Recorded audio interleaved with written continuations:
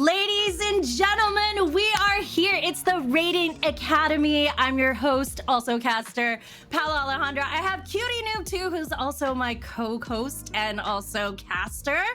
We're gonna be casting Valorant today, which is kind of crazy because we've been talking about this, Cutie, for a bit, and now it's finally happened.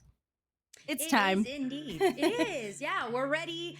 You said it. It's another Radiant Academy. So we said, hey, let's go for some like school vibes. Like, you know, Yes. we're the teachers. We're gonna take you guys through the journey, and obviously the players are gonna take you through some amazing Valorant. Yes, we're gonna have a lot of amazing Valorant plays for you guys, a lot of amazing teams that have been queuing up ready for the Academy. Class is officially in session, and I can't actually wait to see some of these teams. I've been looking at the roster and the names, and they're very cute, but I need to see if these plays match the name. So is there any highlights in terms of any teams that have been sticking out for you? I know we talked, there's some furry friends here, maybe, perhaps. Yeah, a lot of cats are into Valorant, apparently. I don't know why, but hey, okay, I'm into it. Let's do it. But yeah, you were talking about the top two teams, but I want to talk about like the Academy in general, right? Let's do it. So let's focus on what is Radiant, what is this all about? So the players are plat and above, and they are getting together, forming some groups. And the really cool thing about Academy is you get to strategize and you get to bring new strats that you don't potentially see in the big game changer scene. But the cool thing is you take it from here and you transition it into the game changer scene. And as you can tell here, based on our bracket, pal, a lot of teams have been battling it out. Yes, now we're going to be focusing today on the semifinals and grand finals today.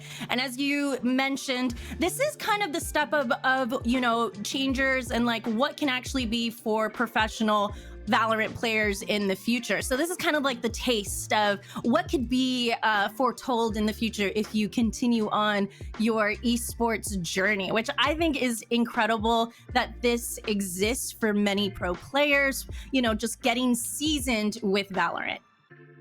Yeah, and it's been quite a journey. You guys are just seeing like the quarter finals and the semifinals and grand finals. Well, today, right now, you're only going to see the semifinals and grand finals, but we started off with 28 teams, 4 groups of threes, and then 4 groups of 4, and they did a round robin best of 1. After that, they moved on to the quarter where it was a best of 3, and a lot of these teams solidified their place. One of the teams, though, that stick out to me is Abby, which...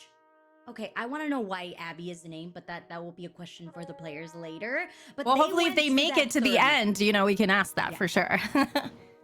That's gonna be my number one question. What happened there, right? Or who is Abby and why do we highlight Abby?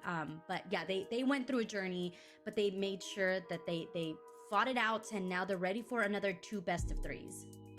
Yeah, and you know, obviously we did mention there is a lot of cat names, so that's going to be interesting to see the 2 cat teams go at it.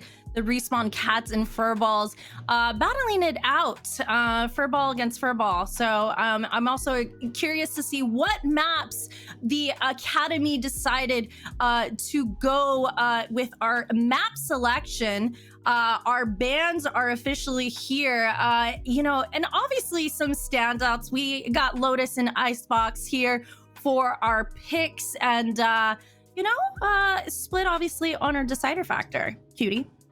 I am so excited that Split made it into this map selection, but am I surprised that Lotus has been chosen? No.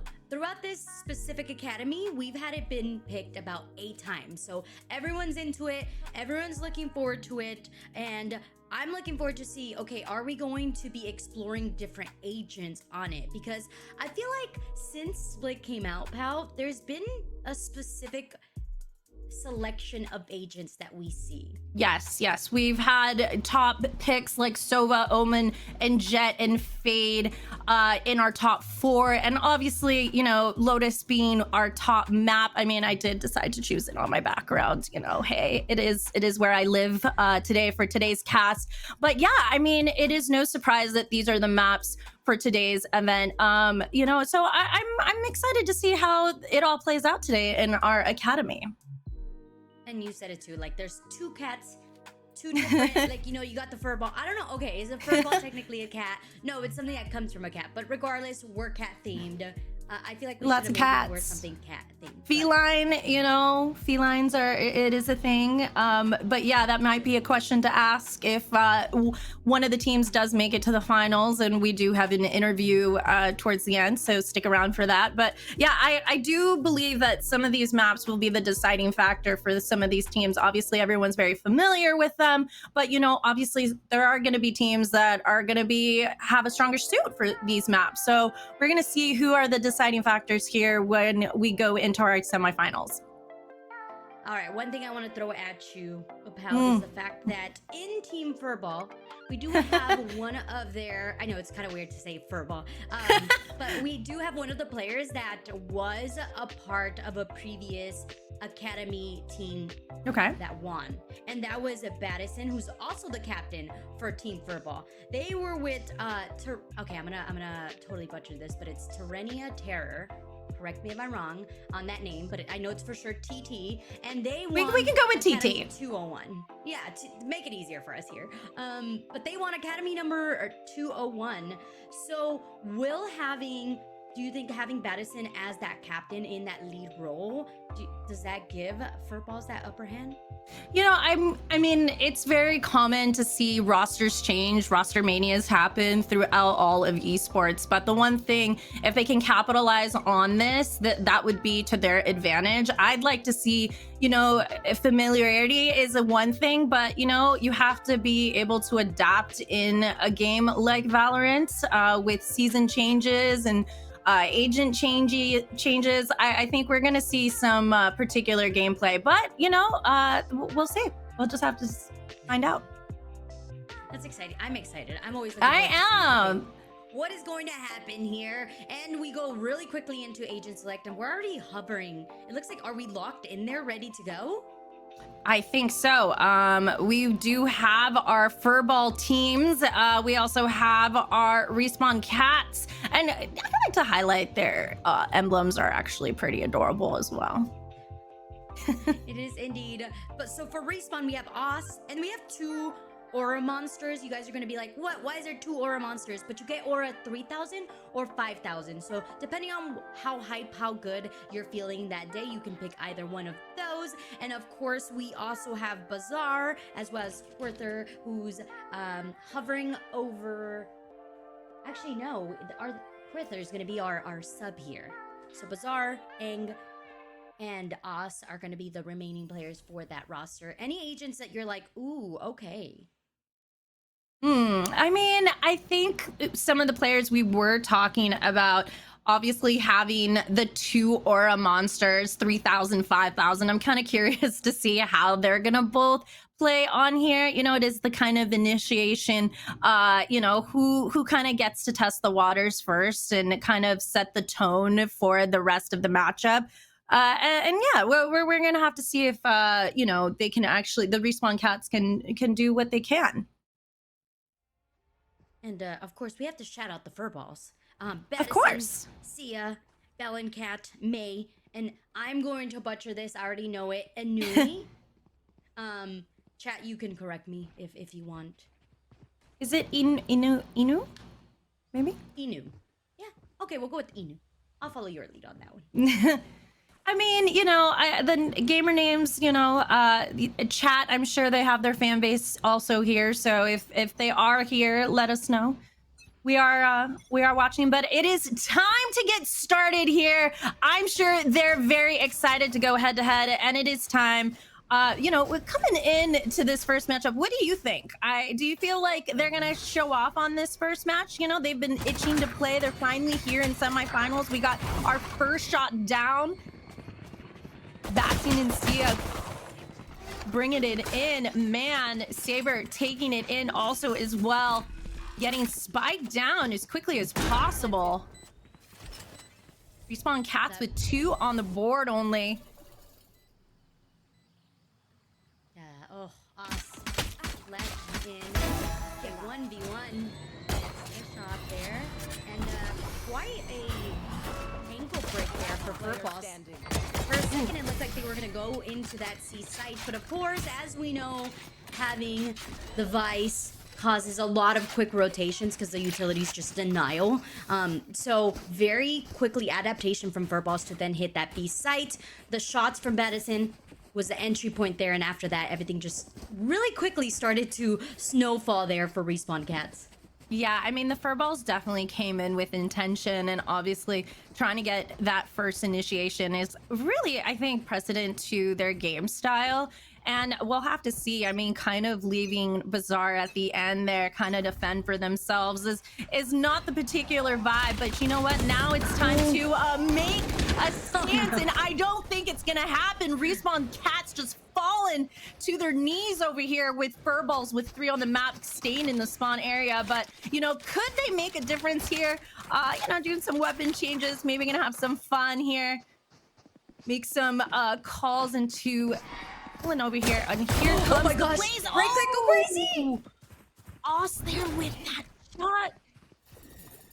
We have a 1v2 situation here. Oh, that's a head able team. to get some picks over here, but not enough, unfortunately. Ange just going down. You know, Furball's still just on top, making a dominant stand here. With already 2 on the board. I mean, Cutie, would you say they're making a stance here on this semifinals? Okay, so I'm still in the moment where that right click hit and it landed. It was an unfortunate trait there for Respawn Cats, because even though yes, we're like, okay, Furballs has the upper hand. They had the better weapons, but now they're having to invest. We even see just a sheriff in the hands of one of the players for Furballs. So it's, even though yes, it was a downfall there for Respawn Cats, they actually took a lot of economy there for Furballs. Yeah. So Furball needs to make sure that they hit and are able to sustain their economy in this specific round.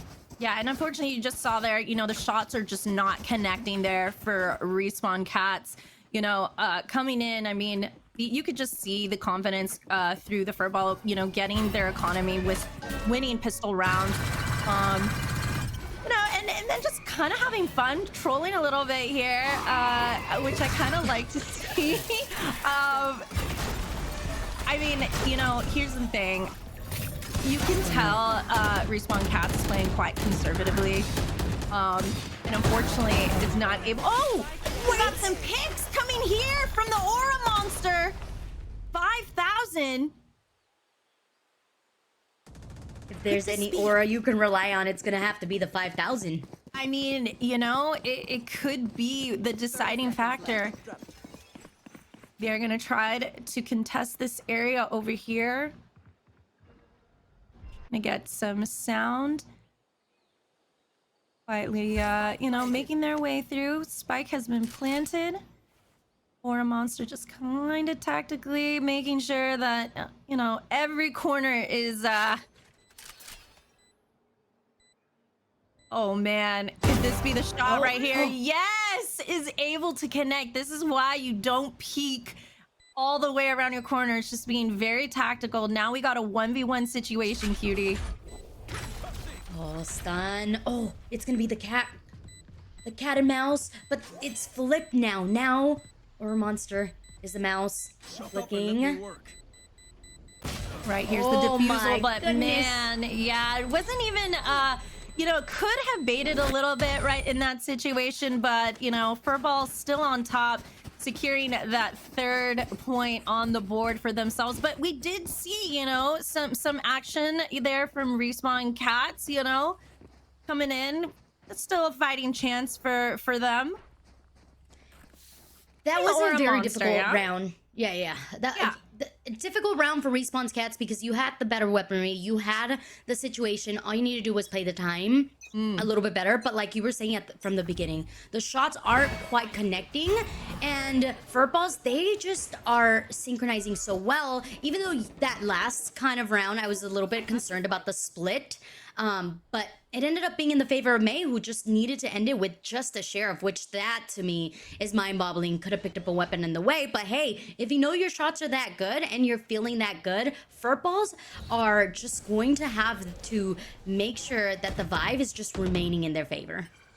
Yes, you can see here, kind of just trying to figure out their utility situation, kind of pulling ahead, kind of making the moves, and here it is. Oh man, what a shot there by Aura Monster 5000, taking that sheriff situation to hand.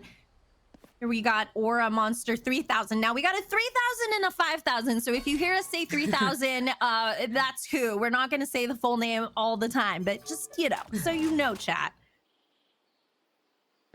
Yeah, that's a mouthful for sure. But hey, Aura 5K was able There you to go, get the there you go. headshot and taking a page out of the Furball's playbook. All with the sheriff. Looks like they're going to have to hit all of the headshots. Unfortunately, Bazaar cannot connect at this time. The rush comes Ooh. through. Oh my goodness, pal. They're just Yes, trying Mazar to was take... able to take that shot, but here it goes. Dropping like flies. The Furballs only got one player left. 10 seconds.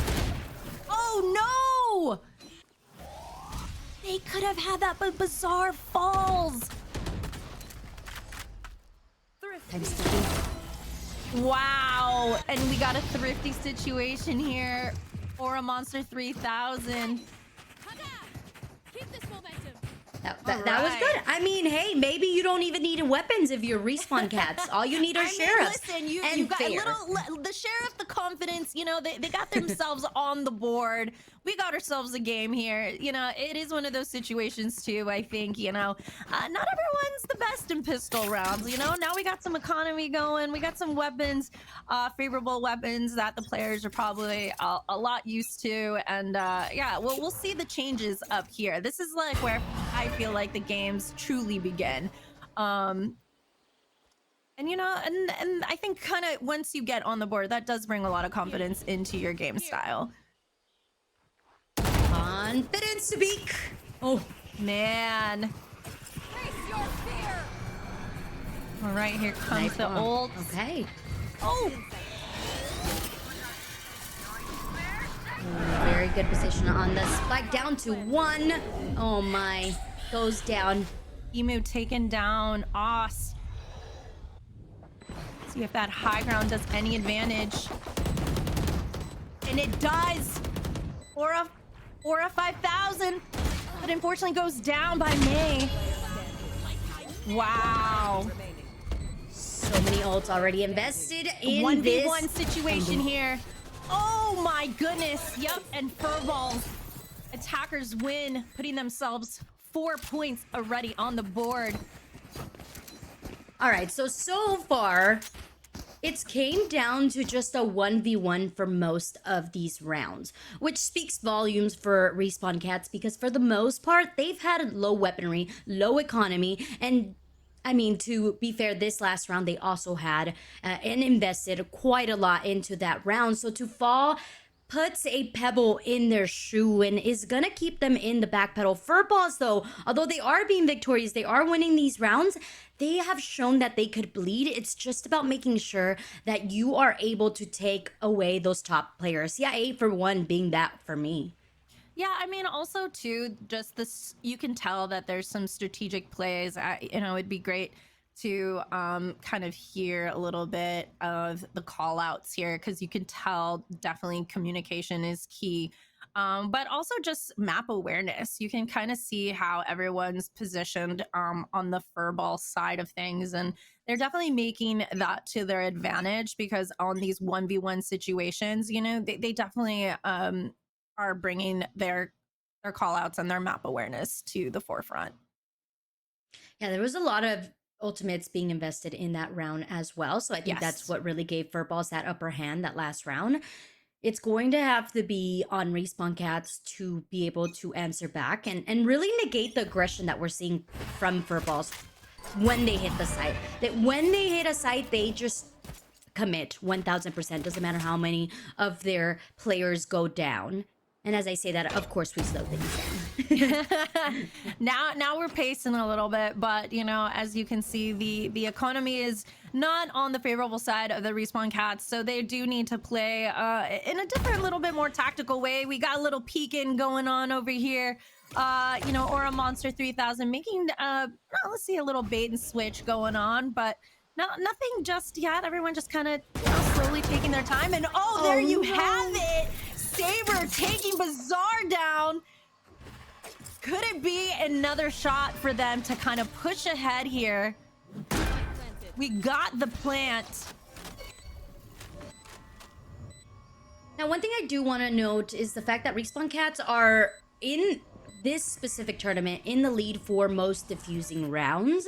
So they are known to allow for their opponents to plant and then be able to retake site / diffuse. But so far, I think it's the post-aggression of this team of Furballs who just are not just waiting around waiting for the retake to happen. As we see, they're going and hunting. They're making sure that their opponents aren't just being able to retake site freely. They're picking them off as they make their way into the site, which is causing quite a ruckus there for Respawn Cats.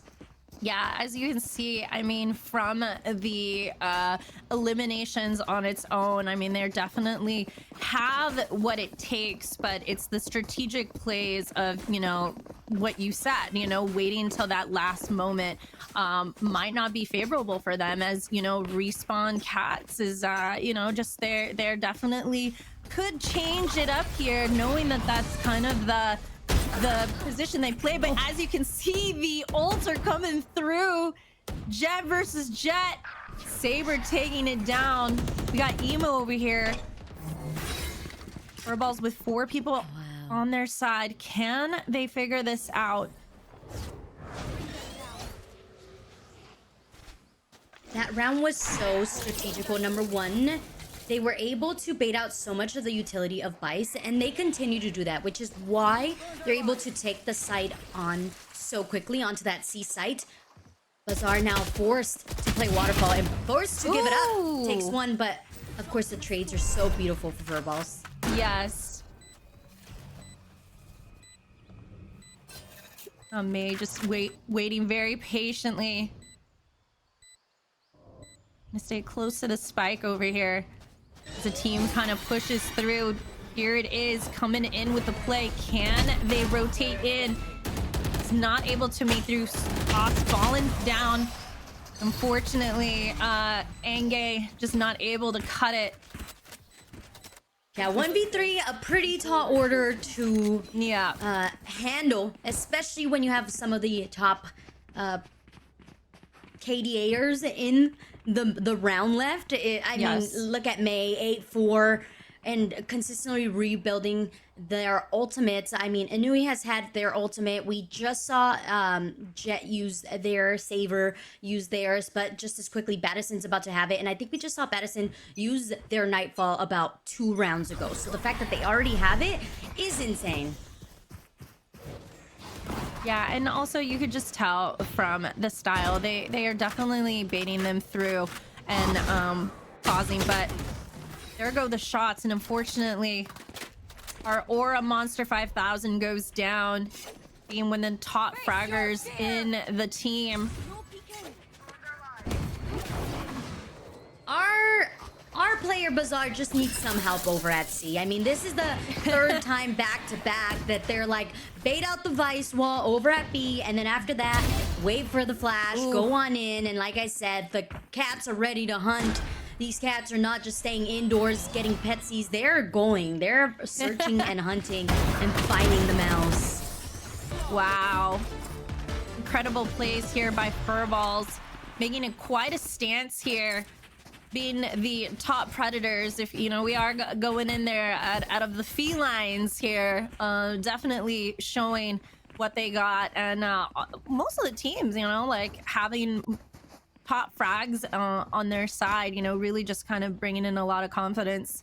So, you know, some changes definitely need to come up here for Respawn Cats. And like you said, some map help on C would have been really, really helpful. But we'll see how they split each other this time around. Seems like they're kind of pushing up here from their spawn side, possibly kind of to give them a surprise. But no, you hear the comms coming through. They know they're coming. A lot of A-side action over here. I would not be surprised if a rotation comes on in. Instead, it's going to be the answer with the Rolling Thunder coming in. Oh, wow. Okay. Here we go. Bazaar with a nice, clean shot. Wow, back to back. All right, here we go. Do the change-ups, Respawn Cats. Let's do it. Let's utilize this shot, but, you know, we got Radiant. Is it Batsion? Madison? Battison, okay. Battison just, you know, kind of playing very strategic here. The rotation, you know, just being very cautious. Trying to make a lot of noise, but I can make that move over here and make our way to C. Will they split, though, is the situation. They're gonna go through B here. I'm so mind blown that they were wanting to go A, but eventually they ended up C. Yeah, Like, C's just their C's site. been very spicy here for all of the felines. But yeah, no, they're gonna roll in together. Respawn Cats, can they put themselves in a situation here?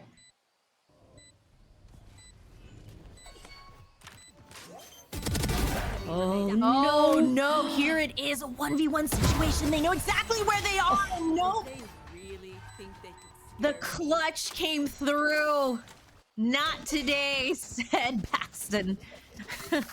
yeah, that was such a difficult one to be Respawn Cats and go through. I mean, you have the plan that Aang will be the one to hold and make sure browse around the site because they have the most health and they'll get the elimination.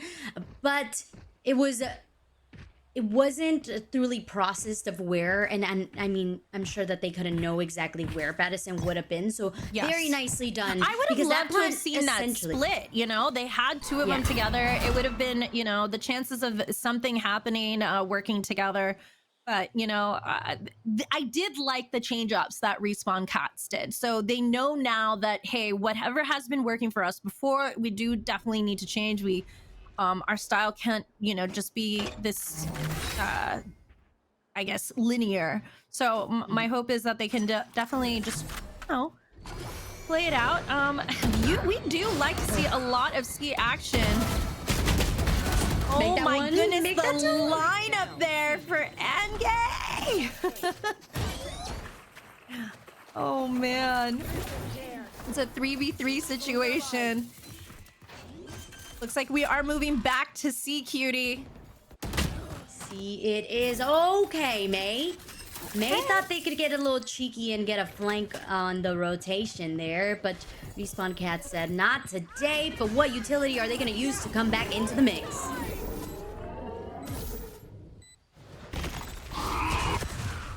We're moving through quite quickly. The shots aren't connecting, unfortunately. Garcia. Saber also going down, and unfortunately the furballs have fallen. I mean, we were talking about this earlier. I was gonna You were say talking the about it earlier, respawn- pal, which was... Oh, go ahead.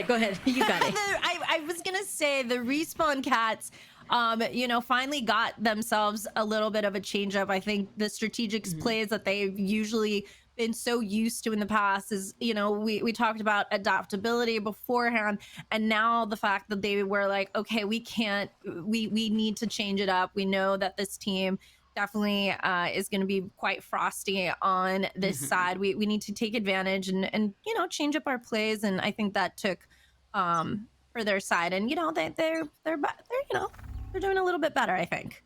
A little more confident. Yeah, a couple of map rotation absolutely paying in their favor, and I think also aggression is also what's adding more of a Yes. fighting chance for the Respawn cats. Is they're able to go and take those 1v1s. I think when you start off matches, you're also like, okay, how's my aim feeling? And so far the aim is quite connecting here for Bazaar. Yeah, and sadly not enough because Baskin doing a 2-shot connection right there. Kind of showing like, hey, you know what? You want to line up shots? I'll show you how to line up some shots. And Spike is going down. I mean, here's the thing. As we see some of the utilities going through, it's really also just the awareness, right? The map awareness coming from, and you know, we've had a lot of C action. We're finally back at A, and oh my goodness. I mean, I feel like you know, they say the predator, you know, who's being hunted. Unfortunately, not enough there. Furball's back on top, putting themselves right here. 9 versus 2. I mean, but 16, you know, Bastion going in pretty fraggy on that side. Yeah, Battison doing a lot of Battison, work for not being Battison. for not being the duelist there. But hey, sometimes some players are feeling it more than others, and we're definitely seeing that. But Furball as a team connecting, you're talking about the utility wise, you're talking about the being able to trade each other back to back is super important. I think most of the time when Respawn Cats get 1, Furballs reciprocate with getting 2, or we just start off with a really positive round where you get the first pick, and now Bazaar's left alone in the back of sight. Oh man, and Respawn Cats is not able to pick up here. Can they connect some shots? Unfortunately, with 2 players left on their side, Furball's being so dominant through their, you know, just game style and play, leaving, you know, unfortunately, for a Monster 3000 on their own. But you know, you could just sense the also aggression coming through. They know they're getting close here, and I got things to do. yes, it's tough, you know, when you're kind of got your back against the wall here. But you know, incredible plays either way. We're always happy to see how people adjust and modify their style. Cutie, any standouts in terms of, you know, seeing the Furballs? Like a lot of them, either top 3 players, just, you know, going at it with a lot of eliminations this round. Yeah, I think Respawn Cats have shown that they are able to go toe-to-toe. I think it's more about making sure that they're playing with one another, and that's what's going to be a huge thing here with their team combination being that breach and that race. It's going to be an aggressive hit onto the site, just exactly as we saw the Furballs do. And I mean, they already got the first pick, so they already got a free entry into this A site. But I am more so looking towards this 3-person flank happening. Batty said, no, not on my watch over here. Lost over here, not able to connect. May taking them down. Oh man, is the weapons out? Yes, it is. Okay, the right click did not quite connect there. Furball's left all alone. Oh, but Basti it's not enough. Yeah, Aang finally pulling up all the stops, and even though we're still seeing that last player 1v1 remaining, very aggressive post plant there for Respawn Cats. I don't know if they were trying to take a page out of the confidence of Furballs in that last half, but it got a little bit shaky there. I was a little bit nervous there for the Respawn Cats. Thankfully, A was able to solidify it and get that elimination on Battison. But if things had gone array, I mean, there's only so many rounds you can lose if you're Respawn Cat. Yep, here, and take an opportunity to see if any shots are contested. Czar and Os able to take Emu and Saber down.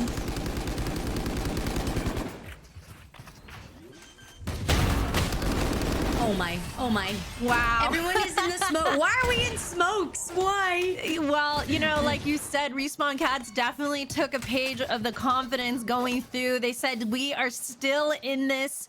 We need to figure out how we can get in the minds of the furballs. You know, the felines are going in. You know, it is cats versus cats here. So I'm curious to see what was talked about in between comms for this change up, because they keep it up.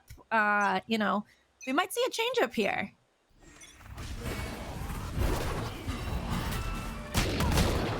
All we're seeing is WK here, Saber pulling out that. Saber taking down Aura Monster 3000 over here. Can Saber connect any more shots? Gonna take that high ground. Emu just patiently waiting, seeing if anyone is gonna stay all through. in tree here. Oh Wow, no, they are okay, just no, all there's just hanging two. out in this one spot, and unfortunately, Aang is just gonna take advantage of that. We have a 3v3 situation here.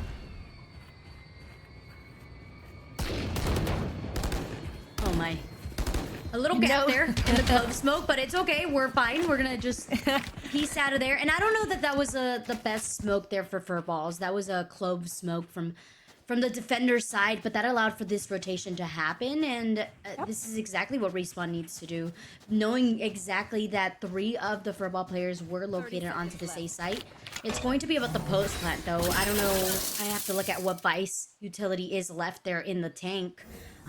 But But you can see do Oz is know- not left with a lot of HP. You know, as they kind of have this C situation down. Oh no, Respawn Cats now 2 left. Can they get that spike down? There it goes. Take a nice aim here, and the utilities are coming through.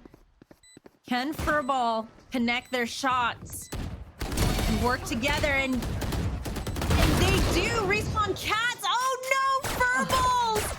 May coming in. Said not today. Oh no. that was a risk for I the really Clove was 2. hoping Respawn Cats had worked that out, but man, Furball's really just kind of working their way through each and every single one of them. Wow. Yeah, Oz just being so aggressive before they had even planted was a choice, right? You're like, okay, if I get this pick, then that leaves us in a 3v2 and Right. we're set to go. But you always have to remember, if your teammates are low on health, that means that that's one less damage that they could take and one less bullet that's going to go towards your way. So I appreciate the aggression, but as we stated before, there's so many numbers, there's so many rounds that are left for Respawn to catch up. So sometimes you gotta play it a little bit more passive. So let's see if that's gonna be the way of the land here, as even though they are nearing towards the safe side, there is going to be the fight of Saber.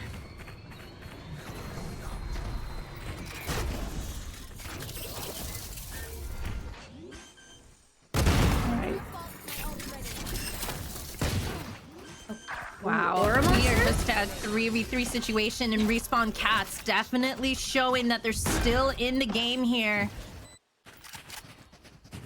All right, we got ourselves a game, you know. We're still, you know, in this cutie.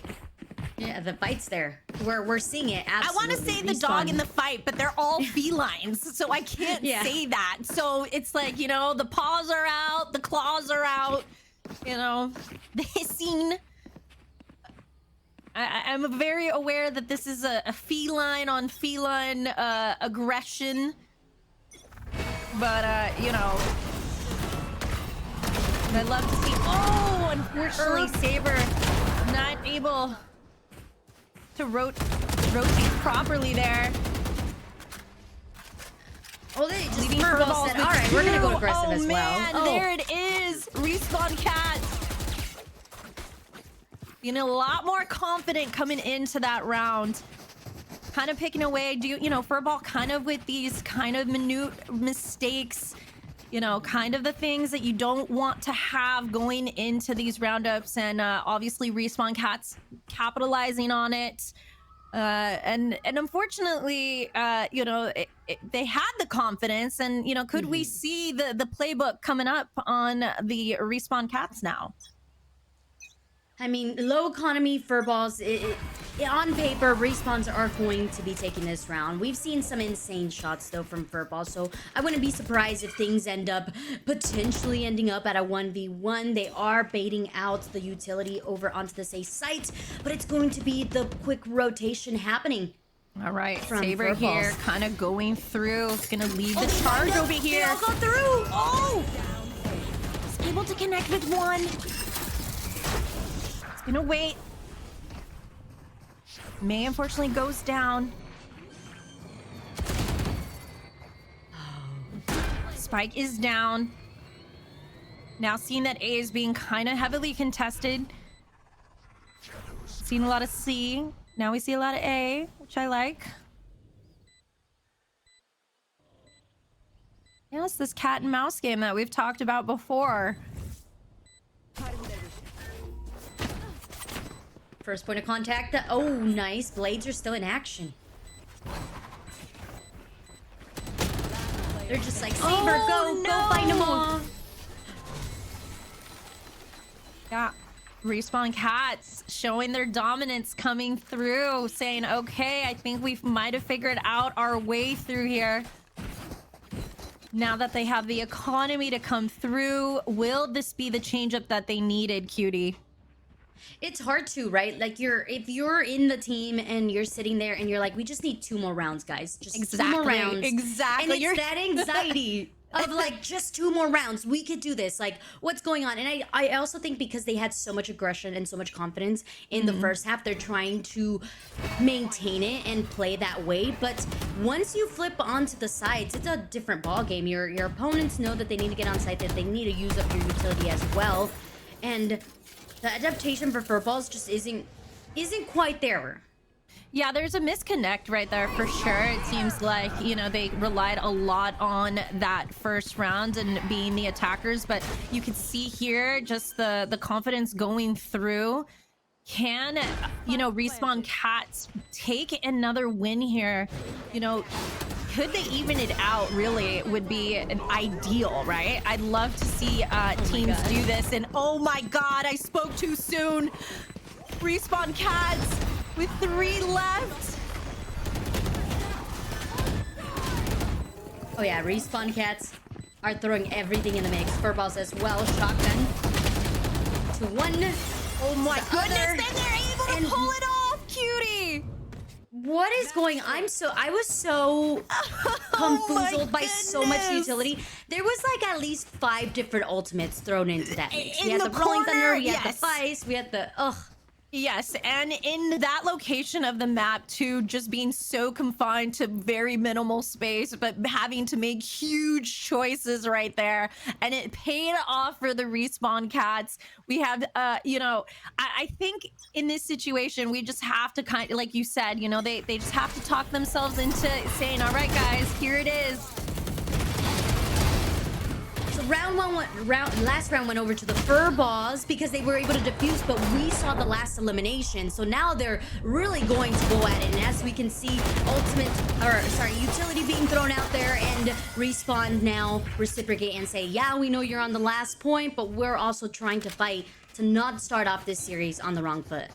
Yes, and making definitely the comeback Cats, Respawn Cats, maybe their new title here, because I am loving to see when a team has their back against the wall and having to make some choices, and adaptability is great to see. So, what can they keep going? I think they just need to keep that momentum you know, kind of show that Furballs, they're still in this. Minimal mistakes here is really going to be the key factor. But you see Furballs just going down, Saber going down already. Okay, I don't know about this play here, pal. Oh, wow! May was able to take out 2, though. Oh, my goodness! Aura Hank Monster said 3000 everybody- and what? Okay. Hank said everybody get on my backpacks, we're going for a ride. I mean, you know, they just, you know, they're feeling very spicy. Maybe they got a little catnip. Maybe, you know, the claws got sharpened a little bit during that little break. I don't know what kind of pep talk they had amongst each other, but it is working for them. And, you know, you can feel like Furballs being like, man, what is going on? What is not working for us? I mean, they're just going for it, right? They're trying to get the aggression and how, huh? Judge? All right, we'll bring a judge into the party. 2 players left here. 2v4 situation. Can the shots connect? Oh my goodness. May goes down. All right. Aura Monster getting the spike down. Just gotta be very patient here. Work with the time. I think at this point we just kind of, give it up and save our weapons because economy, if we're Furballs, we've been battling with our economy. We've been buying, we've been saving, we've been buying. So you're kind of on this seesaw action. Yes. Consistently going back and forth, but they know that they just need one more round. Man. And what I think they're trying to combat is the aggression. Oh, here they come though. Here they come. Here they come. Can they connect? No.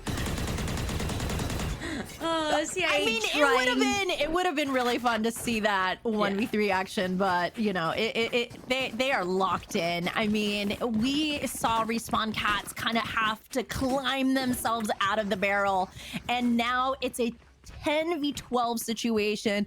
Cutie, we got ourselves a game here.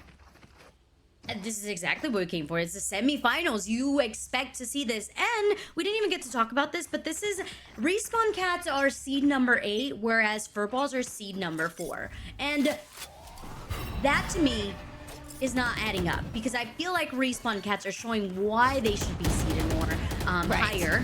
Yes. Right? And they're showing There's that a they can really storyline play. here. I mean, I love to see a little bit of a comeback situation, but can they complete it? Right. Got some connecting shots over here coming from Respawn side. Angie and Bazaar holding 2 players left on Furball's side. Oh, with only 1 left. Can they lock in here for this play? Got Aura Monster 5000 planting the spike.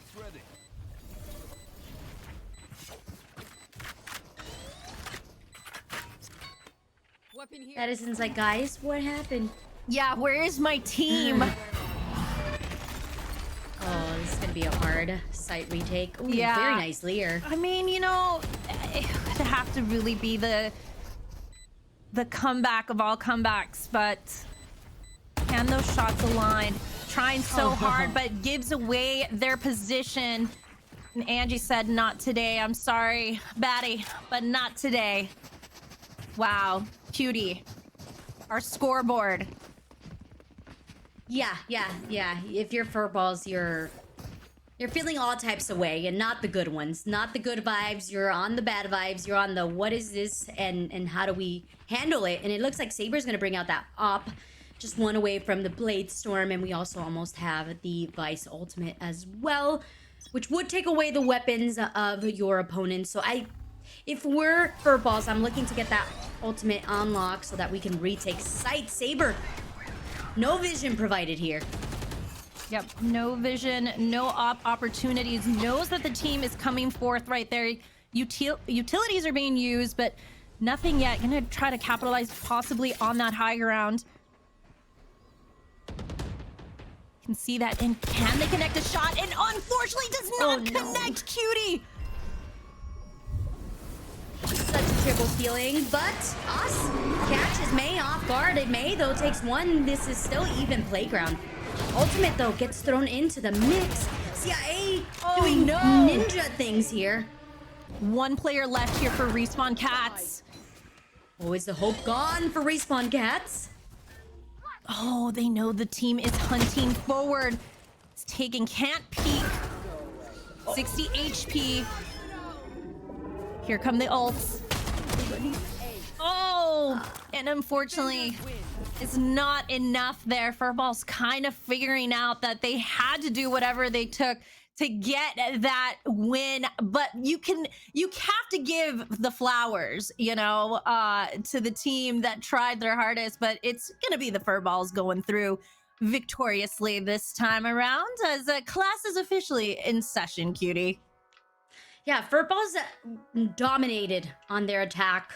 Obviously, we're seeing that there is so much to be worked on the defense, but eventually it was thanks, like you mentioned, their aggression, their teamwork that did pay off in the end. But hey, Respawn still have the hope. They still are doing wonderfully. And even based on most of the defensive rounds on that first half, they were bringing it down to a 1v1. So it was never really a stomp there for Furballs. That it was just always like, how do we figure this out? We're just warming up. Our shots are getting connected. But in the end, Bazaar was able to get that MVP 28-16. That is insane with the combat score of 348. Yeah, I mean, you could just see the MVP action here, you know, from each. But like you said, you got to give the flowers to the Respawn Cats, you know, for, you know, slowly climbing their way. They almost had it, but I can't imagine what was going through the thoughts of our Furballs, because it definitely can feel very demoralizing when, you know, you're not able to kind of close it off, but they were able to succeed. Yeah, you know, showing off what they got on Lotus, and you know, a lot of their players definitely felt, I'm sure, that they had to do major pep talks through those rounds. Yeah, it's such a fight, and exactly what we were hoping for here in the semifinals. Just one map, but we're not going anywhere besides probably a break pretty soon. But nonetheless, these teams are ready to fight it out. We have map 2 and 3 potentially. Map 3 is a potential in the back burner if Furballs are able to secure the second one, but we're not discounting anyone or anything, because as we saw, it is a back and forth battle for each of the teams. And for all of you guys just joining us, if you are just tuning in, this is Respawn versus Furballs. Map number 1 did go in the way of Furballs, but there's still so much more action. So much. I mean, what a way to start our event today. You know, I felt a little bad there for the Furballs, but man, they you know, had a lot of heart. So I love to see, you know, the comeback kids come through any type of esports event. So, you know, and we just got started, Cutie. It's just the beginning, which is the blast of it all, right? You're like, yes, we have so much more, and I know you guys are super excited to see more. So hey, stay tuned, go grab some water, some popcorn, and we will be shortly after this break.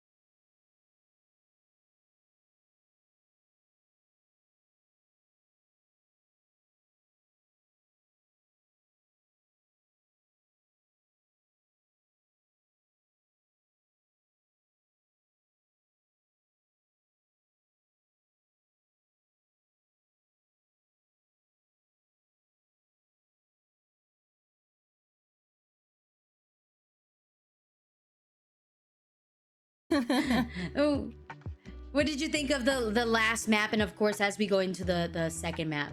Well, I was very excited that we were almost seeing a comeback of all comebacks because what a way to start the show. But unfortunately, they didn't have what they had, Evie, and yeah, it was a feline war that we were witnessing. But unfortunately, it was the Respawn Cats going through.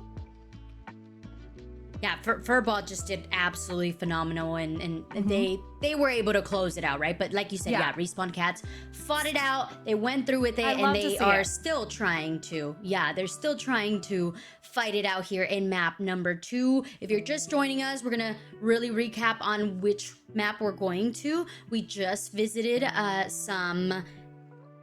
Why am I blanking on the map we just went to, even though I just saw it and gasped Lotus? my brain? Lotus, thank you. We just went to Lotus and we're going over to some icebox. So talk about a weather change there. Yes, weather change, vibe change. I mean, obviously, too, they had enough kind of time to reassess what worked, what didn't work. This is kind of to see, how they can change, the complete aura going through on Icebox. And yes, it's gonna have to be a weather change, but really more of just a complete everything change.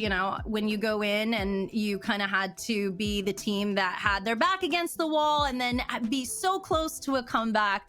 It's gonna be exciting to see the changes as they go through. Yeah, this is a map also that I was talking about it earlier too, but this is a map that's been heavily chosen in this specific tournament. Which, are we surprised? No, because I feel like every time Icebox goes away, everyone's like, where's Icebox? Like, give us Icebox back. Yes. So we've seen it quite a few times, and it looks like for the most part, B site has been the chosen site. Why do you think that is? We saw the change ups with, it was C and then we went to A and then heavy rotations, but it could be that, they kind of wanted to try new things and it worked in their favor. What I'm curious to see on Icebox is if they're going to go with that same theme or they're going to stick to their guns and what they're, used to doing. Obviously, they have some formality most teams do when it comes to playing prominent maps. But, they did have to adapt and change really quickly if they wanted to see some changes. So this map, too, is going to be a stinger in my eyes, No pun intended, but, And as far as agents, are there any agents that you're like, oh, I definitely want to see this? Or like based on the team composition that we saw for Lotus, for these two teams, are you like, are they going to stick with it? Or what do you think is going to be the vibe there? Obviously we talked about earlier in the beginning of the program how we have Sova, Omen, and Jet and Fade being kind of the top players. We saw a lot of Jet action, some mistakes, some, very... you could say dominant plays from their teammates, but sometimes you do have to change up your agents according to map, or just to try something different too. I think that always helps as well. But it'd be very interesting if they changed up from what they're used to. Anything? Any decisions that you think that they might make? Maybe some change ups. Well, I mean, when we think of Icebox, we always think of like the OG, and I feel like it's proven to the core that Viper is a very good choice to be put on there, just because the wall it blurs everything. It sections off the map, right? You can't see to the other side. You're forced to go through the wall, which decays you. You have the snake bites, which is so amazing for post plant. And I was doing like a little bit of research, and yeah, amongst all, if not most of the regions, Viper is like a staple. Like you have to have it. I also kind of saw that recently Omen and Soba have been really strong picks amongst most of the regions as well, which we're not surprised, right? Soba gives us that information. Use the drone. You have the darts for post plant. Like you're basically locked and loaded if you use both Sova and Viper, because you have so much post plant that you're like, this is gonna be insane. Like we have to get rid of these agents, otherwise we're kind of left to really play time and play damage as well, which who likes that? Nobody does, right? You kind of want to get into a site, retake it, and defuse as fast as possible and go on to the next round. So I would be pretty surprised if we don't see those two agents here. And just as I say that, look at that nice Viper being you locked got in your there by wish Saber. from Respawn Cats there, bringing in Viper. From also the Furball side as well. They're bringing a capitalize. I'd like to see who's the better Viper on here on Icebox. The Aura monsters taking their time here, deciding which agents we love to see. But I always love seeing Reyna action, particularly. And we got Sova. You did talk about how Sova being one of our top players, actually being the #1 player used in the academy. So it should be really fun to see how they decide this. Oh, they got 2 Sovas. There's a lot of intel on this map. So we'll have to see who's got what it takes here. A lot of familiarity. Okay. Yeah, the Little only Killjoys looks like here? the difference between these two team compositions, it's going to be the Clove versus the Harbor, which I personally really enjoy the Harbor because of his walls, the fact that they travel, you can walk behind them, or you can just use them just to block off different POVs.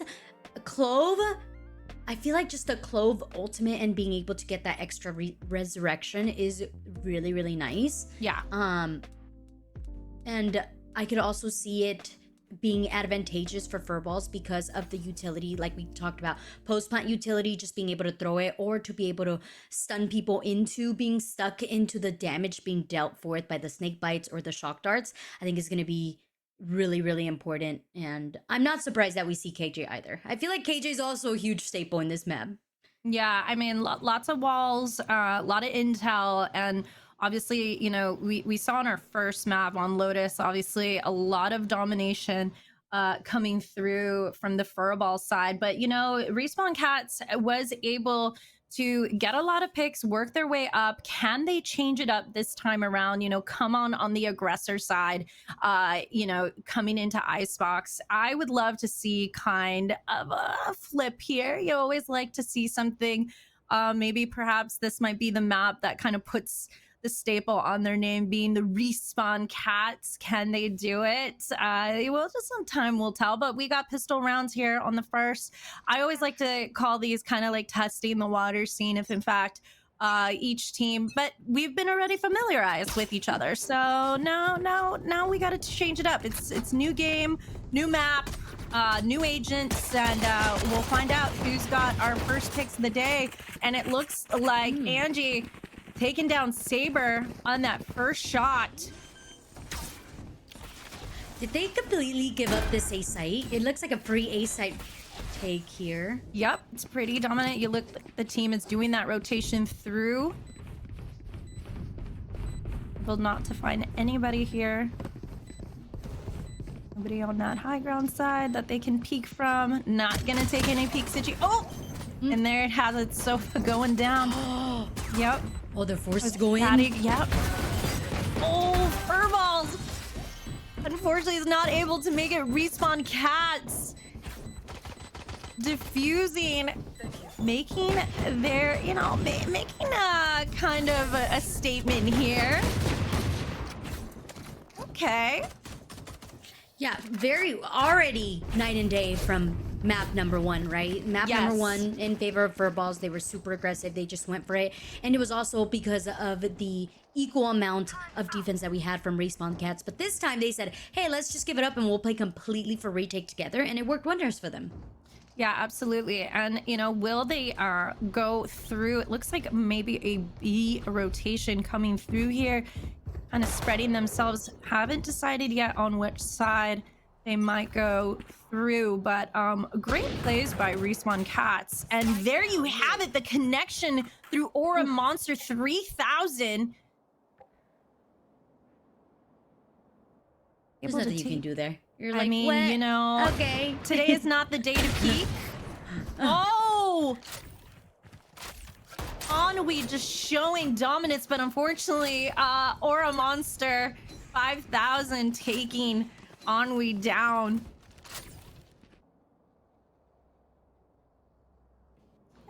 All right, for balls. If you could actually see auras, I feel like you'd see an aura encircling Respawn Cats right now because they are glowing. They're like confident. They're taking the shots, even though they're going Yes. down. They're still like aggressively seeking the angles.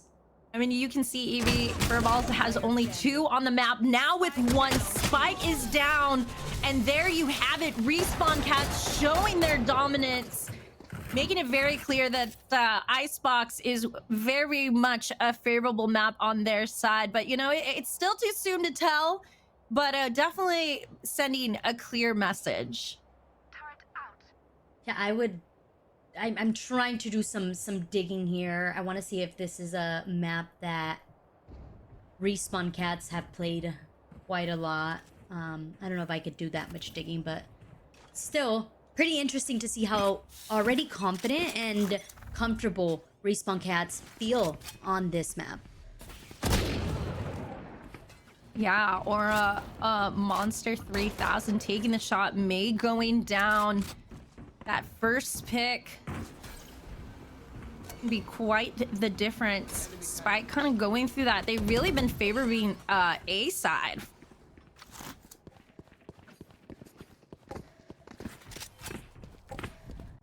Which is surprising because when we were just kind of discussing at the beginning, we were like, yeah, B-side is really popular on Yeah, B side Icebox. was popping. Not anymore. But they, you know, I think they heard you. So perhaps maybe B side maybe is where it's popping.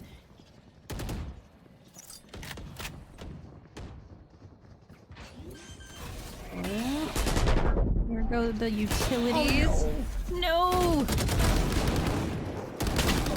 Oh my What? goodness. How Furballs. is Aang still alive? 1 person left on the Furball side. Can they make anything happen? And unfortunately, they go down. Respawn Cats with 3 on the board. It's so crazy to me. Aang literally built up a whole tent, a whole fortress in the back of this B site and said, hey, I'm just gonna plant myself here. If y'all wanna come over here, cool. I'm just 1 away from my Viper's Pit. Why not? Like that, 3 rounds in and we're already gonna see our first Viper Pit pretty soon. Yeah, I mean, we saw some great shots coming through, and you love to see it. Placing alarm bot. I'm viewing Furballs Bizarre. not going to see anything through mid here though. Nope. And they decide, looks like they are making that, trying to make their rotation to be. All right, here we go. The 4v4 situation.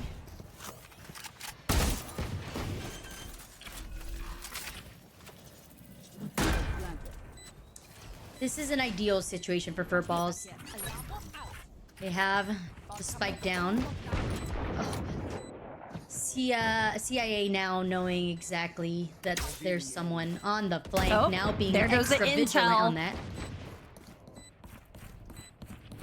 Or a Monster 5000 trying to make something happen.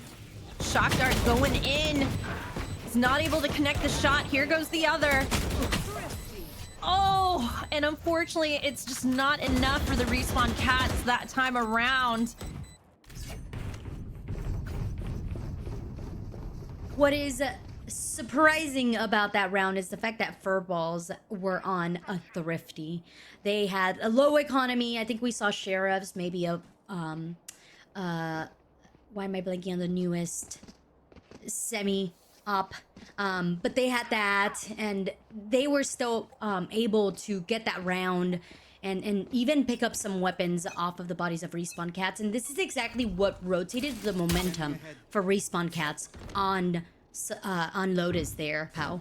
Yeah, well, we can see now possibly an A side plant. You can see Respawn Cats kind of splitting themselves through here as they make the rotation, getting that intel possibly. Here comes the utilities coming through. Here comes, wow. 2 left here for Respawn Cats with only 1 person left, leaving them all alone. Can Bazaar do it? Get some picks here. And unfortunately, it's just not enough.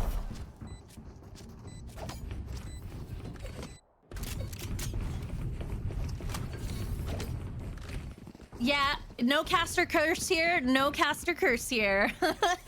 No, I do love that it's a very much close game. You can see that, you know, obviously Icebox being a map that everyone is very familiar with, all these teams. I know you were trying to dig some intel, but what I think I like to see is that they're kind of switching off from A side to B side, trying to keep things kind of fresh, and obviously being such a small map, but I do like that they're really kind of going on the aggressive plant. Looks like they're rotating onto the A side over here, and there are the shots. Austin May. 3 people left here for the respawn cats. Can Aura Monster 5000 get anything going? Oh, is able to connect. There it is. Bazaar also taking Sia down. Saber all alone. It's not enough, and there goes another thrifty Eevee. I mean, give it to me. I'm happy. I'm sure also chat is sitting there with popcorn being like, what is happening? Like, momentum in no one's hands right now. Everyone is out there just hitting their shots, number one, which is the most amazing thing. If you're a gamer, you're like, yes, I'm hitting my shots, everything feels good. And you talked about the aggression shown there on the defense of Respawn Cats that paid off, right? Especially when things were looking a little grim, because May was popping off there with some of those shots. So to be able to secure this round and bring momentum back to your favor, and now rejecting the aggression here by Furball. But yes, ultimates are in the back pockets, and Madison means one. Oh, no connection there with no shots, but they know where he's at. Here comes Aura Monster trying to connect, and unfortunately does not. A lot of ults, no connections. All right, we're gonna have to play it slow, but they're rotating their side to B over here.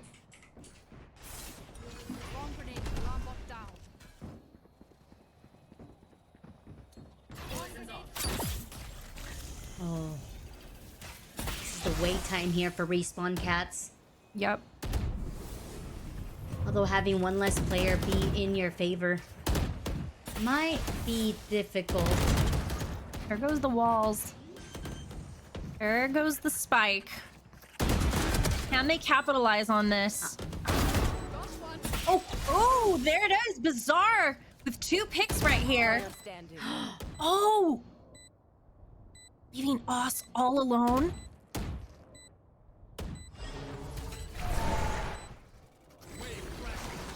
All right, here we go. Can this play happen? Lots going on. Can they find an opportunity over here? Oh! Can... All right, here goes the bait. They taking the shot. Can he connect? No, and unfortunately does not. Furballs taking that CS saying, I see you, I hear you. And unfortunately, does not happen. But hey, you know, it's very close game here we got EVV. Yeah, Furballs did a great job in that scary 2v1 against us. The fact that we saw the wall being able to kind of get Madison out of the way of danger, very low on health as well, and then just sitting back there with Sia having that turret and playing post-plant Chef's Kiss.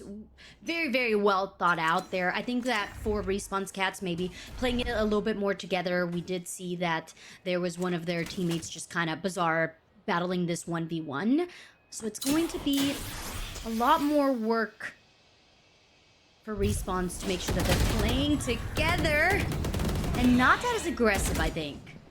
Right, just kind of playing the time over here and seeing if they are able to get any picks coming through that mid side, but you can see A being the map, the side to be contested, seeing if there's any intel. Okay. Bazaar also with the pick right here. Furball's only 3 people here on their side. Can they get this planted? They're gonna do the rotation now while they have the time. I'm gonna take that long way over here. Can any of their teammates there contest anyone that's gonna be there? And oh my goodness! Bazaar! So lucky with the shots and oh my goodness. The hardest shots are when they're not looking at you, okay? Oh. It's never when they're looking at you. It's Yes, when they're not looking at you. But when they're not connecting, that's also when your heart drops because you're like, what is happening? Hands, eyes, please start working.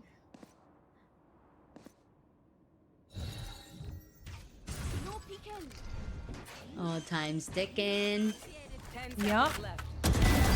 There goes the plant. Oh! Can it happen to respawn cats? Oh! Bazaar with the connection here. It's a 1v1. Oh, and unfortunately it does not happen. Radiant going in, keeping it alive for Furballs. That was such a close one. And yeah, I wouldn't be surprised if we see a timeout here by Respawn Cats. Just to be like, I had that, and Yeah. Bazaar being like, I just panicked a little bit. Like, time was ticking. There was one more player, and I just could not get it all together. But hey, kudos there to Pattison, who decided to, hey, if I'm gonna be stunned and have to slow walk, might as well use it to my advantage. And crouching sometimes gets you the perfect headshot. Not to me, but to everyone else, it does. And every professional that I see gets nasty headshots after crouching. So hey, kudos to them. Yeah. But if you're Furball, you're feeling good. You got 2 on your pocket. You're building the ultimate. You name it. Yeah, a lot of little, minimal mistakes there that could have been avoided there. So yes, I definitely feel like we could have had some, I mean, there was just like a lot of things that could have happened in their favor, but it just wasn't enough. And, oh, so close. Yeah, we got a close game, Yeah, close and back and forth. I mean, what more can you ask for at this point? Besides making sure that all of our players are in game. So for all of you guys wondering what is going on and why are we traversing the outerverse of Icebox, we do have a player who is currently disconnected, but we're going to get them back into the mix. Yes, get them back into the mix indeed. But, possibly gives the team a chance to kind of regroup themselves, kind of, give each other that pep talk that they need, because obviously, in Lotus, we saw such different plays from one another. Now I feel like it's been very even keel over here, Evie. Yeah, a lot of back and forth, and I feel like just the team of Respawns, like the first few half, their aim was just still warming up. They maybe needed just a few more seconds, but we've seen Bazaar pop off. Like, I mean, I feel like most of the players from Respawn have had their moment, and obviously you're matching fire with fire on the size of Furball. They were locked and loaded on their attack on Lotus, so they're still able to function, but it's just about, with a lot of Valorant, what is your timing looking like?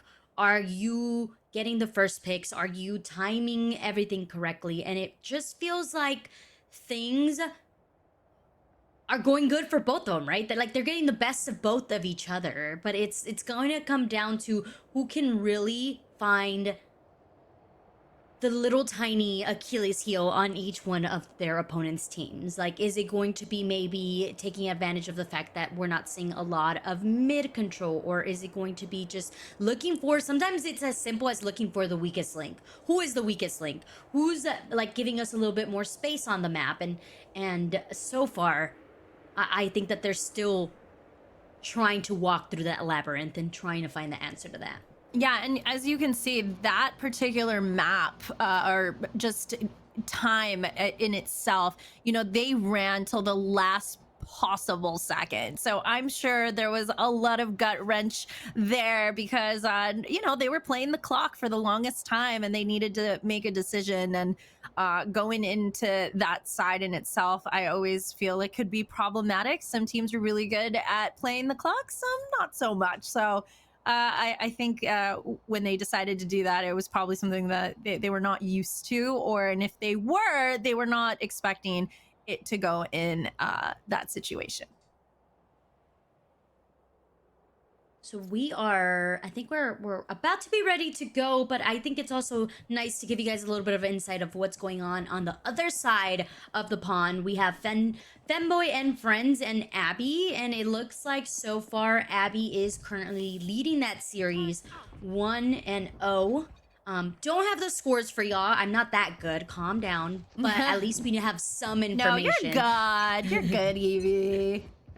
No, but we finally got everybody back inside the game. Furballs and Respawn Cats, will they, you know, it's been so even keel on Icebox, so I'm really curious to see if in fact this will kind of, you know, that time that they've had can be the deciding factor of who can pull ahead over here.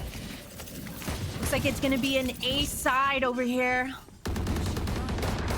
And then May connecting the shot, being the first one down. Looks like Ennui is also down, as well as Saber. Weapon here. It does look like Respawn Cats are low on weapons. Or maybe just, yeah, a couple of them. We did see a Aura 5000 having that Vandal. Wow, Sia gets Sia one. and Looks Maddie. for the Oh my goodness, Respawn Cats showing their domination, going in, saying, okay, let's just, you know, play this smart. And they were able to do it, defending that with their life, pulling ahead over here. You know, it's even, but now we got some utility changes, some economy changes here. You know, a little timeout. I was wondering when the timeout was gonna happen, and right there, this is the time to kind of hype your team up right here, you know, saying, hey, we can pull ahead, we are worthy of being here. And yeah, Respawn Cat's definitely showing up. Both of the times that we saw Respawn Cat be successful over on any site was when they completely gave it up and just retook together. So if you're a Respawn Cat, you're like, hey, that's our strat. We're gonna wait for furballs just to hit the site. They waste a lot of utility on the entry, at least as far as blinds and smokes. So we can just make sure that we don't even have to deal with that. We're just gonna retake it together and hit the site. I think for the side of furballs, it's also making sure that you are trying to take more map space as well, because I think like there's been certain situations where they could have caught Respawn off guard with maybe potentially even a mid flank or something like that.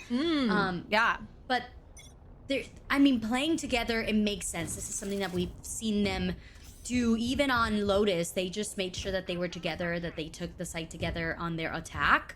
But as they are not seeing success, I would like to see a little bit more adaptation. And now with them being able to have that the Soba ult as well as the Reyna ultimate, I think a little bit more aggressive knowledge-based hit would be good here. yeah, I mean, this is where we're gonna kind of see who can separate themselves over here. There's a little bit of intel. Oss kind of going through. Gonna make themselves lots of walls here. We talked about this earlier, the split of this map. Can it make a difference for them? Oss over here with the shot, but it's not able to connect the other one. Oh my goodness. Respawn Cats with 2 left. All right, Saber taking down that spike. Can they work together here? Oh, May, let's go. Furballs kind of showing their dominance here. We got 5v5. I was sitting here thinking, why are we forcing an A hit when there was so much utility and so many body presence already onto that A site? But Furballs were like, yes, there is so much body presence, but we can also use and force our way into the utility with the lead of May just going in there and being aggressive and hitting those shots. I'm also looking here at Aura Monster 3000, and I believe it was the KJ who went on that flank. They were successful to get that first pick onto the person holding, but unfortunately they decided to retreat and go back into CT, which then caused them to like get eliminated there in that post plant. So A site once again, gonna be a little bit more protected. Wow, By speaking Monster of 3000. Monster 3000, I think he heard you from the ether coming through with another connect with Sia, and there it goes with another. Daddy unfortunately goes down. I mean, I think we got ourselves a little confidence from that. I just believe so. Just, you know, just a tad. If you're not feeling confident after that, I don't know what else is gonna give you more confidence. Your team stepping up, our monster on top, and feeling pretty good. And that was the Reina ultimate being thrown in there just to make sure that everything got cleaned up nice and easy, and not a lot of economy went down there. Even Steven almost with this half. I mean, having that 2-point lead would be phenomenal if you are respawned cats going into your attack. Yeah, you can see May over here. Can they get a pick on this side? And Angie over here using all the utilities possible. Oh, here comes the ult. Can they make a connect? Unfortunately, does not. Quick respawns with the harbor ult there. Man, Furball's just dropping with leaving one of their players left.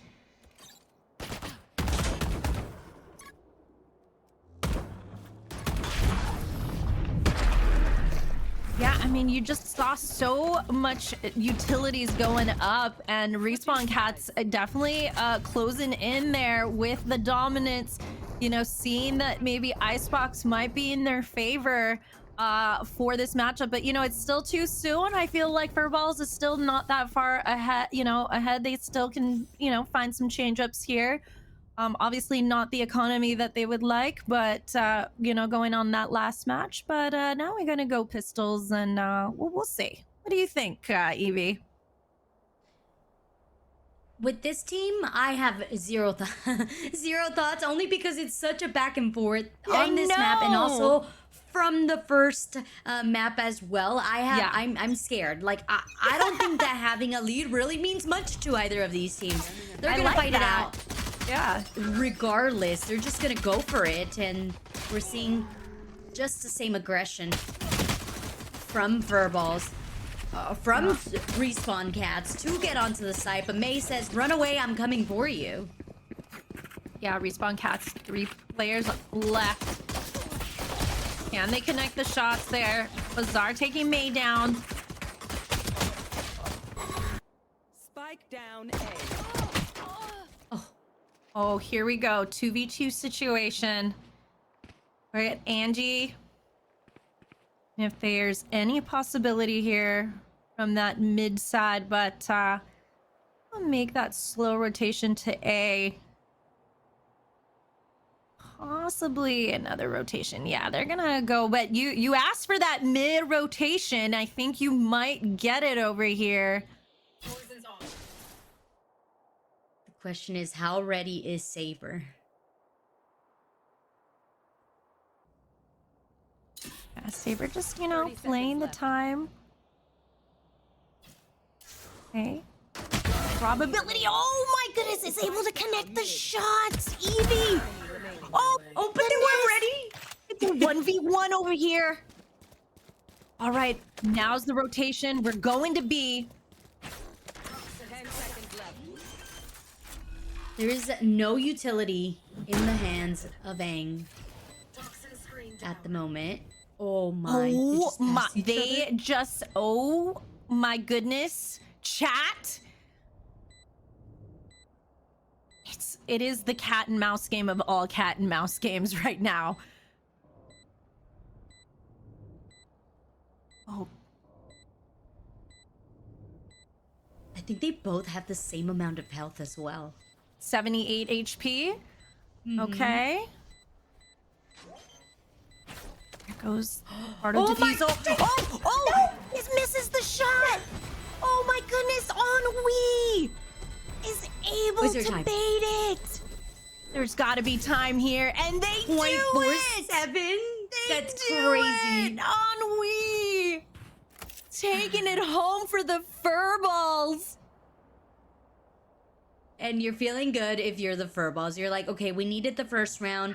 catch up with the second. We have better weaponry. Also, like, Ennui 2 away from the Empress. Yeah. Crazy. I don't Yeah. know. I get so excited to see how quickly somebody could get their ultimate because that just means like they're putting in work. Oh yeah. Either with assisting, either with diffusing, either with planting, or either with eliminations. You name it, they're probably doing it. Yeah, May and Ennui being the top fraggers for the furballs, but when they passed each other, Evie, don't tell me your hairs didn't stand up because that was absolutely epic. But you can see here, Saber feeling confident here with the 2 shots. 3 shots was not able to connect. Oh my God, Respawn Cats, but Angie being left alone. And unfortunately, it's not enough. Respawn Cats going down. Even Steven, as you stated, as well as we're just No one getting is so able to much pull closer. away over here, Evie. Once we start saying it, another team, I think, is hearing us from the ether and saying, absolutely not, we're still in this. So I absolutely love to see it. But yeah, May and Ennui just kind of going in and showing, you know, we're still in this. All right. Eastside getting all the love B-side, from yes. Respawn Cats, yep. Yep. A lot of intel here. There goes Aura Master, also giving intel for their team. And here comes the shot. It's not enough there. Able to do that trade-off.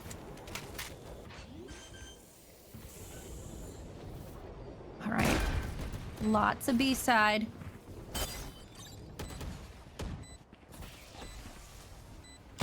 She's like, guys, I have 30 health. I'm trying to get something here. I have the information. Drone. Yeah. Gonna help ping Help out me, just a help couple me more. ping something. No, Bazaar. Oh, May. And then Ennui taking Ange down. It's 2v2 over here. Revealing area. There goes the Very intel. nice recon. Wait, the recon's outside of the cloud. There's no information. The shock dart is able to do it. Wow. Oh no, if you're Respawn Cat, Wow. you're crying so badly at this moment. Oh my goodness. I mean, that was tough. That was tough to watch because, I mean, yeah, the Respawn Cats, they're probably not very happy about that. Oh, rough. Talk about just needing to move a little closer. Like the definition of if you had aimed your recon correctly, we would not have lost that round. And that's what we were And talking lost. about earlier, right? Yeah. Those simple mistakes that really can just capitalize on winning the round.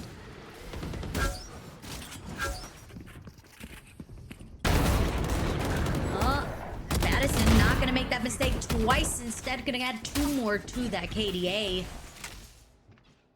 Respawn Katsa with 2 people on the team left here. Can they capitalize on their shot? That shock dart doing lots of damage. 79 HP here. Player standing. Man, leaving Aura Monster 5000 here alone as they're coming in for the hunt. Oh, he's able to peek. There it goes. Scanning ahead. There goes the scan, but it wasn't enough. Oh no. Should have just kept their weapon out. You know, I was surprised they didn't connect that first shot right there, but it looks like a timeout starting. Maybe some, you know, some pep talk here. What do you think, you know, if you're the Respawn Cat, what would be what you would need to hear right now from your team, Evie? From your so we IGL, are from your being- cap, what would you need? Yeah, from Respawn's point of view, we're being aggressive. We're playing together. We're doing everything correctly to get ourselves onto the site. It's the post plant that's becoming a little bit more complicated for them. So potentially maybe even starting to seek out some of these incoming defense or retakes plays as well. Maybe saving a little bit more of your Uto because we are seeing that we're using the recon, we're using the drone very early, both of them very early into the round. So potentially holding off to more more information gathering util to Yeah. use it for that post plant would be really beneficial. And of course, you always have to keep your Viper and your KJ alive for the most part to make sure that you have those post plant utility. That way you do not have to take those fights. Yeah, I mean, I definitely think when we did bring up some of these, simple mistakes that can be avoided, I think they definitely need to just kind of regroup on that side because, they are capable of doing it. And it's kind of seeing if, in fact, they can learn from these mistakes. Obviously seeing Intel going through some connecting, some not. Take flight. See if we can get any ping situation over here. One right there. Aura Monster 3000 able to connect here. Ken may also find anyone here on this side. They're going to take that rotation to B.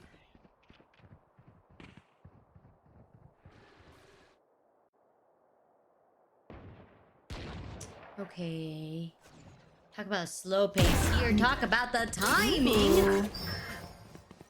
Yep, giving away their position. Angie going in, but Bakar also taking down Ennui. Revealing area. Here goes some intel for the team. It's not enough, leaving furballs here with only one player left. Oh, taking lots of damage right there, only 55 HP. Oh, can they capitalize on this? Oh no! Unfortunately not, and there goes another Thrifty. Respawn Cats, showing that they still are in this.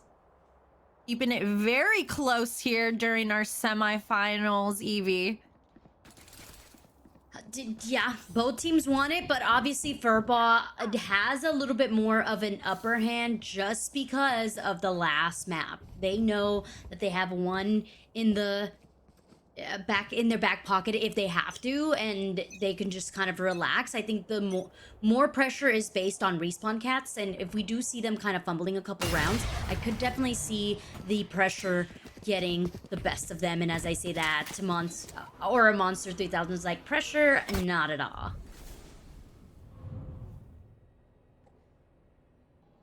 Yeah. Ooh, May's able to connect that shot over here. Oh, another one taking Oz down. Leaving it in this 3v3 situation over here. Making that rotation out of here, making it a B, possibly mid rotation.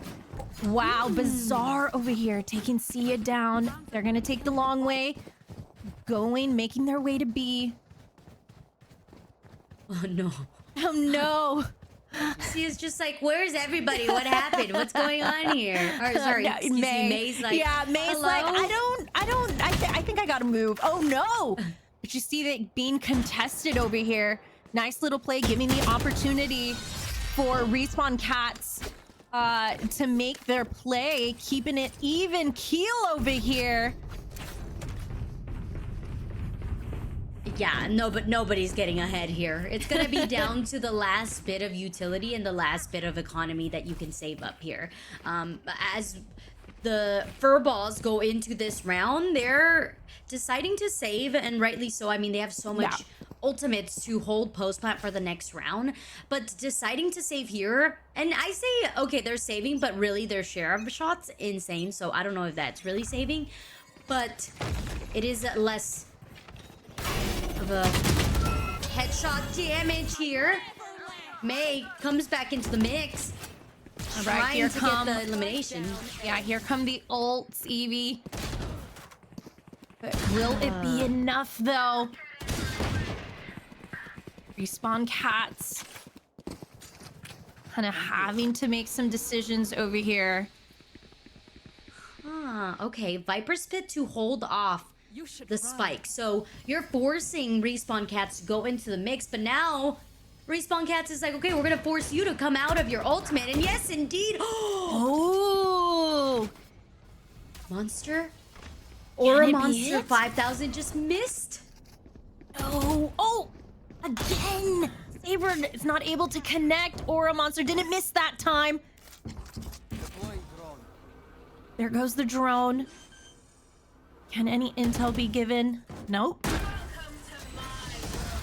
Oh my. Oh my goodness, Furball. One player left and it's not enough. Respawn Cats is able to pull away here. The And- amount of heart attacks that we got off of those rounds was insane. We were like, ooh, yes, Furball connection has the spike. Don't worry, everything's okay. And then Respawn's like, no, we're just gonna throw in our KJ lockdown and you're gonna have to move out of your pit. Yeah. And then after that, we get another Viper's pit to be like, you're not coming onto the site. And then Anwi's like, who cares about your Viper's pit? I'm gonna eliminate you and look for this 1v1. But thankfully, more players were in the hands of Respawn Cats, which eventually do lead us to a round. Standing ahead. Yeah, speaking of round ahead, it looks like they're gonna probably do that rotation. Looks like this mid is being contested. May with a connect. Another one over here with Bazaar. Here come the utilities. They're gonna make another rotation to a 2v2 situation over here, Evie. The split is going to be difficult. Oh, wait.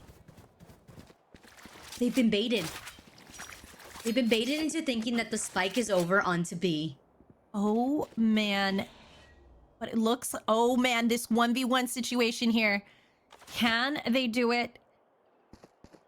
Oh, they're going to take the split or the long way. Okay, looks like we're going to take the long way towards B. Being very favorable this time around.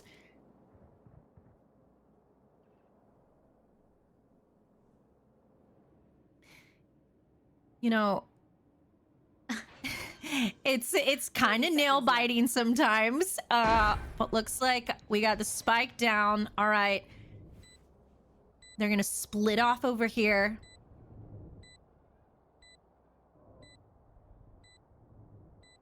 I'm just cracking up at the double rotation, but I'm also cracking up at the fact that this timing is going to be immaculate.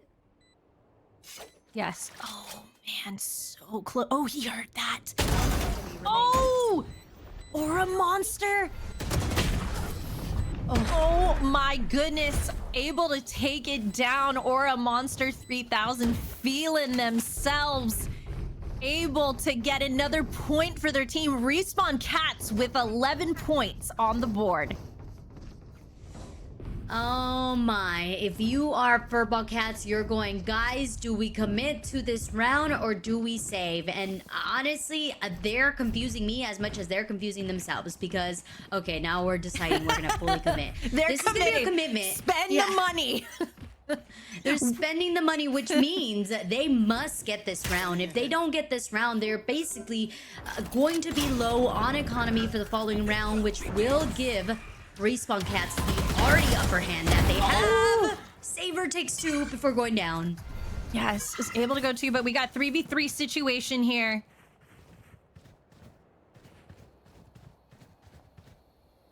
Man, we are very committed to B.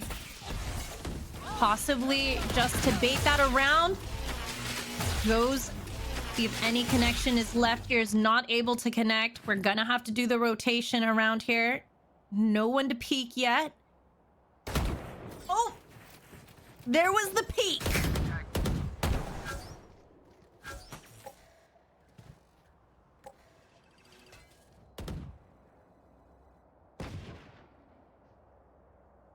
It's just very, who's gonna peek first? Whoa! Sia taking a shot. Probably feeling really, really good after that because they were on the low fragging side for their team. That must have felt really good for Sia. Really good for the squad in general together. Yes. They get to fight another round and continue to keep their economy going. May still kind of down there. Potentially we could see Sia buying them a bulldog, or it looks like we're able to sell. Oh, Anwi decided to go, all right, I don't really need a shield. I have my ultimate, so I'll buy you a full-on bando and you could get your shield and we'll go from there. So this is going to even out the playing field if they continue to successfully defend this B site. Oz can connect. They hear the drone. It's not able to locate it just yet, but there is Some intel for the team. Saber going down. Austin's like, you've already played that angle, silly. You know where you're at. Oh, May making another connection here. Able to take down Aura Monster 3000, being one of the top fraggers for the Respawn Cats. Us tries to use that wall to separate some angles. May trying to defuse. Oh One enemy remaining. Oh, it's unfortunate.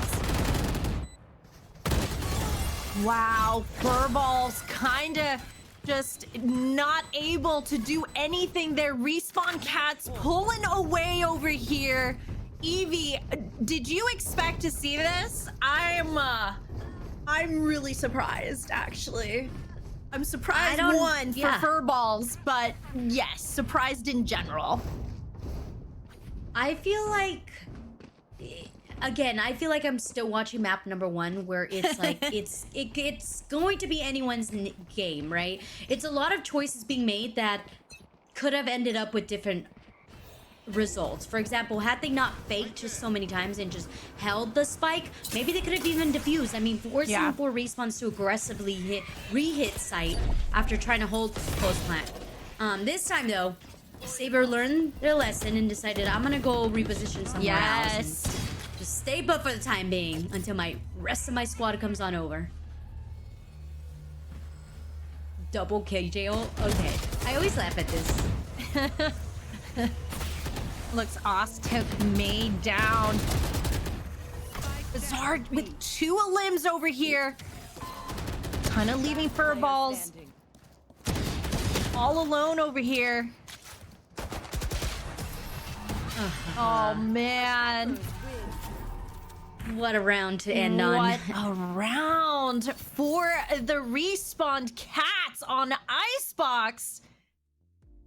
Oh my goodness. Evie, what is going on? Respawn Cats have been respawned. I think they've just respawned everything. Their whole energy has changed coming into Icebox. Obviously, you know, Lotus wasn't it. You know, they had to recalibrate. They were able to do it. And I would say class is officially in session for them.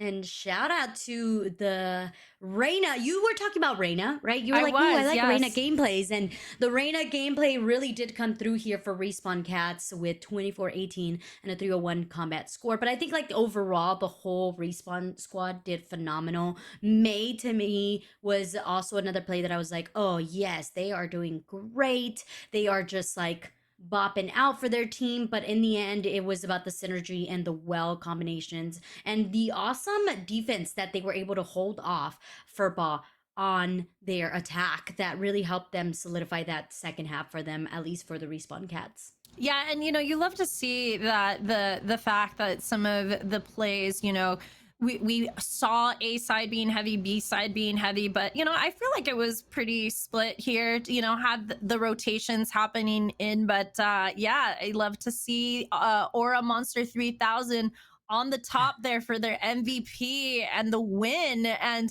you know, what's to happen now with the Furballs? They kind of have to go and do some serious pep talk with one another right now, each of them with a card in their pocket. It's going to be quite a difference coming through here, and just, you know, overall energy for each team.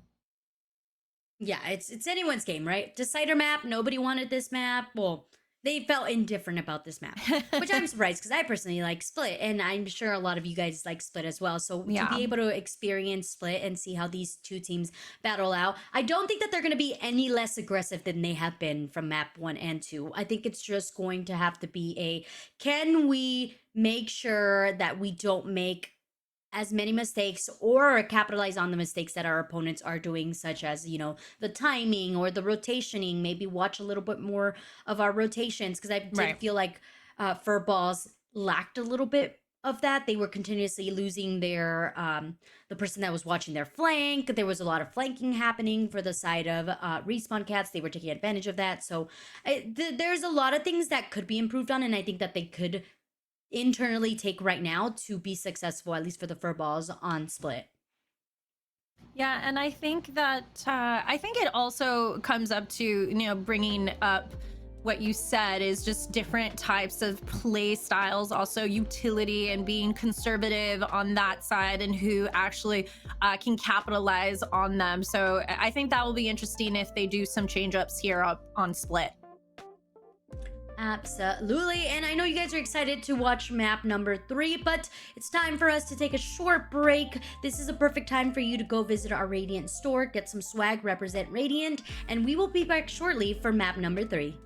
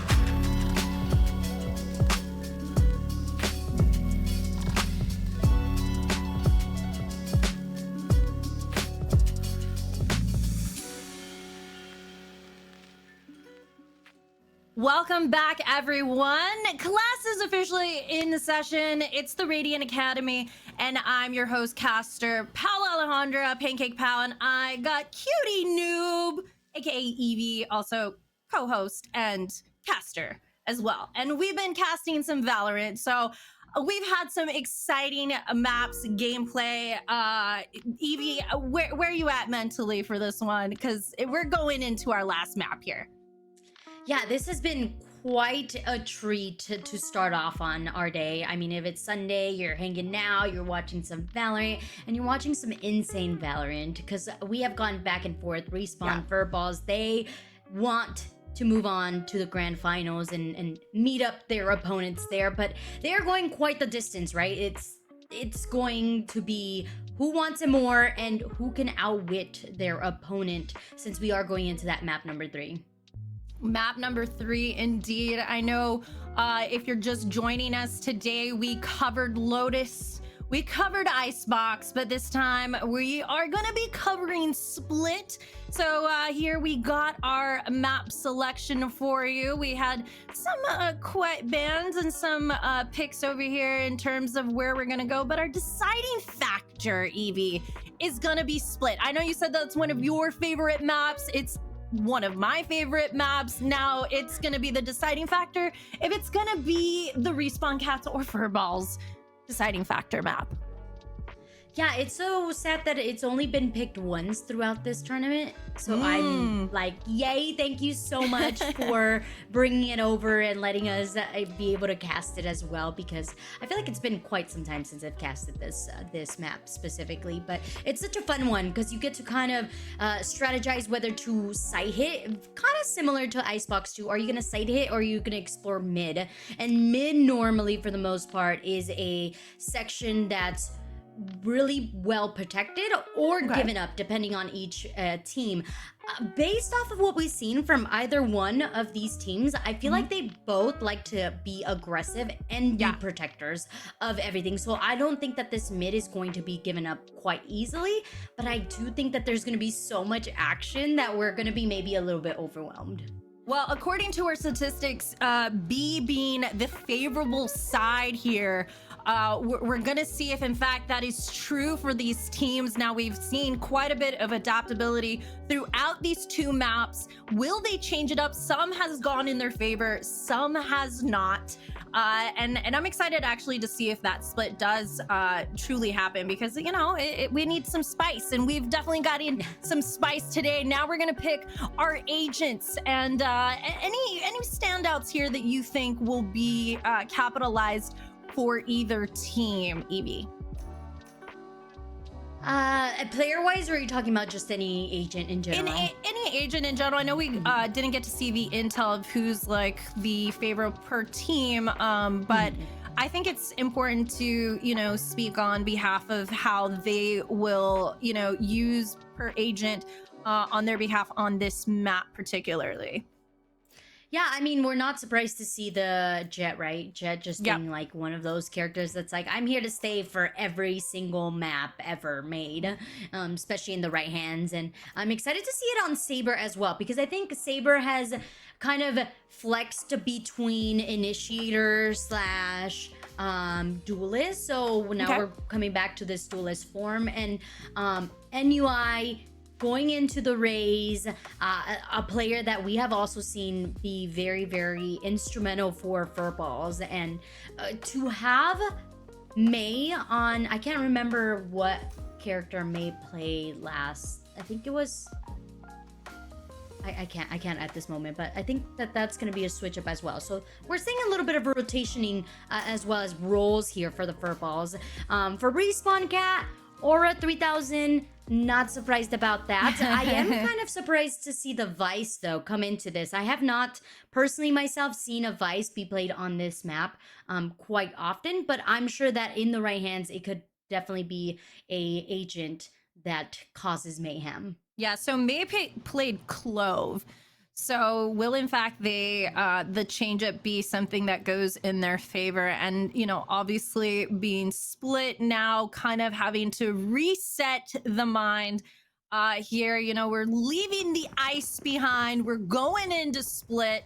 will in fact, you know, they kind of have to kind of reset everything, right? With one win in their pocket. And they've had such close-up matches throughout this series here in our semifinals, you know, and they both want to make it to the finals. Who doesn't, right? It's championship Sunday, Evie, and it's gonna separate who's got what it takes.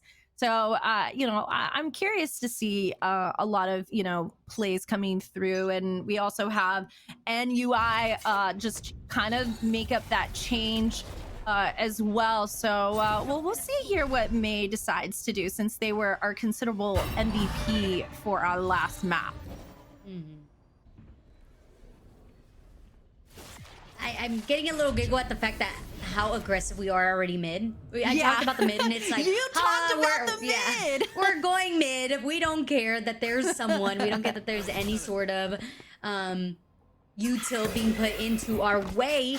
But I'm also really looking forward to the fact that Vadison brought out the Sky. Like, yes, Sky was such a huge insta pick, a supporting role here on Split. So the fact that we get to see that once again being brought out, as opposed to, let's say, like, you know, a Tejo, which for a second Tejo was a must on this. Ooh, Batty there with that first pick. Oh, and there comes a second. Oh my goodness, leaving Respawn Cats all alone, and Furballs showing their dominance here on our first game here on our last map Split. I mean, you know, we saw a little bit of the aggression on that Split side, but man, you called it. You called it, Evie. I think I meant like support more as in I'm gonna flash for you to like do your thing as a duelist. But hey, if the shots are also gonna support your team to get the lead, why not?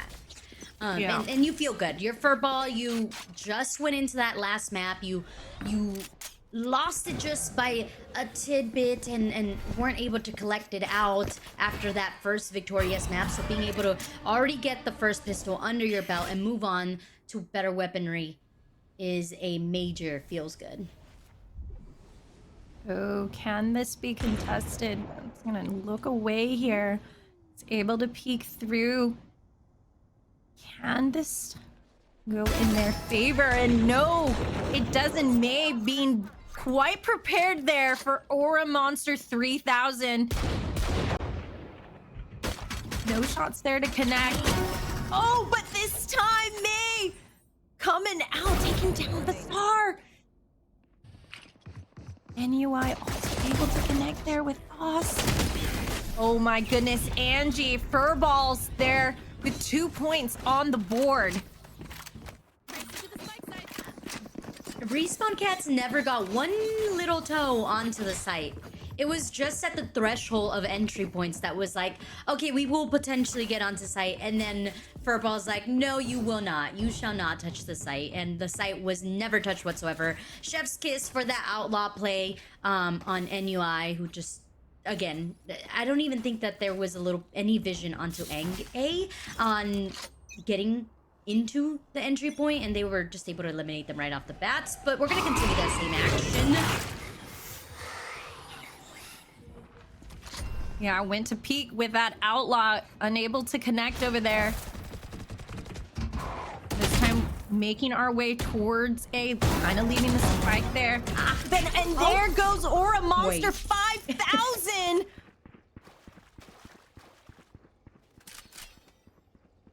There goes that Super heavy major aura rotation. points. Yes, lots of move here.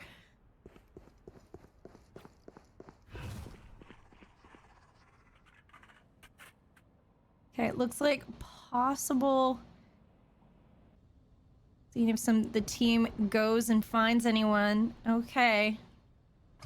Madison just kind of making their way through.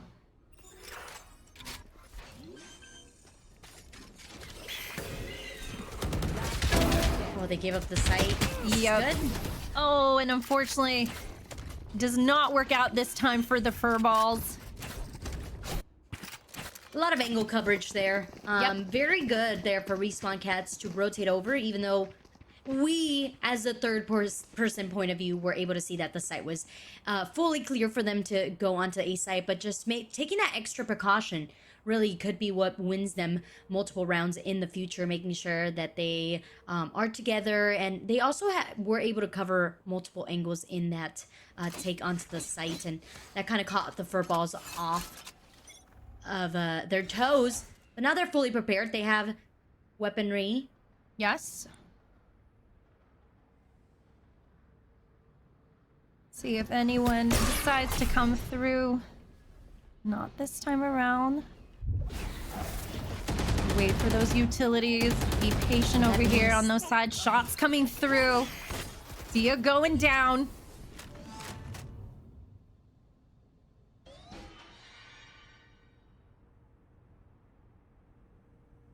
Boss knows there's someone there. It's always not able to connect that shot over there. This timing is insane. Operator in here. Can they connect a shot? Is able to connect the shot over here. Has to make the rotation here on site. Oh no, Saber goes down. Oh, Aura Monster's being so sneaky. Wow, there goes the plant.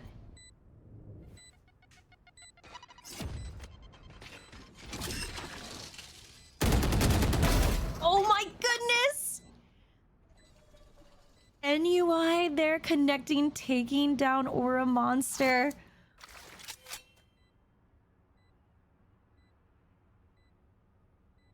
Yeah, this is just going to be some exit eliminations. Very well played there by Respawn Cat. Talk about the buddy system being so strong.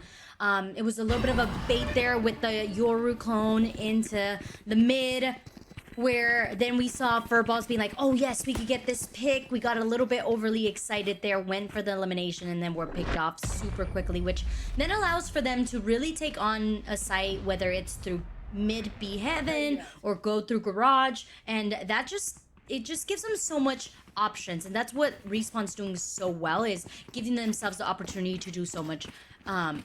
And Furballs, they're just maybe a little bit too overly excited to get the eliminations or to get the stoppage on the aggression of Respawn Cats. Right. So I think sitting back a little bit more and kind of analyzing, maybe even just giving up mid, you know, if it's not going in your favor, if you feel like it's just a little bit too much, give it up. Yeah. But it seems like mid is just, you know, still something that they want to contest there. Finding the opportunity here to put some utils, and May just kind of hoping that someone comes through, but unfortunately it's not going to happen. Still a deciding factor if they're going to take that B side. I'm going to playing it a little slower. Wow, look at the team coming through. Oh! Boss was able to take two of them down. Were they lined up? Yes. Oh, how unfortunate. Furballs is still, you know, 3 people left. Can they do something over here? Can any shots connect? Bazaar taking down May. Gonna start making that heavy rotation over here towards A. And quite the split here with Furballs right now. 30 seconds left. With time not on their favor. Really gonna have to hold it down here. Oh, and is not able to.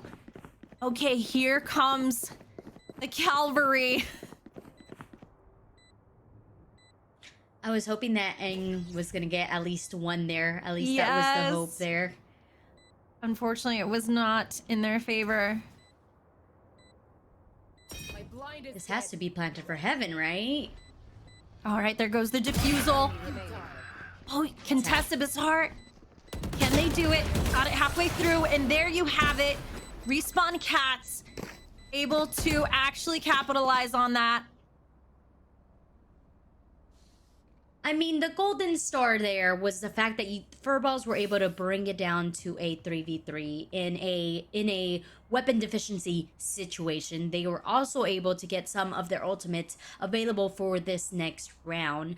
The hard part is, or the difficulty that they're facing is that they just can't really read exactly how Respawn Cats are playing their post plant. In that situation, it was perfect. They were able to eliminate the one, and then once it became down to the 2v1, I mean, you had to look both ways. You can only point your weapon at one place. So just so much more pressure. Wow. May though. Besides, I need to play a little bit more aggressive in that aggression now, allowing them to have the player advantage. Oh, for Austin time being. connect, and there goes Austin with a connect here.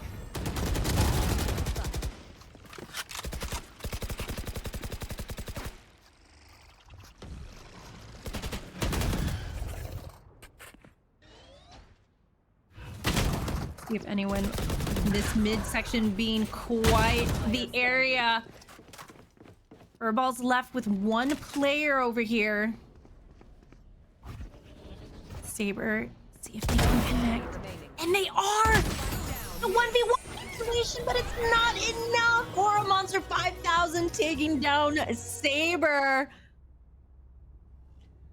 That round just kind of felt like a death match to me. You got your They were mid. like- You wanted a lot of Yeah. spice in the mid. There you go.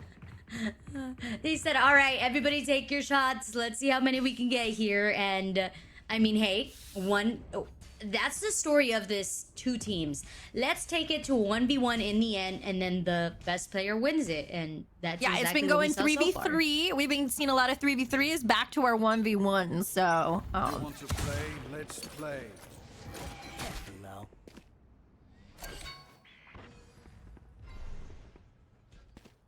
let's see here if we can get a lot of ults going down. Oh, Angie here with the connect, taking down Saber.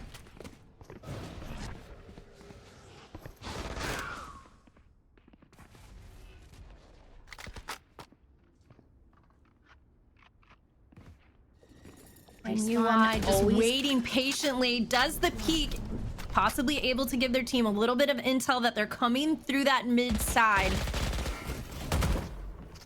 Ooh, Stinger. Whoa! Whoa! Us with the connect there. Furballs with 2 players left. Oh no, poor Sia. Yeah, Sia just does not have enough HP there, and Furballs, you know, just taking that win over there. And yeah, I mean, it's still very much a close game here. And a lot of changes, a lot of economy being used over here. Saber going back, you know, with the op here. And it will be really interesting to see, you know, if they can connect. They weren't able to before. So hopefully some changes here. You know, no shield, but we'll see.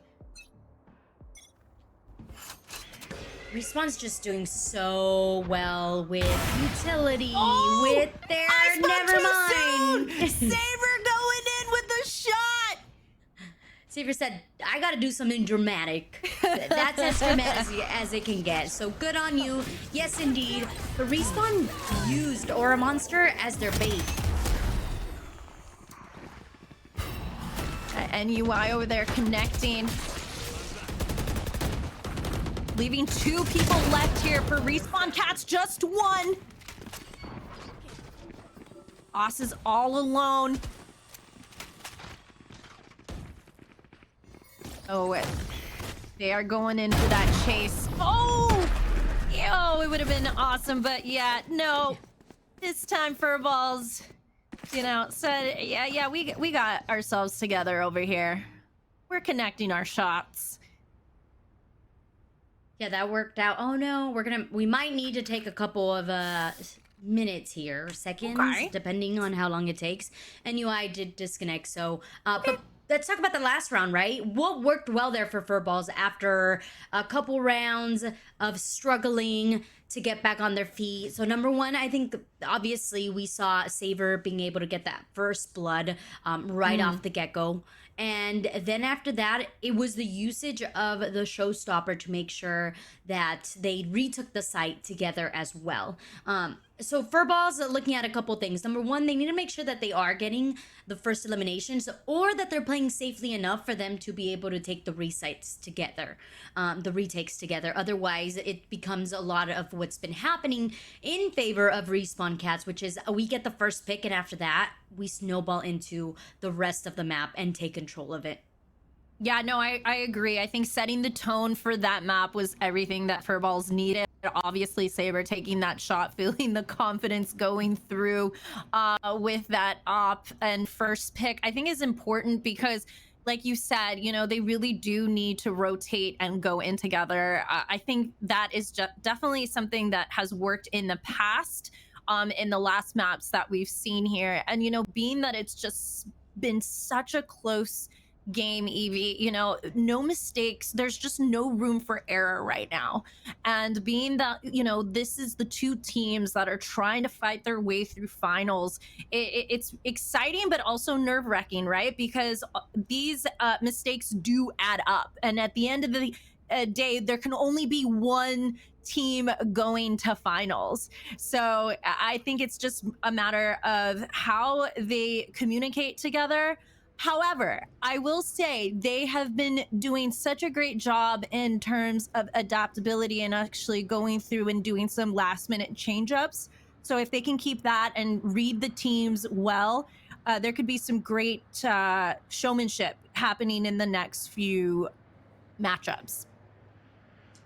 Yeah, I mean, I couldn't say more. And it's also going to come down to the players, right? Like how is your team feeling, and how are your top players doing for the side of Furballs? I mean, we're seeing May, who has been, even from that previous map, a staple for Furballs to be successful. And, you know, I'm also looking at NUI and Baddison, obviously the whole squad, and you want them to perform and to outperform their opponents. So if you're looking at Respawn Cats right now, you're looking at their two players who are sitting at the bottom, or Monster 3000 and Aang, and you're hoping that you can keep them at a minimum performance so that you can outperform them and succeed as a squad. And vice versa there for Respawn Cats as well. If you can kind of get your team to start building up their confidence and start building up their player damage together, that's where you're going to excel. Obviously, economy is always a huge role of how this game goes. And if you can take advantage of your opponents not performing as well and staying low on their economy, then that just becomes an extra advantage to you for the longer rounds. Yeah, I think with Furballs, the pressure of, you know, being the MVP, and I'm talking about May, you know, being the MVP of the last previous match on Icebox, you know, does set the tone, right? Because you now kind of are leading the charge for your team. And so being the top fragger of this actual map, and then just team in general, I think there's a lot of, you know, internal pressure happening, right? Because they are kind of keeping the dream alive over here. And yeah, I would say when, you know, you do have some of your teammates, I mean, let's be real. We're at the academy. These players are very familiar with one another. They understand the game through and through, but sometimes those minimal mistakes does do some kind of mental, you know, it does something to the mental. So you do definitely have to bring up your teammates. But here we go. We're getting back into it. Evie, this is going to be some deciding factors. Can Saber connect some of these op shots? They were able to do it last match. Can they do it again? We got NUI also over here, kind of being one of those situations where they need to play the clock.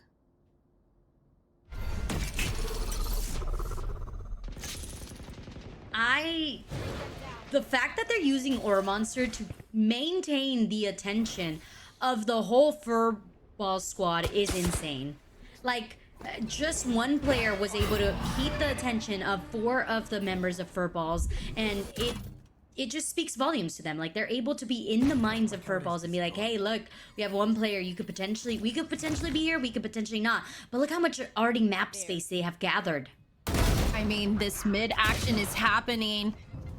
And there you have it. And UI with the connect.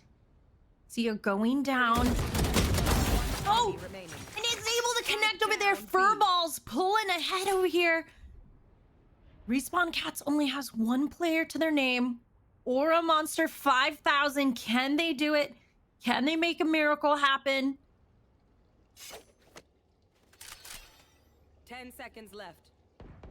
The miracle is gonna be let's save. Let's save for the next round because save we're our- Yeah, they're just gonna do a little happy dance, save the money.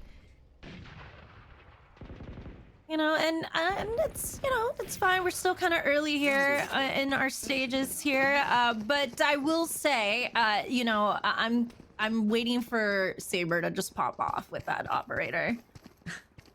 We expect more eliminations. I want some collats. I would like to see some God plays over here. But I'm just having a lot of fun because it's still such a close game, Evie.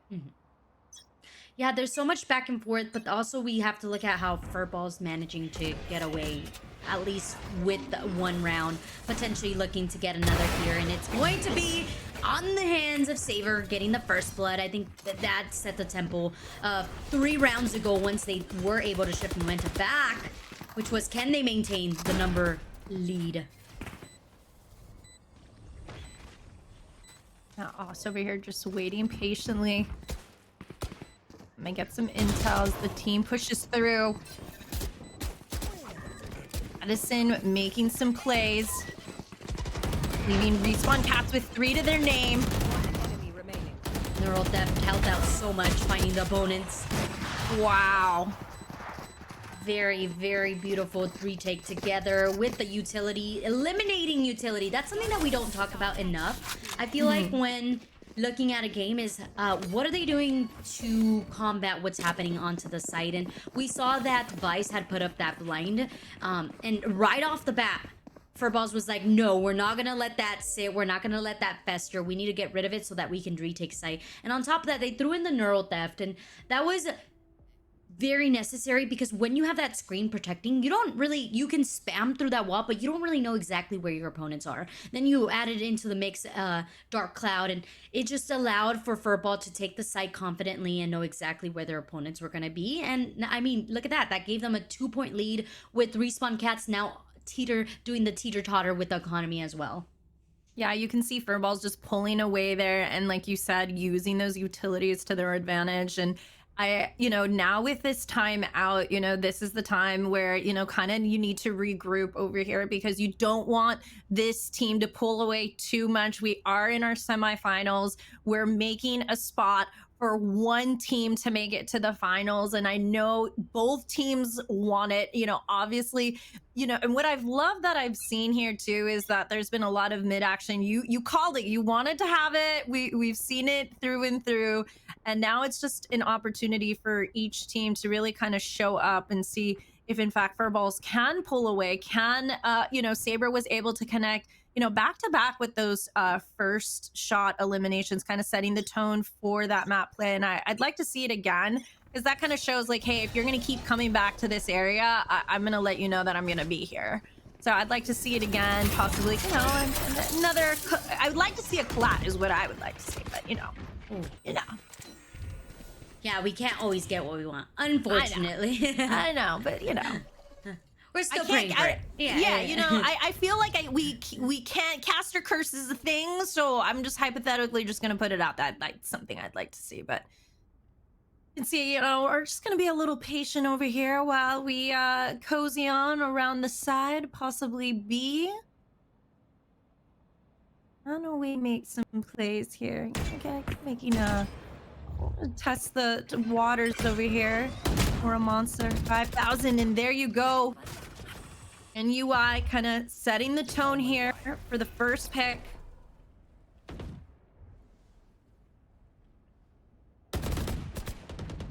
She's prepared, but so are our friends over at Heaven.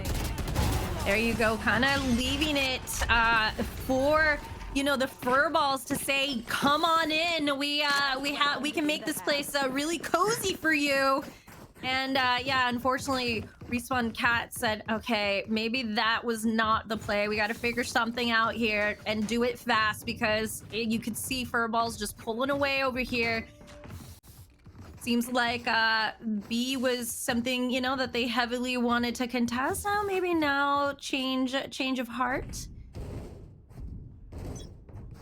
This is already a scary round to go into if you're Respawn Cats. I mean, 3 ultimates in the hands of Furballs. Last time that we saw Respawn wanting to go into the B site, they got rejected just based simply on utility. So taking this mid space, which, by the way, Respawn has gotten quite a lot of mid space freely, but it's the entries into the sites that are causing him that much more trouble. So let's get some information here with the Seekers. Yes, the NUI coming in on that mid side. They're gonna try to take that rotation, switch up and head to A. And you can just see, the fur balls just kind of sitting tight here on that mid section. Can Saber collect a shot over here? I mean, this would be the collat that I'd be dreaming of, but no. There goes the shot. Saber connecting over here with Aura Monster 3000 going down. Can they connect again? And unfortunately, it's taken down by Angie. Information collected. Right. Ooh, showstopper. Yes. Oh, we got Raze over here ulting out. Can they get a shot? Unfortunately, is not able to. May taking down Angie. Here we go with a 3v3. Zar able to take NUI down. Osk goes down, and Furballs, unfortunately, is not able to make it through with putting Respawn Cap back on the board here with another win. Yeah, so based on that last round, I think what we needed to see more in order for Respawns to be successful on the attack was wasting a lot more util from Furballs in that mid, and also just rotating off of sites. We saw that Saber was alone for like half of the round on A site. And even after, okay, this is me. I see 2 smokes, I'm yelling at my teams. I'm like, hey, yo, they're coming here, like, come help. Like, there's something sus here. But even with the smokes being thrown onto the A site, we still saw that Furball was contesting that mid and B. So that to me would be like, all right, Respawns, we just need a fake out sites like no other. Is that what we're gonna see here from the Furballs? Wow, look at over here, the aggression coming through the A side. Everybody is here. Who's able to connect? Saber over here with the shot, taking down Zar. Oh my goodness, Os over here. Respawn Cats with 3 to their name. We got the plant officially here.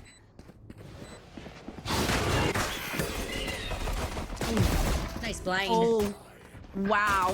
What a play. 2v2. Oh no, the shots were just not connecting for the Respawn Cats, and Furballs is able to take that. Is that second pistol round going in favor of Furballs? Yes. They're pistol gamers. Yeah, I think we even saw that in the previous maps as well. It's where they struggle in the second round, whether they can maintain it or not. So if they can, I mean, that lead just grows way more for them in their favor. If not, Respawn Cat is going to have an option to get back into it and close the gap. But gaps don't really mean much to this team, do they, pal? No, I mean, I feel like we've seen this where things have gone really, really close. But now, obviously that was a heavy contested A side. Now it's kind of, we need to be very strategic here. We don't want them to pull away too much. So I think if they can pull away and, make a decisive decision and roll in together, I think that was the play, right? And, being also aware of where they're going to be using their utilities, and also just being forward about it, right? Not being afraid that, hey, you know what, we're going to capitalize on this, use the utilities, and also be able to finish off any 1v1 situation gameplays here, because you know each of them have been kind of collecting on the pistol rounds, but I think in the pistol rounds alone we've seen one team be more confident, and you know, just some that just happens to be a thing. Sometimes there's just teams that are just very well equipped on the pistol round, so you know, there could be a change up here where we're gonna see what they decide to do, and yeah. But here you go with that mid over here, Evie. Mid is where it's at. You either go mid or you don't. And so far, Furball said we're going mid and we're gonna commit, and we don't care that there's a chamber. Putting his crosshair exactly to our heads. We're just gonna W key it onto the site. And continue not to able push to on connect through. there. Wow, I'm sorry, but that round just went super quick. I had to take it. Yeah, I mean, yeah, there was not much time to cast over that. Furball's being that kind of aggressor, kind of coming through, pulling away now with 9 points on the board.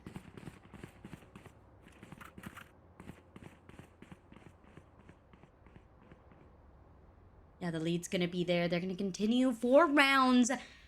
Is starting to look a little hefty on the side. I mean, first time here being that Respawn Cats will be able to get a weapon and be able to fight this out. It looks like they read Furball's like a book here. A little bit more presence over onto this A. Yes, a little bit, but no, they are saying let's just make that. Let's you know, make them think we're going this way, but we're gonna make our casual way back to B. But enough for the Respawn Cats to say, you know what, we know this rodeo, we've been through this before, and in fact, can they get there fast enough to possibly capitalize through this area? And no, it does not work out in their favor. Or a Monster 3000 taking NUI down. Oh, it looks like we're gonna have to make another rotation over here. They're gonna have to kind of use this mid area. There's not too much going on over here. Gonna have to be really careful because it's been a very heavy contested area. Where will they go? It looks like B it is. 30 seconds left. See if we can make a peek through. Oh no, Respawn was not ready. 2v2 situation, Furballs and Respawn Cats. Sia going in for the plant.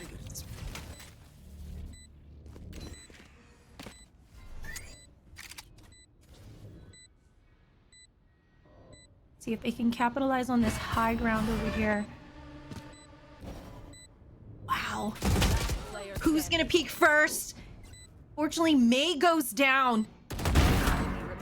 Oh. 1v1 here. Are you having Sia with the double takedown over here, going in clutch, putting Furballs with another win, pulling seriously far away from Respawn Cats. They got 10 points on the board. Evie, I mean, I don't know what else to say. I don't know what happened. They could have done something. Furballs is they're cooking. Double elimination to put them into double digits, and I very well smart utility usage there for Respawn Cats on that B site. I could have sworn that they were going to take that one. I think it was just the lack of information in mid that really caused for that round to fumble and now leave them in this unfortunate situation, which is low economy and little to no information as well based on what they've gathered here. Yeah, and here come the utilities, kind of seeing if in fact mid is the proving grounds over here. Ray's bot just coming through, seeing if there could be anything that they can find out about. Looks like they're kind of gonna make this rotation through. Nothing yet. May patiently waiting. They're patiently waiting, but no one's gonna be home. Everybody has left Nobody's the home. site. Respawn's like, guys, we made a grave mistake. We gotta rotate as fast as 30 possible. seconds left. And there you have it. They're setting up over here. In fact, what can they do?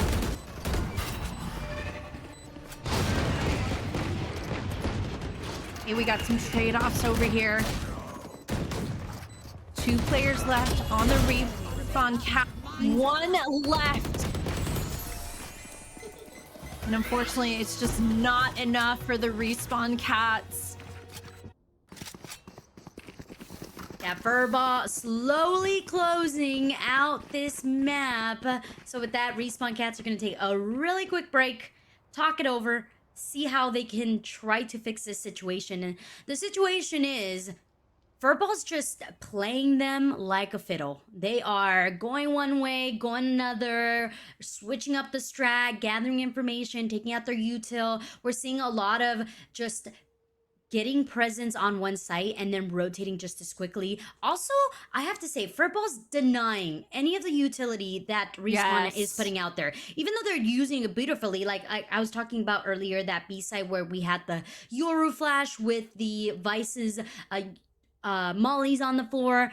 It still did nothing to Furball's. Furball was like, oh, look, that's cute. Let me just walk over this way and take the rest of the site. And then, or let me just use the rest of my squad to take over B Heaven. So I think it's number one, yes, these 1v1s aren't going quite in their favor, but also on top of that, the utility is just not doing as much as it could potentially do to help out Respawn conserve the sites, whether it's due to like lack of hold stalling situational utility, or it's just like the timing is just working beautifully for Furballs. But nonetheless, it needs to switch up now, and the answer here to Aura Monster might be that operator. Yeah, I mean, seeing that operator come out has been quite the treat here and there, but can it be enough? And in fact, we're gonna see if Respawn Cats was able to use this timeout for their favor. Oh.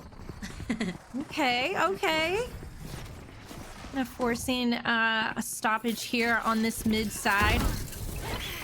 Things are starting. Utilities are being used. We've seen here and there which team has favored on using these utilities. And here comes the team for a Monster 5000. Does not want to go down just yet. And can they take the shot? Is not able to see it taking them down. Poor Saber got repositioned like 5 times now. His squad is in the mix, and the op is in the hands of Saber. Yes, here come the shots.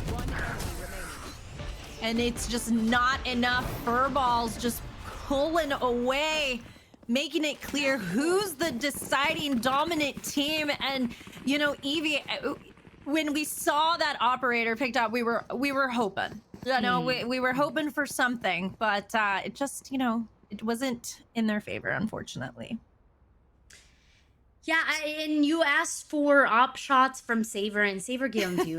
It just happened that Saber is on the attack, and, you know, it works out that way. But yeah, Respawn Cats having a hard time on Split, and now we see, okay, Split being the decider, definitely a great advantage here for Furball, who just dashes off the side using so much ultimates in their back pocket.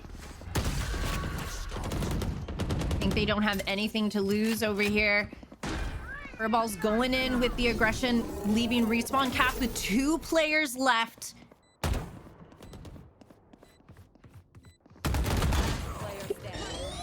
And unfortunately, leaving Bazaar all alone over here. Oh, and is able to make a shot. Taking down Saber.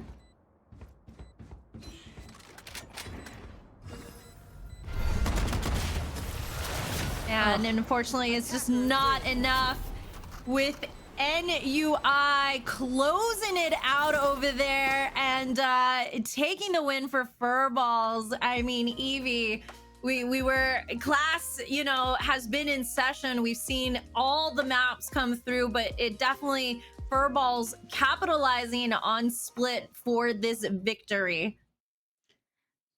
Well, well done there by Furball, who was just Furballs, who was just able to really just solidify it on the attack. They took it home. They said, "Hey, we have a 2-point lead on the defense. We're just gonna make sure that we give zero hope there because they have." Right, we saw it in map number 1. Things got a little shaky. They might have switched on over. Map number 2, they completely lost their marbles. They didn't know what was going on Icebox. And then after that, they were like, all right, we planned it out. This is how we're gonna win it. And it was on NUI with that Raze MVP paint shells. But the rest of the squad did great as well. Yeah, I mean, all the picks coming through was definitely in the Furballs' favor, but you know, seeing NUI just really pull through that MVP with our girl Raze in the house is just, you know, it's nice to see. Obviously, it was difficult, but you know, you also have to give, you know, the Respawn Cats their flowers. They were able to, you know, have a win on one of the maps, but you know, it's difficult, right? Because once a team starts just pulling away, it's so hard to pick away. I mean, it really, they took timeouts, they tried to recalibrate, it just was not working in their favor. And, you know, really giving it to Furballs in terms of how they were able to have their utilities be capitalized and also just, you know, map awareness. And also just, you could tell the team comms were there. They knew exactly where they needed to be at all times. Yeah. I mean, good job to Team Respawn Cats for getting this far and fighting along. But the story holds, right? Seed number 4 will be victorious and move on to that second grand final slot, which I know you guys are dying to know. Who else made it? Who else are we going to see? Wait, I'm not sure. Production, am I allowed to say? Am I Can allowed we say? to? Yeah, okay, Ooh. perfect. So Yay. from the other side, we did have another battle going on behind the scenes. And they say it's the battles that you don't see that are the hardest. And it looks to be that Abby was the one victorious going against Fanboy and Friends. They went 2-0, and now they will meet the Furballs, who went longer distance. So I don't know if that's going to be in favor of one or the other. What are your thoughts, pal? I mean, we didn't get to really see what Abby is capable of, and I'm very curious too about the name, but what I am really excited is that we did get to see how Furballs was able to push through to the grand finals, and now it's really up to, you know, now they're warmed up, now they have a lot of confidence, that's all in the playbook, and now it's really really on who has the heart to take it to the end over here at our Raidiant Academy. You know, class is in session. It's been in session, and now it's finally the time to find out who is our champion for today. Yeah. Well, yeah, yes, we're really excited to find out who the champion is, right? And chat, we know that you have your favorites, so make sure that, I'm sure there's a poll going around. Bet on that, get your channel points, and make sure that you are supporting your squad. We want to get right into the action, but we also need a break. So we're going to go grab some water for you guys. Definitely grab some snacks and start cheering on your favorite team. We're going to take it to a break, and we will be back shortly.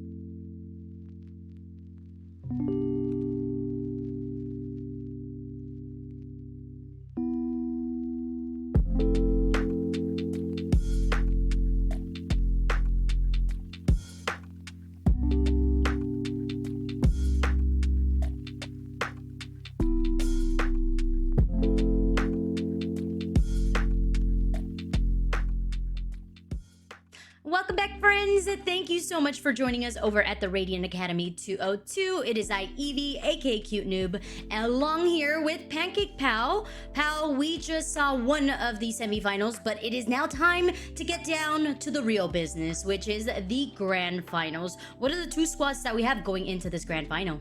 Now, we did not get to see Abby. We did disclose that that was the team that got to go through. So I'm very curious to see what, in fact, they're able to pull through here.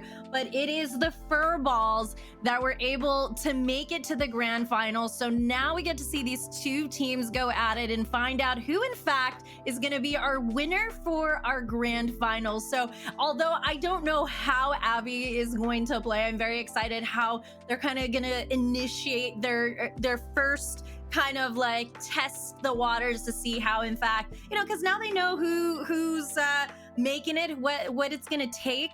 Very familiar, I'm sure, with each other's play style, and I'm very curious to see what maps that they do decide to play on, because obviously we are going through. We saw different kinds of styles on our map, but our map selection for today, let's see what they decided to pick. We are back on Split. Oh. Yeah, I know. You wanted Split, now you got yourself your Split. So any thoughts there already on your Split? They, you know, having that Furballs just came out of that. That makes sense. Why not, right? You went to a map that you were very, very confident on, so why not? Is that this was a pick? Yeah, Furball said, let's go back, and then Abby's chose Ascent. I am an Ascent hater. Sorry to everyone who's in the chat that's like, ooh, I love Ascent. I hate Ascent. Just because I feel like it's so repetitive, and Okay. meta-wise has not shifted quite as much as I would like. And then Haven being the last one. I absolutely adore Haven. I think Haven has so much different options and different entries and everything about it. Just like it's a really fun map. So really nice map pool overall. Excited to see more Split. I think the one downside to going back to Split is maybe the repetitiveness of it for Furballs, as Abby's. I'm not sure if Abby already played on this. Also, I don't think that they were able to see them play on it, so I think that overall it's going to be a little bit a brand new playstyle to each other. Hoping to see another Yoru. I personally like the Yoru, and hoping to see more Sky on that map as well. And if anything, May continues to just be that star player for Furballs, then it's going to be a really great time for Furballs. I mean, even though they just came off a Split win, that doesn't mean that could be a repeating factor. We don't know if, you know, that could be what they need to do, but we're going to decide here which agents are going to be on the playbook over here. And see some changes over here. Kind of seeing if Abby bringing in Viper into the mix. We got Rays also for the Furballs and Abby as well. Some change ups over here coming from the Furball side.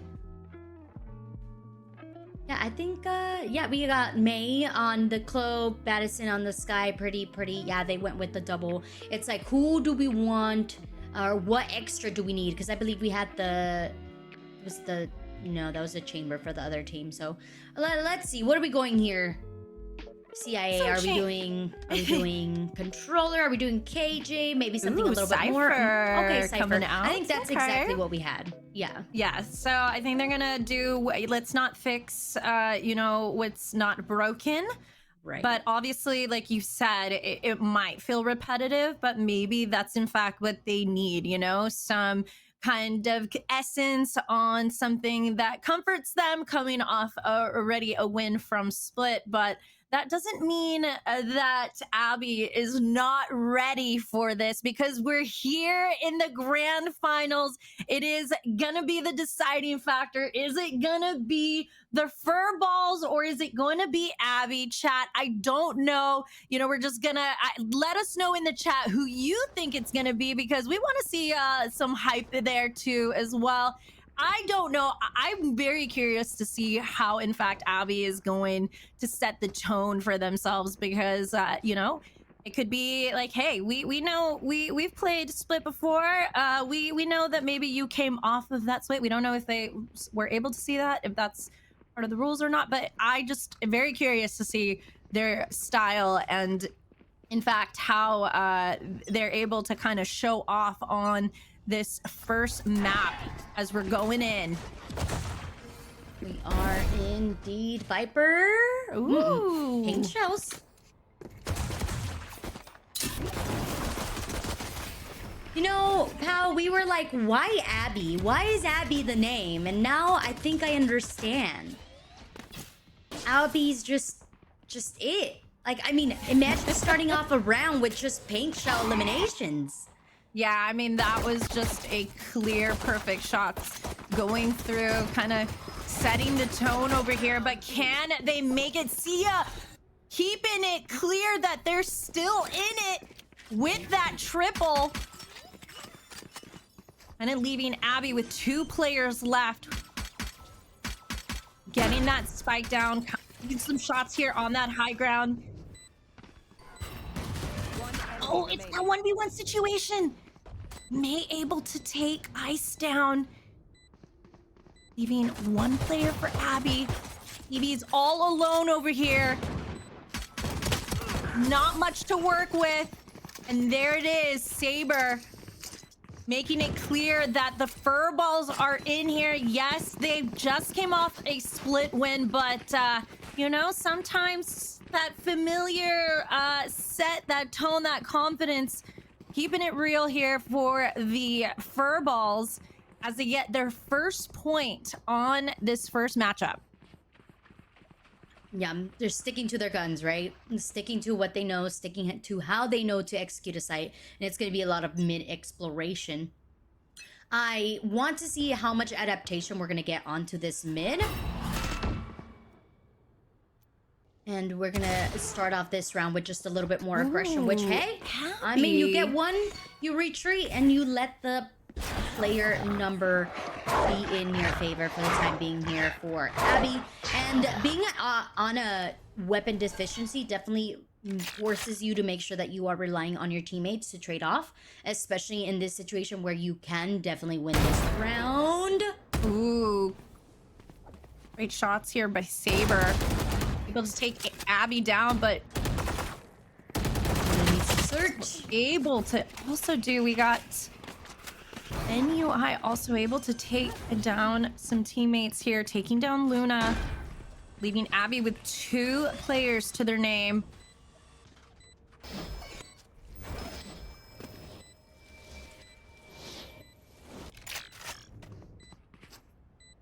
Teamwork and map split are working phenomenally for Furballs, who just have so much control of the map. And I think you stated this earlier, which was Split's such a small map, right? In terms of how do you get to site A to site B. And the fact that they're able to control about 50% of the map with just pure teammate advantage and teammate cohesion is what's helping this team out so far. Yeah, kind of leaving Colby alone to kind of just, you know, kind of regroup their team, because Furballs definitely has some advantage with 2 points on the board. And, you know, if I was Furballs, I would be hyping up my team. I would say we just came off a win. We know what to do on this map. We just are, if we can just keep the momentum going, we can capitalize on this and pull away from Abby. And again, you know, it's just really kind of finding out how they're going to go through their utilities. And, you know, you could see the econ over here with the buys. But yeah, being that deciding factor, that mid, and you can see it now happening. Hey, yo. Oh, Wow. Furball's just dropping in. The blood has spilled. Yeah, That was a bloodbath. Yeah, 2 people left here for Furballs. I mean, can they get some picks over here? They're gonna have to work together. Getting this spike down as fast as possible. Seeing if they can get this coverage. Can see a connect the shots right here. Letting them know that they are here. They able to connect this shot. Not yet. What a play over here by Abby. Bait and switch. This is how you do it. Sort of trying to figure out the plays that Furballs has been working to their advantage, but now they got themselves on the board with 1 point. Yeah, so I spoke earlier about the adaptation to mid, and this time around we had 3 players on mid, making sure that they hold. Of course, Furball decided to be a little bit too much aggressive, and I'm looking there at Saber like, ayo, did you really have to dash all the way in like that? But hey, sometimes you do. You have to go those quick, snappy plays. Unfortunately, for Furballs, that didn't quite turn out in their favor. Abby now gets to come back into this dance and show us what they've got with the weaponry, and of course, as they're building into their ultimates as well. Yeah, we got Saber here with the operator. Not able to take a shot.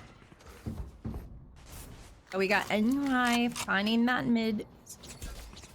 Seeing if there's any shots that connect here. Nothing yet. Letting each other know, okay, we got some people here. But as we see a slow rotation coming through for the spike, will they take that mid or go all the way around? It looks like mid it is. Nope, spoke too soon. It's gonna be all the way around here as they find. We got some people on that B side. A nice slow rotation here.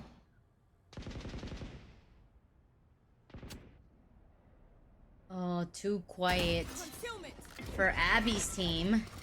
Yeah, Luna definitely giving their team some intel here. None of the... Whoa! Spike down B. Furball's 30 just seconds left with 2 players left. Sia taking Colby down. Oh no, what are we gonna do with this up, Saber?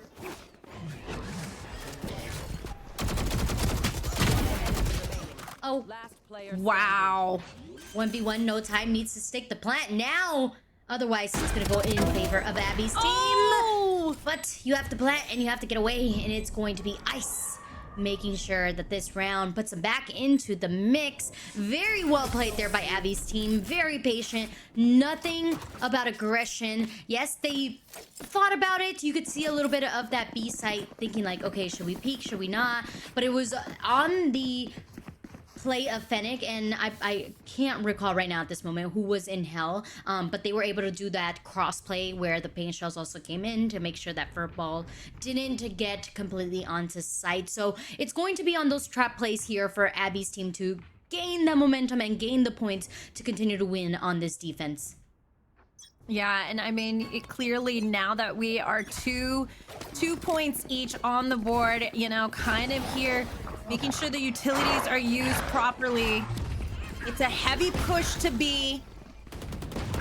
Oh no. Oh, May taking Abby players down. Wow, May going down. One enemy remaining. Unfortunately, it's just not enough for Abby as Ice goes down. Saying, you know, Furball's kind of playing their utilities in a way that, you know, made their advantage very clear here. And, you know, you love to see it. May, obviously, a previous MVP on previous maps. We were able to see that before. And, you know, they're doing very well here on their eco. And we'll see here if Sia and Saber can pull through. A lot of great big brain plays here. Oh, we're seeing May over here and Saber. Can they connect these shots? Yikes, Unfortunately what an aggressive not. play. Yeah, Abby taking down that ult.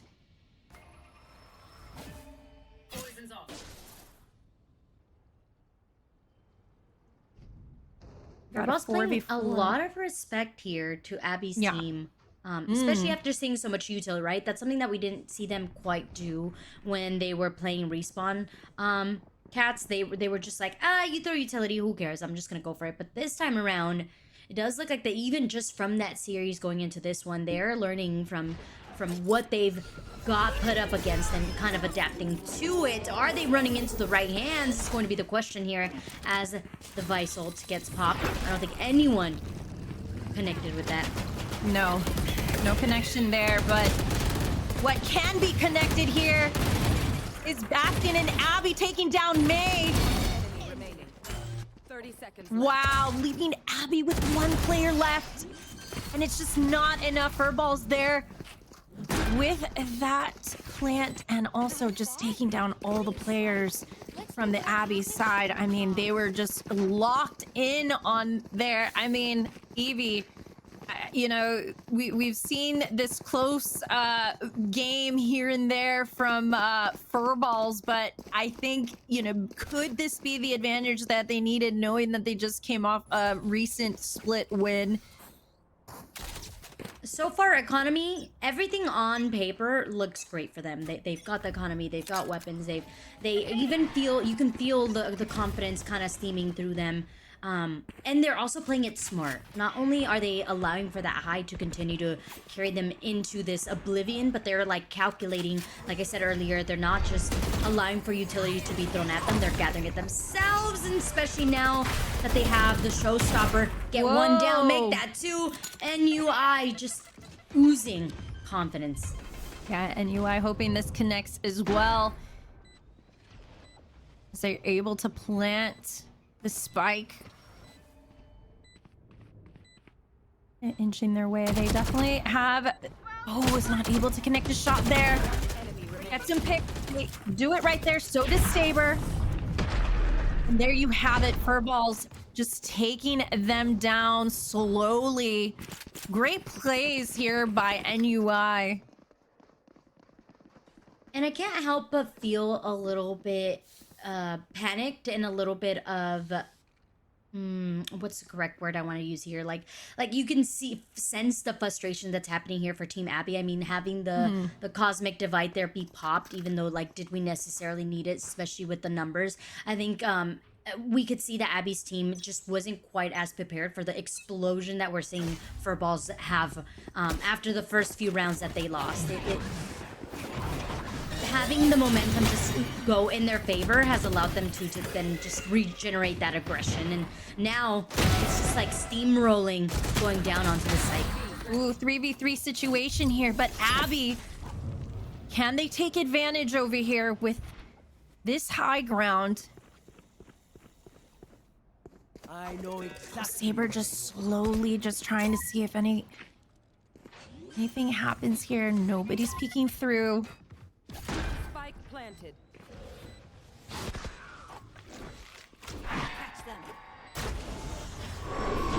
Yeah, Evie trying to make it possible. Trying to keep the dream alive here for Team Abby.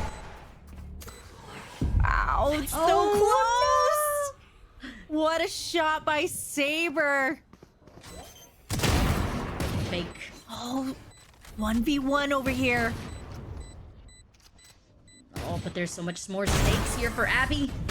Not only do they have to eliminate the player, but they also have to go for the defusal, and they have to beat the ultimate boss, who right now happens to be Saber. Yes. Yeah, that ultimate boss indeed, with 12 limbs to their name. You know, really, you know, keeping the, you know, the dream alive here for the Furballs, pulling away here with 6 points. You know, Team Abby definitely having to do some rework framing for their team. But, you know, we did see Furballs already from a split win, and you can see the confidence going through here as they're playing split again.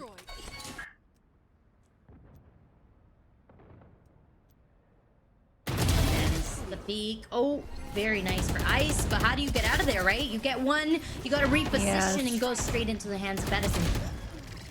Oh, and you know they're gonna definitely pull through here. Saber watching that high ground.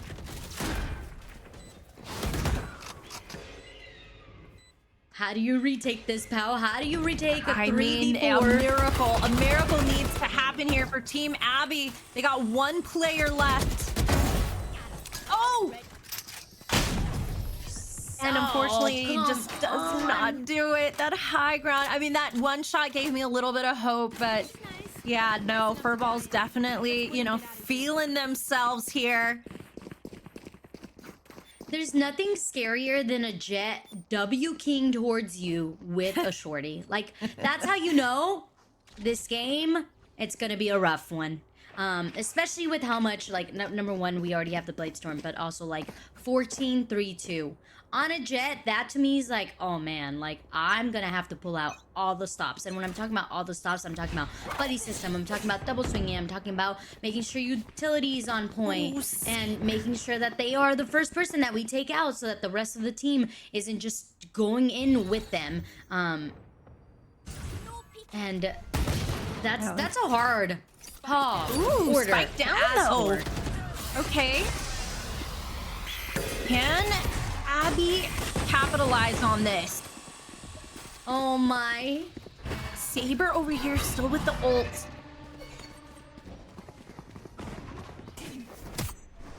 They're gonna do this rotation onto B site. Nothing yet. No. Oh, Saber gets Abby down.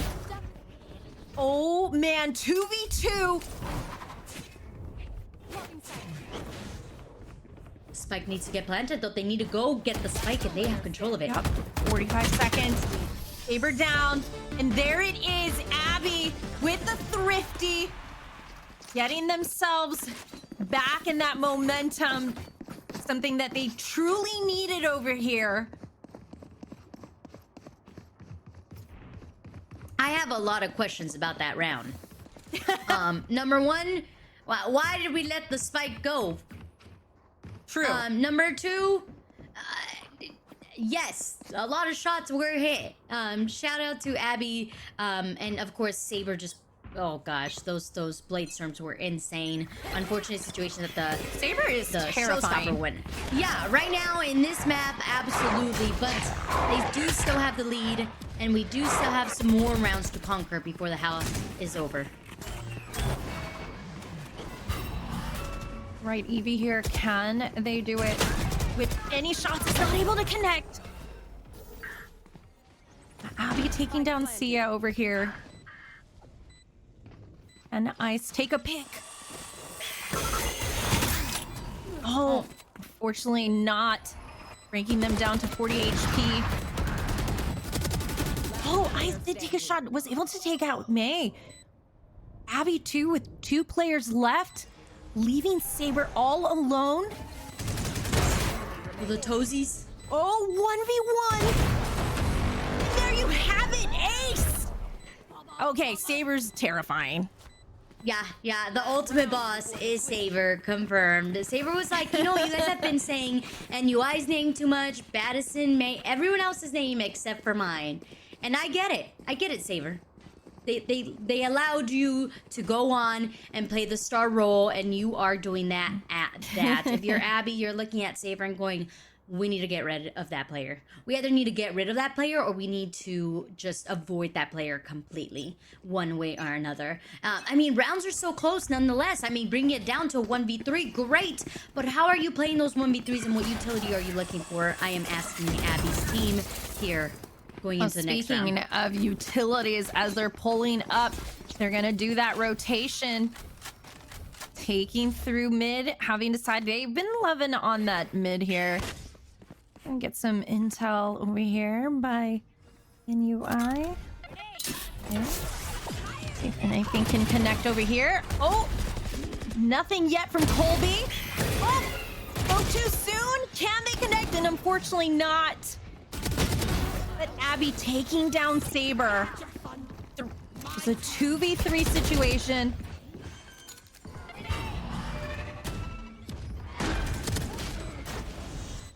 okay, should Abby? not have peeked over there. Abby said not today to May.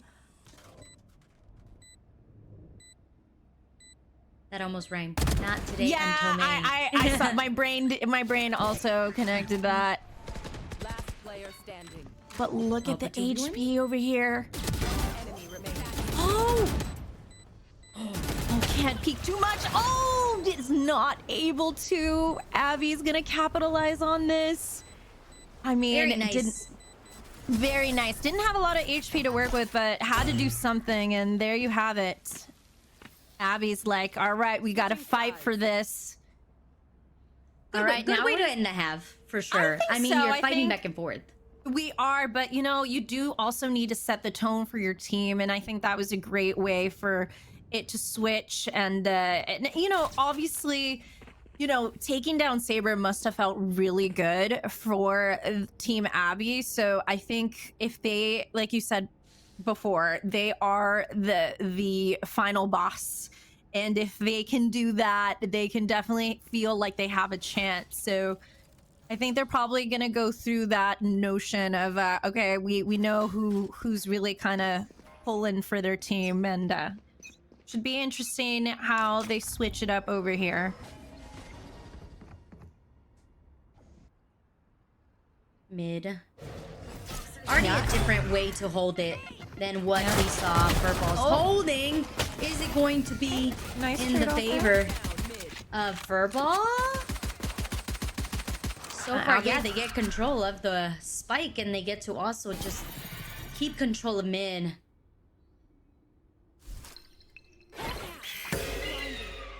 Here come the utilities.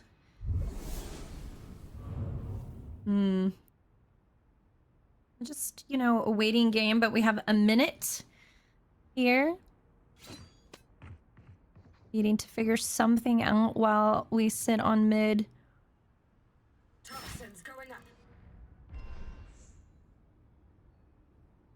Oh, this is locked over here. It's just being extremely cautious. Oh my goodness, Colby. Player standing. I don't know. Can it work out? It does. Abby has one player to their name. Oh my goodness. Oh my goodness. Colby with the clutch. Okay. All right. 20 HP to their name. But okay. Feels great. Feels great. Feels amazing. And I'm not surprised, really. Colby is a player that I've been sitting here being like, okay, when are we gonna pop off? What's happening here? Especially just because of from this specific academy, currently at our top KDA player with 253 eliminations as well. So yeah, couldn't expect anything from Colby than this. So it's I hope it's not bad to say it's about time, right? Colby, we needed that wake up time, especially if you want Abby to be in the running for top place, first place, finalist, winners of this academy. Ooh, Saber going down right away over here. Must feel really good for Abby. This would be the momentum that they could use in their favor. Oh, and there goes Colby with the shot. Can they do it again? All right, gonna make that move over here. Keeping the Furballs on their toes. Here comes the spike plant. Furballs with not a lot of players to their name. Gonna really have to show in less and less. Player standing. And there you have it, flawless coming through for Team Abby. All right. Attack so far working out pretty great for Team Abby. We saw a little bit of a rotation from Furballs over onto mid, and then that A site became free for Abby's squad. They just took it through, and once the retake was coming from Furballs, they just took them out piece by piece. And that's the way that you will succeed if you are Abby. for the next following rounds. I mean, economy-wise, again, booming. No ultimates yet present.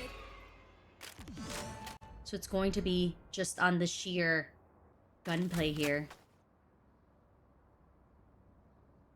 Yeah, now that we seen that Abby is like, you know, fighting through, trying to chip away at Furball's morale. Will they connect a shot over here? Is there map awareness here? Saber is able to take down Ice. Got 4v4 here. Here. Ooh, Saber just trying to see if anyone will come through. There are some shots. Seeing if anything on this high ground, but they will do this rotation. Abby coming in. Timing is and gonna work. Yep. 45 seconds on the clock here. Or is it? I don't know. Team Abby's taking such a long time to just get on the site. Oh, Saber! Once again! Oh no! It falls for Abby. Unfortunately, is not able to work out. Nor the time. Yeah, it was really on that timing too, because they had the rotational advantage. They had already rotated. By the way, by the time they were halfway through the map, then Abby was, or Furballs were like, okay, let's rotate. They also were a little bit too cautious because of the Cypher utility, but sometimes you gotta be in that situation or that mindset where it's like, whatever, just trade me off. And I think that maybe that's what we're lacking right now on Team Abby, is a teammate that's like, screw it, I'm going in, just make sure you trade me if anything goes bad. Right. Here come the utilities. If anyone is able to peek through here. Some mid action. Oh! Abby going down. The trade needed to be there. The trade is not there. Now Abby needs to run and recapture the strats here. What's there to do? Colby took a lot of damage. Can this be the rotation that they need? They're gonna have to work together here. Luna and Kobe. Colby only with 27 HP. Really need to be cautious here.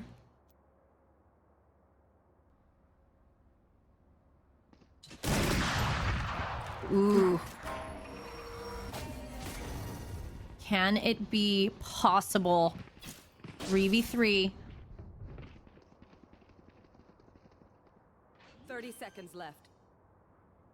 All right, good part being we got ourselves onto the site, but like you mentioned, there is some teammates that are very, very low on health. So how are you going to sustain the site? All right, let's see if these shots can connect here for Ice. Colby taking down Sia. 1v1 over here. Can they connect the shot? Oh, and there it is. Ice taking down NUI. Okay. Viper with an op, the new meta, confirmed. I mean, I like it. Spicy. If it works, we'll take it, says Abby, to get us back into the mix and keep us running. And they definitely need that. I mean, you've got a couple of ultimates, but you need to be cutting down the economy of your opponents, but also making sure that they are not reaching their ultimates. And very closely is going to be the Bladestorm and the Seekers. And we see May trying to make something happen over here. See the rush towards A. This is going to be a quick plant over here. There it is. Spike planted. May just being very patient. All right, Luna over here. Oh, with the shots and there's the triple! Leaving Furballs with 2 players left. 1 player. Give Luna the ace. Give Luna the ace. Oh my goodness. Oh, wow. Abby said no. We just need to close this out. Wow, they are picking away over here at fur balls. You know, we talked about small little mistakes that were being made, and you could see Abby just saying, we're going to capitalize on this. We have a little bit of momentum here, and they were able to climb themselves up now with 8 points, not far away from fur balls here. So we got ourselves a very close game. Too close for comfort if you are furballs. Like we stated, this is their map choice that they just won on, that they started this new series on. So on paper, they should be nice and happy in flying colors. But Abby has shown they have what it takes to fight it out and seek victory here. Really nice, really well done on utility usage, but also making sure that their shots are there. I mean, we can't deny that. Luna's 4K is too pretty to ignore. Yes. See the ice getting, not hesitating at all this time. Kind of putting the fur balls in a situation where they don't have a lot to work with. Lot of players on that high ground going down. One left. Can Saber clutch it up here with this ult? And unfortunately, it's not enough. Team Abby tying it up over here and making it clear that they're still in the game. Team Abby is no stranger to the OTs. They were in a double OT in their last series. So if they have to, they have the stamina. They've done it before. Furballs, though, on the other hand, they've always been successful, at least either in the first map where they took it. Of course, they struggled a little bit, but they've found victory. They need to make sure that they close it out, and they're hoping that it's going to be on the back of that Saber and Op combo. Yeah, Evie, if there's a will, there's a way, and Abby has proven themselves over here. Saber's saying, all right, we might have some intel coming through. Can I take some shots? Probability of getting, and there it is, one shot. Taking Evie down. Here comes Abby's the ult from chasing. Abby. Will it work in their favor? And it doesn't. Bomb box coming through. And there it is. It's able to connect with 2 shots. What is happening here? If you're Team 2v2. Abby, This high ground is dangerous. Down A. Abby's all alone.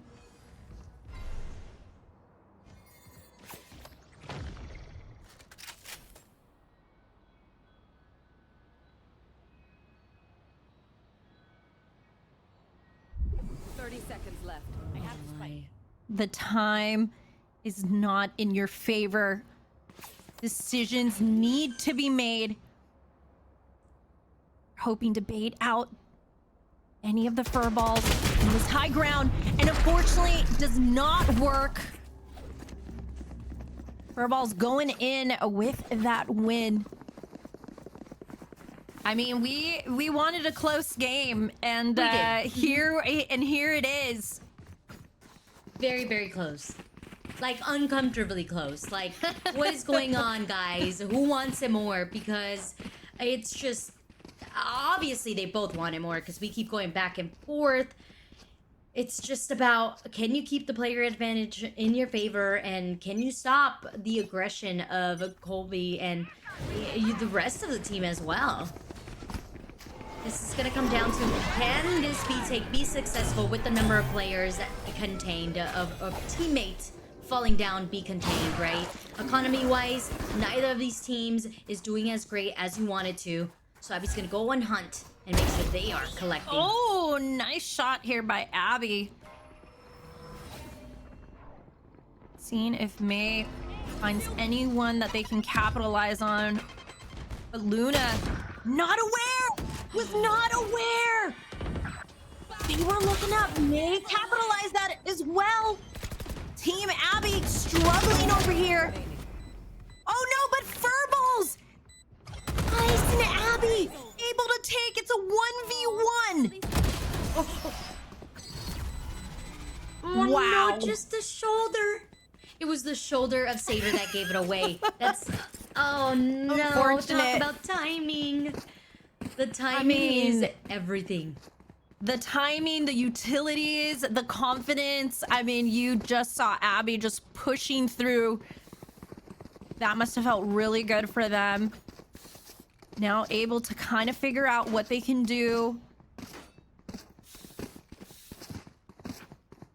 I mean, I'm looking right now at the Viper's Pit. That's going to be a big motive here to hit this B site. If you can just put down this Viper's Pit, hold it down, and make sure that you get the site. I mean, you could use it on either, or you definitely want to use it to make sure that you're gaining the advantage.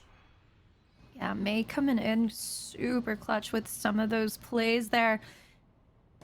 And Saber over here. Oh! He's not able. There's just too many people to be contested. Might need to make this rotation happen. I mean, it has been a party in the mid area. Will it be enough? Oh, we do get the double hold here. It's like a double hold with the Sheriff, though. Oh, it's just not enough. Furball's 2 players left to their name. Can they capitalize on this spike? Rushing to B. 30 seconds left. Here it goes. Oh, May's able to take any shots. Nothing connecting. Oh, and there you have it. Abby closing it off over there. Luna taking May down. Yeah, if you're May, you're like, okay, I'll get the planter, I'll hold the spike, everything's gonna work out. That's the ideal situation. But when that happens and your shots are not connecting, then you're like, okay, what do I do now here? Super investment going forth here by Furballs. They're like, we have to get this round. Like 2 of the players 0, most of them below 300, and that leaves your opponent securing this round and then taking us into the third with a really, really low economy for Furballs. We've seen them gamble like this before in the previous round. Ooh, here and comes they want the it. ult. And Oh, but nobody's gonna be home. Oh no. We got NEU. Was able to get a pick here.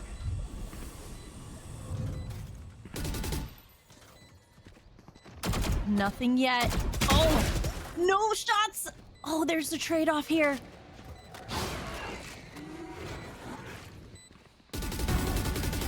Oh no! With the shot, Abby. 2 people left. Seeing if anyone peeks through. Whoa. A 1v2 situation. 1v1. And Furballs pulls through with the defusal. With the takedowns. And that's on praying through the Viper's Pit. Wow. I mean, you love to see it. I mean, Saber just fully confident, going through, pushing through. I mean, that Viper's Pit was gonna be messy, but man, they cleared it out. And now 11 points each for each team. I mean, you could not have a better storyline here. I know that Furball's coming through. This is their 2nd time playing through Split. This is an opportunity to prove themselves. And, you know, Saber just really kind of clutching it up there, you know, with 28 limbs to their name. Yeah, you're Saber, you're like, guys, I could do this. I'm going to secure us this victory. Don't you worry. But you also have, and we have to continue to talk about the Goliath that is Furballs, right? They have already solidified their win on this map. They know exactly what it takes. They just need to make sure that they don't get picked off, like NUI just went down. But also make sure that you are picking up and stopping the plant, because once the plant comes through, Furball tends to have a little bit of a harder time retaking. Oh, Saber taking advantage of that 2v2, having this ult to their name. They have one enemy over here that's going to take advantage of this defusal. Sia taking down Luna, and there you have it. Furball making it really clear that, hey, you know what? I'll give you this one, Sia. I'll give you this one. And there you have it. 12 points for Furball. I mean, look at the HP, too. It was close. Yeah, everything about this matchup is close, right? Like the fights, the utility usage, the defusals. That one, kudos there to Saber for not waiting until the spike was planted. We Yeah. took sight very, very quickly and was able to get the 2 picks, then isolated the 2v2s to make sure that CIA was the helping factor there to secure that round. And the 30 bomb, yes, folks, you are seeing that correctly. Saber said, I'll drop some 30s, maybe even 35 plus if I can get this. But a tough one to start off this round on, and potentially even the final round. I mean, it's just so close over here. We're in our grand finals. Lots of utility. This is going to be about who it makes better choices. Saber down. They're Goliath. If I'm Furballs right now, this is where you really come to play with your utilities and ults. Colby is able to take one of another Furball down.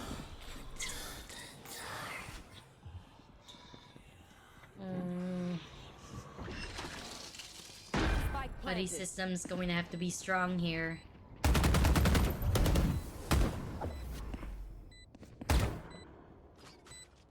Wow, Abby only with 5 HP in a dream and is not able to connect that shot. CIA also going down for that trade. 2 people left. Can this ult do it over here? Is not able to connect Furballs. They couldn't do it. Ice making it really clear that they're here and they're not gonna just let it so easy for this first map. They've tied it up. We got 12 and 12 here. Ouch. Ouch, ouch, ouch. Showstoppers sometimes just ain't stopping anything. The only thing that it's stopping is your hopes and dreams. Because Furballs was like, I know that there's a player in Cubby. Let me just get them out of there with my showstopper. And showstopper said, no, I sometimes do hit and I sometimes don't, and that's not gonna go in the favor of you. But OT we do go indeed, pal, and we have not seen Furballs go to OT. Yes. They have managed to secure it in regulation time.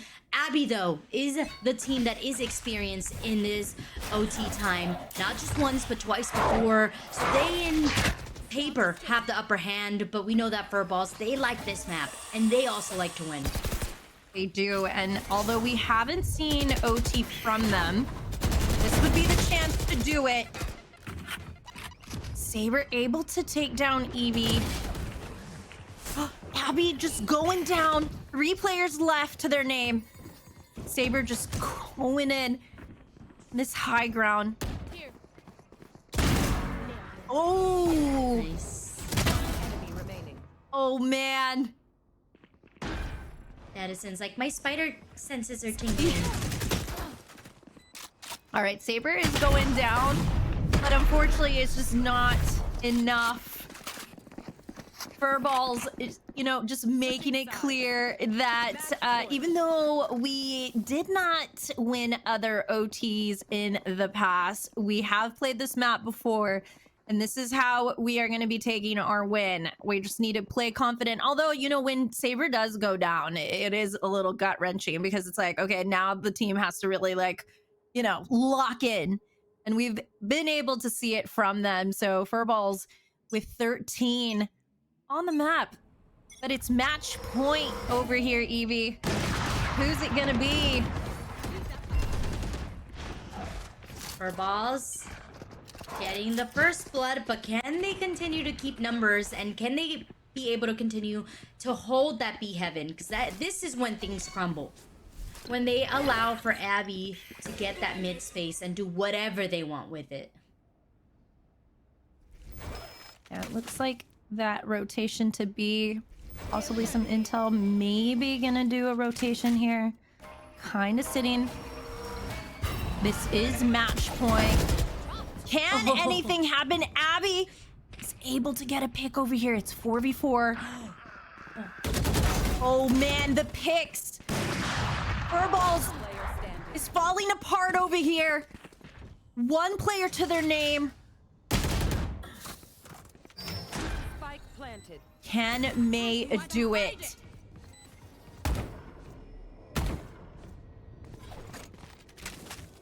May in a 2v1 making a whole lot of noise. So much noise. But maybe enough noise to make it a 1v1. Oh, but it's not enough. Evie taking down May. Oh my goodness. Overtime. The overtime that Abby needed. Evie. Holy. Yeah. Double OT. Double OT. You heard it right. And it wouldn't be a Valorant Grand Finals if we were not going into double OT, right? Like, what else did you expect here? Seed 2, seed number 3, and they are fighting for getting that triple 3-0. I mean, I see a couple peeps nearing that 30 bombs happening once and twice here. Now, Furball's gonna take a page out of Abby's book and go check out what B site has for them. Here come the utilities. Heavy on this B side. No one peeking just yet. There it is. Evie taking down the Titan Saber. They are going to make that heavy rotation now. Will it go in their favor? Furballs needs to be really careful here. No mistakes made. Ooh. Wow, 10% HP. Wow. We have the information, but we don't know exactly where Furball's players are. Oh, but Colby and Luna taking down the Furballs as they're dropping. Will it be enough? Oh no! Team Abby so familiar with overtime. But it's just gonna go in Abby's favor. Team Abby, so familiar with the overtime. It was so close. But there you have it, ladies and gentlemen. Abby just showing us why they deserve their spot. Match point. And, you know, I mean, it's just been so close, Evie. I mean, you need to just consider how very minimal mistakes needed to happen. Yeah, that's a tough one if you're Furballs. You look at it, you're like, okay, they got the first blood, but we got the rotation. We were able to get the spike down, bring it into a 2v2, the Seekers. There was just a lot of peeking and a lot of teamwork happening on the side of Abby's squad, who are now looking to just end it here now, right? You get this point, you finish it out. Let's grab some attention from our opponents using that flash. But we don't see a lot of rotation happening from Furballs, and this is something that we know from them is they are quite patient. They waited out until they have confirmed the information that they needed. They just have to make sure that they keep the numbers in their favor in order to take us into a triple OT. It's just all about who is going to make the play first. You can see now as they kind of really wanted to, you know, have a B plant, but, you know, that was Abby's, you know, way of just saying, okay, let's try to capitalize on this rotation. Saber on that goes down. It's not able to capitalize on anything here. Oh man, the Furballs are going down here. They only got 3 players. Wow. 1 player left. Yeah. And in fact, that's it. Flawless. Team Abby showing what it's like, what they got to offer here when it comes to overtime on split. Evie, I mean, it was going to be tough either way. It was indeed, but am I surprised that Team Abby came out here, gave it all they got, and took us into double OT? Absolutely not. I mean, being a second and third is basically, in Valorant, is basically saying we're about the same and we can do just about the same amount of damage, if not more. Based on our stats here that we will see shortly, we will see why Team Abby was able to be victorious, and I think it's just a sheer, number one, yes, Colby being the MVP and being one of our top eliminators, like, you know, able to get the most kills, but I think also just their coordination and timing and being able to read Team Furballs quite well. Yeah, and unfortunately, you know, Saber's limbs was just not enough, and you know, I'm sure it must be kind of, you know, a dart to the heart, but you know, you have to give it up to Abby. They really kind of were patient in so many situations, and were also, they are so familiar with the overtime that they were like, you know what, we are the overtime you know, team to do it. So they were capitalizing on that, but also just giving us a great show for our first matchup for our first map. Absolutely. Well, we still have some more fighting to be done here, folks. It's not over yet. It wouldn't be over if it was it wouldn't be a grand final if it was just one map, right? So we got two more potentially. Or will Team Abby have what it takes, shut it down on Ascent, and send Furballs running home and saying, not today, you are not the kitten of today. But of course, we're all looking and searching for the fight of the cat. We're gonna take a short break, and then we're gonna take us on to map number 2, which will be Ascent.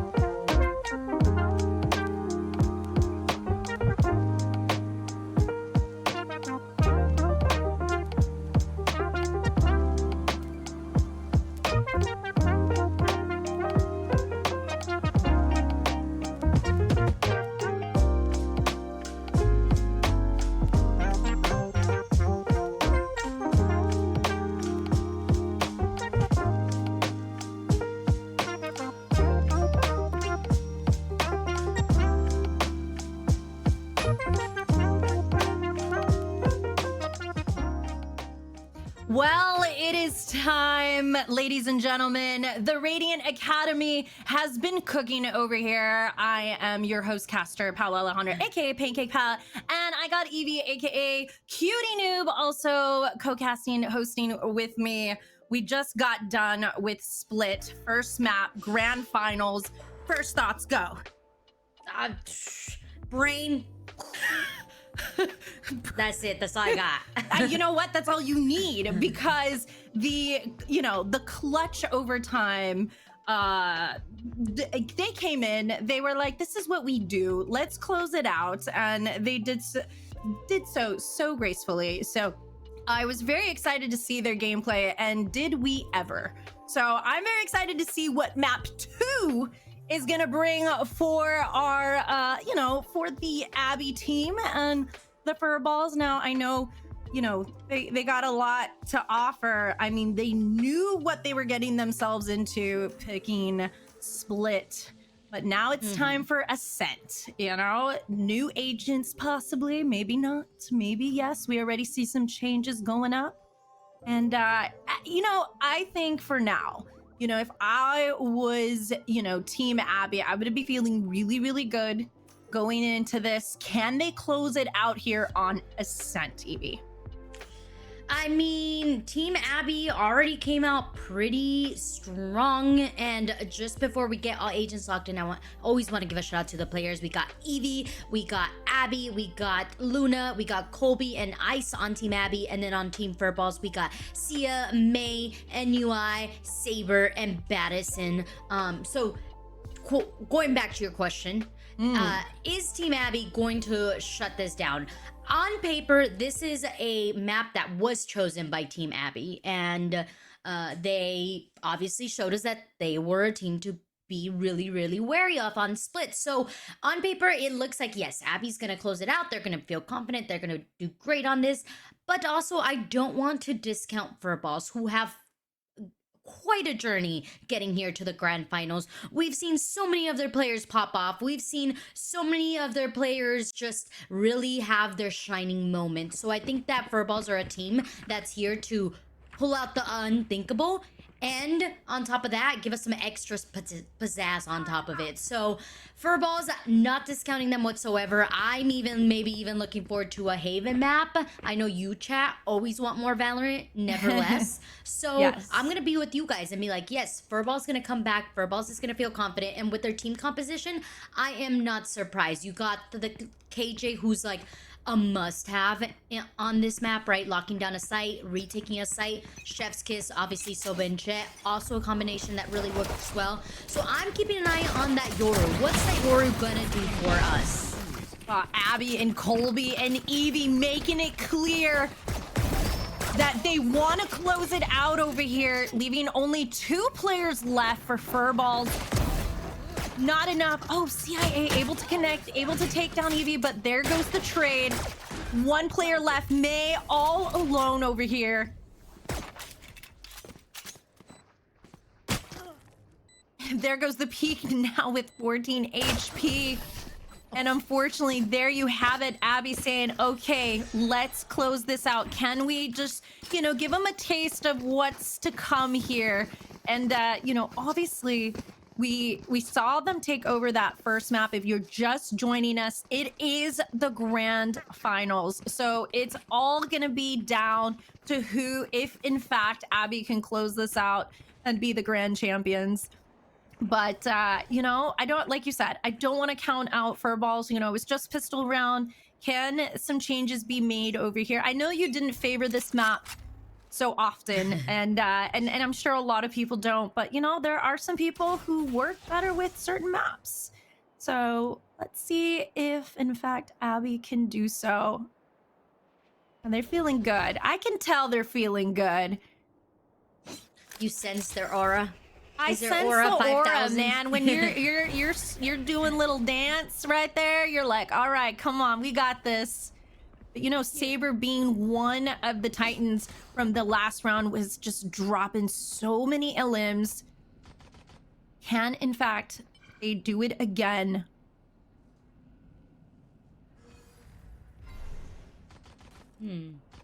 Well, going into this site, is going to be beneficial, since there is no actual person there to withstand their push. All they had to deal with was that turret, and it is, just to throw it out there, also a weapon deficiency for Furballs. So anything that they get off of the hands of Team Abby is going to be a bonus. 30 seconds. Oh man, and here it goes. Who's gonna get that first pick? Oh, and there you have it, Luna taking down Saber. But NUI also making some plays. There goes the shot dart. And able to connect there with Abby.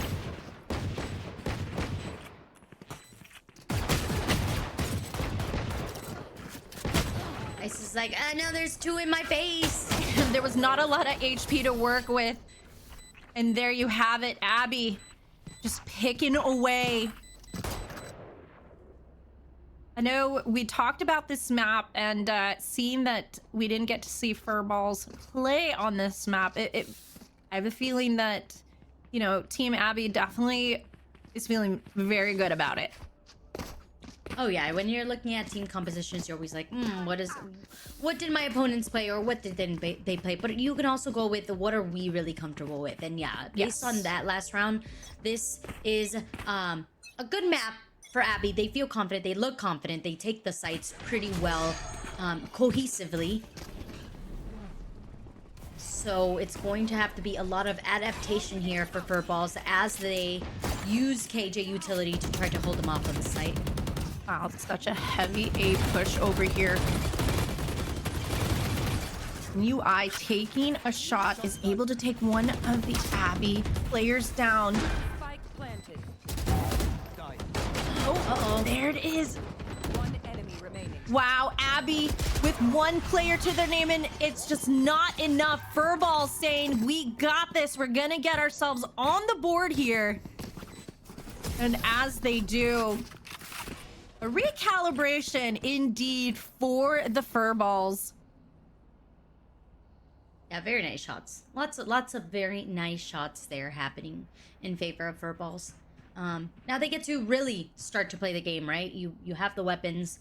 You know kind of the style of how Abby's gonna play some of these hits, which for the most part being very aggressive. So Furballs just kind of gave up that site, and that's what allowed for them to retake it together as a squad. So going into these next few rounds, it's going to be how can we maintain and also contain the aggression of Team Abby here going forward. I like that. The maintain to contain. Yes. Can they do it though? It's been a standstill here on this side with A. Kind of testing the waters here. But Jet versus Jet, will we see it? No shots able to connect there for NUI. Bomb grenade out.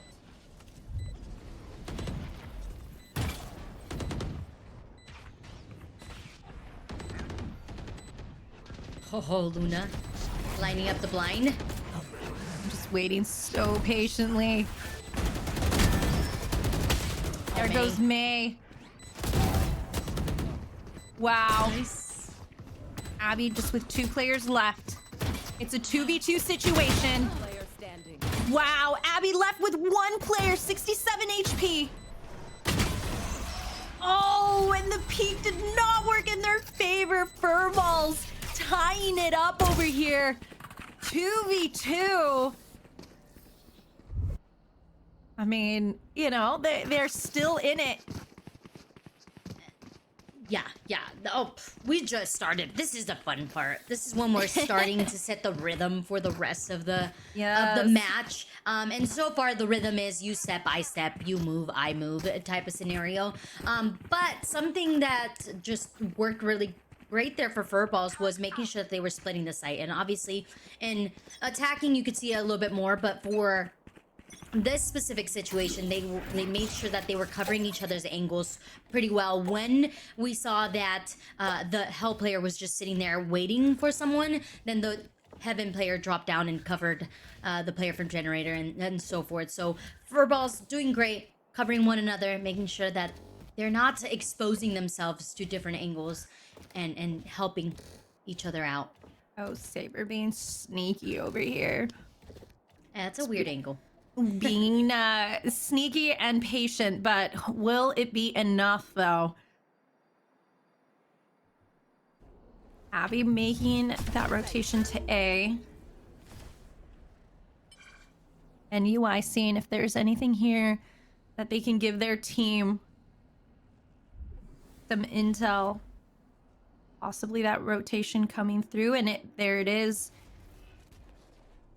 They're gonna go back around. In fact, see if they find anyone that they can, and it worked with Furballs just sitting at A side. Can they do this? There goes the ult with Soba. Evie trying to connect. Can it happen? The Soba ult for Oh. Soba ult. Okay. Okay. Abby with 2 players left. Oh, Furballs was trying to make something happen. Abby. 1 player. Can I stew it? It would have to be such a clutch, but no, we're just gonna save. We're gonna save our money. You know? Saw what worked, what didn't work. Go back, you know, to the drawing board on this one. That was, I have patience, but so do you. Like you are patient, but so Yes. am I. Because, wow, what a bait and switch, right? We saw Furballs going over onto A, making a little bit of noise. Not a lot happened there. So then they were like, okay, let's now explode onto a site. But due to that explosion, Aw. you had the Hunter's Fury being thrown back into the mix. So I want to pay a little bit more attention into what ultimates we have available and kind of see what they can go based off of that, because that's exactly what Abby did. Or excuse me, NUI Furballs did here. that last round. NUI over here, kind of leaving a situation. Thea with the double. And there you have it, Furballs. Really using that to their advantage with the ults and utility. I mean, Sia also with that double, kind of doing, you know, their team, putting them in a situation there to take that win. We got 4 points already on the board for Furballs. Placing sentry. Placing sentry. And a lot of ultimates to go in hands for Furballs. I mean, you got the KJ lockdown to deteriorate any sort of single site push. But I mean, on top of that, you have this op sitting in the hands of Saber, and we know how scary that could be. Wow, speaking of scary, Luna going in. Oh, Saber. Will they do it? With the op in hand. Luna just waiting so timing. patient. Oh! Oh! And then the double over there! And UI, it's not gonna be enough. They go down. They really needed that. The shots! Last player Oh. standing. And unfortunately, it's just not enough, leaving Sia all alone. Okay. I mean, this is the perfect situation here for CIA. Need to split the 1v1. How do you split it, though? Planted. Man, will they go for it? Oh! Wow. That didn't go in their favor. Destroyed. Sia there. Oh Oh, and my. unfortunately, it was just not enough. Evie Yeah, that kind timing. of, yeah, the timing, it just was not, they could have taken that one shot right there, but just was not able to connect, unfortunately. Timing is everything, and also like the Yes. micro plays that happened there too, which Yeah, with yeah. the Yoru flash, so that the turret didn't pick up the Eevee walking up to try and get the peek off on Abby, and then Colby being a main, just being a little bit of a menace, a thorn in the side of Abby, being like, hey, look, I might be here, but maybe like I'm not. Like, you don't know. Yeah. You have Ice over here with that ult sitting, if in fact this is the time to use it. We are focused in B, but no, goes down. See it in May, able to capitalize over here. Wow, leaving Abby with 2 players, 1 player left. Oh, the shock dart's coming out. Lots of, oh man. No, Colby, just cornered. Furball's just really trying to pull away here. Yeah, that was also the quickest round I have seen. Like, I blinked and it was like, okay, well, lockdown, and then they're rushing in and everything's going insane. Yes. Defensive sided map? Question mark? I don't think a lot of us would agree on that. But hey, Furballs, they are not number one, just doing so great after the initial like shock of, hey, we're just gonna go in and be aggressive from Abby's team, to them being like, hey, we're gonna really pay attention to what you're doing and wait for your hit. Because what Abby's team was doing was a lot of bait and switching, right? Let me see what utility I can bait out of you here. Let me give you this sort of information, and then really deteriorate you from where we actually want to go. Well, there goes the hit. The ults have definitely been used here. There goes the intel with our Sova drone. But May over here. Seeing Luna with quite a few utility left. And UI just being very patient over here. And they're slowly making their way to A. See if there's anything that they can see if in fact it's gonna work on their favor. Wow, Ice just ready. Nothing yet. Nice TP in sight. Oh! Wow, NUI is able to take 2 down over there. Sabi with the op. Leaving Abby with 2 players left. Oh wow, Wait, we know about 1 the flank? player. How did they know about the flank? Oh, because somebody... Okay. Will this Yeah, be there's this not much they op? can do. Oh, the shot. They missed.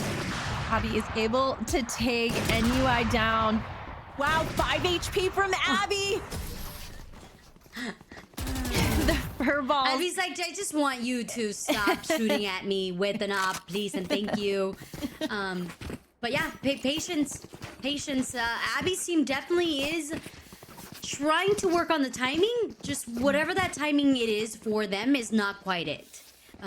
Just Furballs are reading everything. It's like they can see into the future and pinpoint the moment when Abby is going to hit the site. And yeah, you were screaming their name, and UI just able to get one after another, and being that anchor for the team is line for this lead to take favor. Oh my goodness, Saber. I mean, they did go down, but was able to hit that double over there.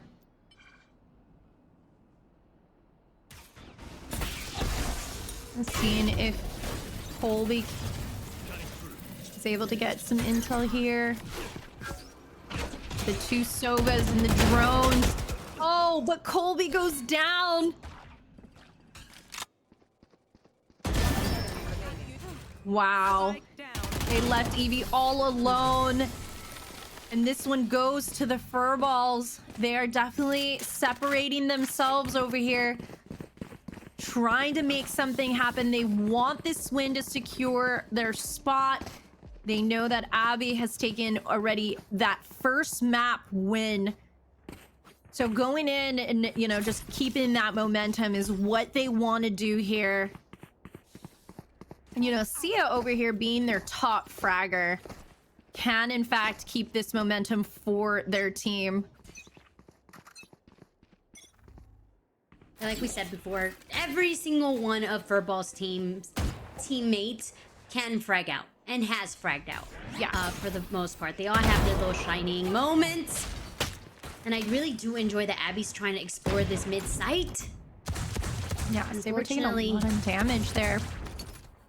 Yeah, and also like they don't have the weapons to really back up this mid aggression. But still, we're gonna try. May taking down Colby. Didn't have a lot of HP to work with. Unfortunately, Abby, one player left. Enemy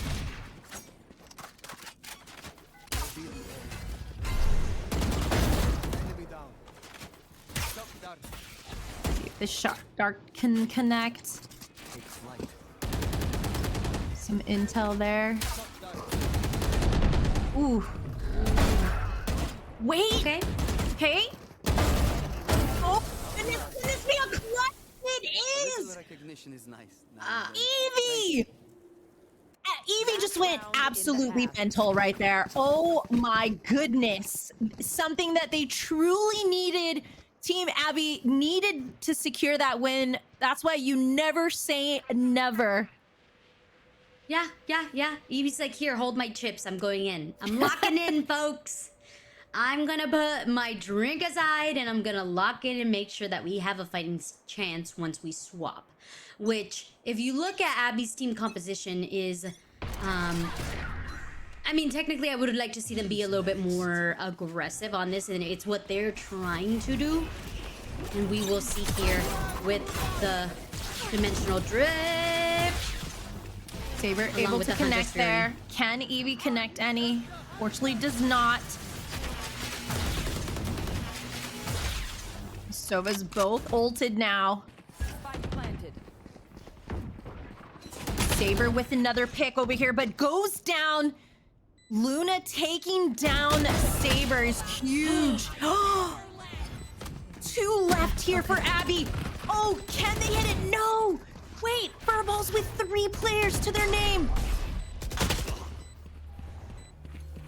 Oh, this is such a terrible position to be in. You have Oh to push my out. goodness. Lockdown is 2v1. ticking. And you go down. Yep. Oh, so nice. So perfectly timed. Furball said, yo, just throw in the lockdown. Doesn't matter. They're going to get stuck there. Or they have to push us. Those are their 2 options. And that will allow them to finish the half with a 4-round lead. Which, Switching sides. last map, I think we were vice versa, right? Abby's Yes. team was in a lead, 8-4. This time around, we are swapperooing. And, I mean, if you're Furballs, you're like, yeah, this is exactly where we want to be. And this is how much we want to take us to that 3rd map to be Haven. But I have a feeling that Team Abby has something up their sleeve. I don't know quite yet what. Okay, no caster cursing. But I You feel just it. hypothetically, possibly. Yeah. I would love to see, you know, definitely something come through from Abby, but also I do want to see, you know, the Furballs kind of try to close this out for them in their favor, you know, because they did come back from their first map loss. So it's really, how can they separate themselves over here from Team Abby? And, you know, obviously mistakes were made, but, you know, it's pistol round. Let's see who, in fact, can make that. And Sia, you know, top fragger for their team once again. Abby, wow. Abby and Ice and Abby with another. Okay, Sia. Who's it gonna Yeah, be? things are too... Ooh. Wow. Player standing. Sheriffs go crazy, man. Yeah.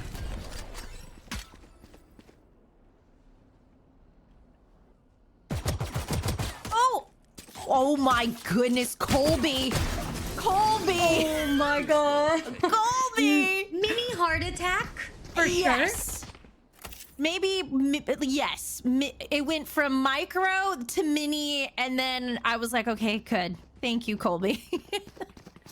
A good start of your team, Abby. You're like, yes, we stopped it. They rushed it. We said no way.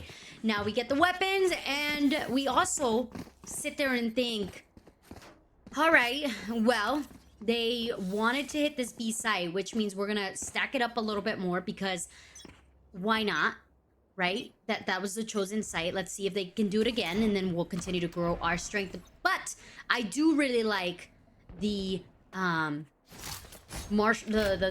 am I blanking on the name of it? The mini op here happening The here. Outlaw. Yeah. Thank you. I don't know why You're I welcome. can't think I of got you, Outlaw girl. today. The Outlaw, but unfortunately, it's not enough. Saber taking down Ice over here. This map awareness here from Evie and their teammates, trying to give some intel, seeing if in fact they push through B side, but looks like they're gonna hold steady. This mid area, gonna make that slow rotation around. Got Colby over here, giving us mini heart attacks. Possibly this time not. Right, Saber. And they do some more outlaw action. Ooh, Colby with the shots, taking down a Saber. We have 4v4 now. They also sent down the clone, and the clone makes so much noise. So I am surprised that with that, Team Furball said, "All right, we're gonna go. We're just gonna absolutely send it." Beautiful blind coming in. The retake of the site slowly coming to fruition here for Team Abby. Just incredible textbook plays here for their team. I mean, they are still in it to win it. You know, just giving themselves a little victory diffusal dance right there. But, you know, like you mentioned, I think it's those micro, you know, moments that they're going to need to do. And now with the econ changing, you know, in fact, I would love to see, you know, I do like to see op situations, but it looks like they're going to keep with what they got over here. Be a little frugal on their side. Yeah, really frugal. Because, wow, we're going to keep 2 players on a sheriff. And Yep. You said the sheriff was crazy. By the way, Yes, that's I very agree, cute. I I agree. would But like when you're some in a cake. yeah, when you're in a situation where it's like, okay, we gotta buy up some rounds, we gotta consume and try to gain more power, it's kind of concerning to me. I mean, Man, this economy-wise, we outlaw, get it. I mean, Ice just so wants to take a shot, just itching to take. They know there could possibly a little bit of a peek there. No, able to heavy really rotate. good. Oh, there goes the sheriff. We didn't expect Luna. Wow, 4v4. A lot of movement here. Making their way here to A side. Can they make this plant happen and hold it down here? The water has calmed. Abby can connect a shot right here. There it is, and no! Standing ahead. Leaving Abby with 1 player, but never say never like earlier. Here's the shock dart, but it's just not enough. The Furballs taking another win over here on this side. I mean, you know, there was a lot going on, and it happened really fast. Yeah. But the one thing that I did quite enjoy off of that play was Abby's team composition, where we have Ice kind of peeking with the outlaw, but in the shadows, we have Luna just lurking about in the cubby, waiting for things to not go correctly there for Ice. Unfortunately for Luna, though, those shots didn't quite connect, but had they connected, it would have been a play of 1,000 centuries. Oh, I love that. But we got an op situation here from Ice. Oh, I don't know, Colby. I don't know. I mean, once I like it, twice. Oh, Colby. Kind of maddening, no? Oh, trying to make everything happen. Every utility thrown out. Heavy on this A side here. Ice is able to connect a shot. Spike down A. Well, Spike is dropped. Okay, but door's gonna be down. Furballs with 3 players to their name. They are about to plant. Spike planted. Here they go.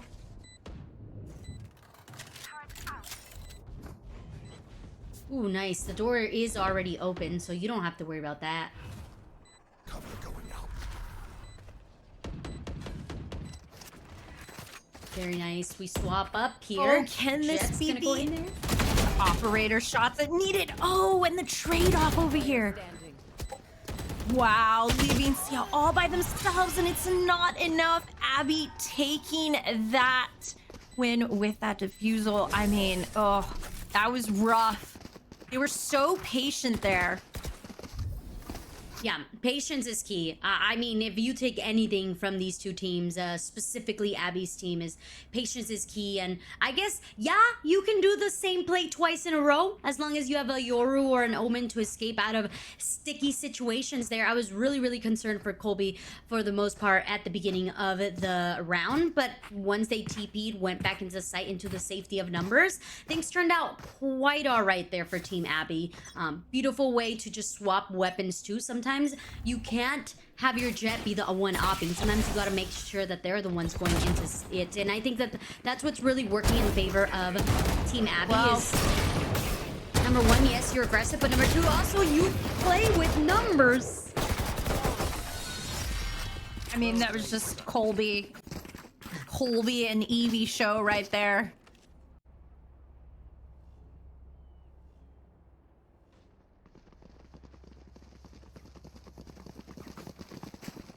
I mean, we have seen it time and time again where these two teams have been just so close to figuring out what they need to do, what changes need to be made. And as you can see from the scoreboard, they're keeping it really close this time.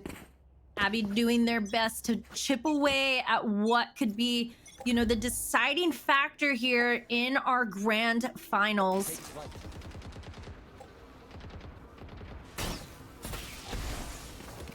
Team Abby's like, but what if we just push a little bit? And you have can some tell they're fun. like, no, don't push. Don't do it. Because they go back really, really slowly. Lockdown, clearing this B site. No, okay. Potentially no detentions here. Wow, look at all the utility coming through. Nothing to Oh, but you check your corner! Wow!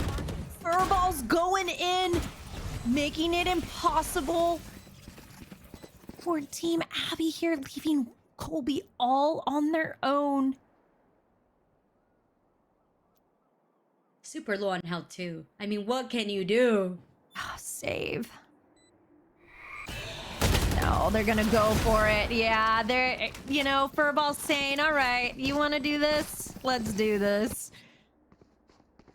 But yeah, I mean, leaving Colby all alone so quickly.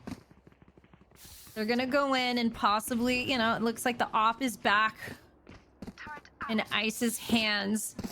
You know, they weren't able to get any picks there. There was just so much utility going through. It's just not enough for them. Furball's with 10 points already. We are in double digits. Double digits and holy ultimates happening here for Furballs. They can get themselves onto site however they like, and it's gonna be on a Saber to dash onto the site, Judge in hand, connecting with everybody. And now the site fully cleared and available for their teammates. Right, what a great opportunity here if they can capitalize this. Abby only has 3 players. Can Saber connect the rest of this ult over here? Considering they have to learn how to be patient too. Oh man! Nice flash. Oh, that's on timing. No! Furballs! Furballs. They just were like, okay, we got this. We got to work together here. And indeed they do. Yeah, that timing on the retake was a little bit off. And I mean, what can you do when you have a Saber with a Judge running straight for your forehead? And you forget to bob, dodge, and weeb. Like, you just kind of take it, right? That's kind of exactly what Abby's 2 teammates did over onto that B site. But what does that mean now? That means, hey, yo, we gotta adapt, and we can't just keep doing the same thing. But Furballs, that they listen to that same message, and they understand that this B site, even though it was really good for them, they gotta explore different parts of the map as well. Yeah, speaking of this map, I know, you know, can be sometimes not a lot of options in terms of what we want to do, but you got to be creative in a sense, you know? And Colby here, seeing if in fact that could work in their favor. Colby seeing if there's any peaks. Oh man. Seeing if they can get some options going there. Wow. Unfortunately not able to connect. Oh, and there you have it. 3v3. Oh, Furball's gotta make sure May gets an elimination here. Otherwise, May go down. Oh, it doesn't even matter at that. Abby. Quick retake. Very great retake. And the trade-offs here happen so fast, but you just see how aggressive Abby was able to be and also just show that they are still in it. Yeah, 2 rounds away from evening things up and potentially even getting the lead. None of these things really rich as they would like, but I guess if we do have to be like, okay, who has the better advantage? Looking at the Ultimates team, Abby could potentially make some waves here on this following round. But I think it's gonna have to be on the deflection of getting onto the site. Like, if they can stop Furballs from getting onto the site and planting, that's where they have found success time and time again. Yes, and we see how Furballs is just kind of really taking this opportunity, but they have awareness. With some more intel there. Will it be enough though? No shots connected. Wow, Abby just showing what they got, leaving. Well, looks like been able to take one of the Abby teammates down, but it's just not enough. Abby saying, "We got this." It's the change of momentum that we're having here, but also the change of speed of the plays that we're seeing there. Instead of Team Abby just kind of letting or looking for signs that's where they're gonna hit, they're actually going and kind of finding those signs themselves. They're not just sitting back waiting on it, and that timing, that speed up of the defense, it's what's really turning out in their favor. They didn't even use any of the ultimates that they have available, but if they do want to, they have that Hunter's Fury to stop this B hit if the call does come through. Speaking of calls, it looks like we might have an A site this time around. NUI hoping they can get on site, but Ice making it clear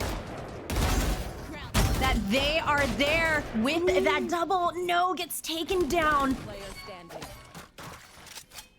Wow. And cornering their teammate and Colby there to finish that off, and we got ourselves a tie, ladies and gentlemen. We're here in our grand finals, map 2. I mean, Evie, you know, we've seen some mistakes, some micro mistakes, but man, they really just capitalized on that, able to tie that up here on our grand finals. Yeah, it feels like they're taking turns. It's like, you do good, now you do good. No, now we do good, now, like, there's not one single team dominating. But even though in the back of Furball's mind needs to be the thought that, hey, yo, we lose this, we're done. Yeah. Like, we gotta go. Really, where they're gonna go, they're already home. But I mean, like, you take the L, and that's a hard pill to swallow, especially when you're this close with the prize pool of 2K. That's a lot of skins to buy here. Team Abby. Yeah. Well, they're on top of take the lead. on top, wow. And there you have it, Furballs keeping it very clear that you know, they want this equally as bad.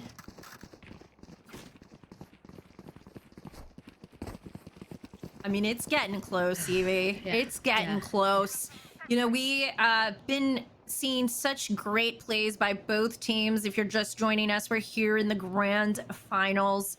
Obviously, if Abby is able to pull through and tie it up, you know, we got ourselves a game, but Furball's just trying so desperately to just get themselves back in it with a successful win here on Ascent. Can it work out in their favor? Here goes Ice. Their location Oh, is no, that revealed. thing- Oh man, no! Last player standing. Wow, a What is 2v1. happening? 2v1. May with 87 HP. May better have the flank of the sentry, because otherwise, oh no. I mean, May is just gonna have to connect each shot perfectly. Wow. Is able to slide through. No, and it's just not enough. Abby making it clear that they're still in this, inching their way to possibly being the victorious winner. But we're gonna switch it up. I mean, we've seen the overtime happen, and could it happen again? I mean, this is really exciting. I think both teams have really proven themselves here, but wow, we got ourselves a game. Yeah, if you're not already sweating, I don't know what else you want from this grand finals. It's OT time. Once again, map point potentially for Team Abby and Furballs, where they're hoping and praying and trying to battle out this second map to take us on to that third, being Haven. Both of them, both teams are shining. It's about the timing and who, what, where, how, right? Ultimately, right now, Furballs just need to hold off Team Abby off of this B side. They can't let them go in, but in is exactly what Ice does. Man, you got Sia over here seeing if anyone is able to peek through. Nothing yet. It's so close. 10 HP falls down to Abby, taking down most of the Fireball team. There's only 2 players left. Can they connect some shots? And unfortunately is left with 1 player. It's been Colby this whole time. Wow. I mean, NEU, they just really need to work together. Here comes the Sova ult. Oh, this timing. This timing's gonna be nasty. Oh my god. Oh. Oh my goodness. But it's not enough. Abby, victorious in this round. Switching sides. Match point. And looking to be victorious in this overtime. They did it once. They gotta do it just one more time. It comes down to this round where they have to read Furballs once again and not fall into the trap of the bait and switch. You're saying it. We got Luna, we got Colby, we got really the whole team of Abby who is looking to shut it down. Shut it down more indeed. time. I mean, everyone's got the weapons that they need. This is all gonna be on who can capitalize on what micro mistakes Abby can do. Furball trying their best. Ooh, nice play.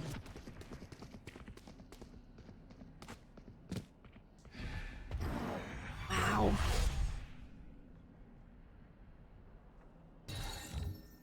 Drop in a smoke. Oh, that's a really deep position by May. Wow, there it is, May. Oh, but gets taken down by Abby. See it right here. 3v3, 2v1 Furballs. One enemy remaining. Doing their best. They have 1 player to their name. Luna taking down Saber. My double's dead.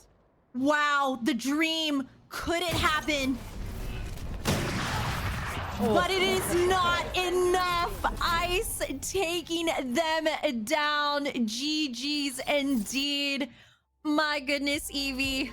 The plays.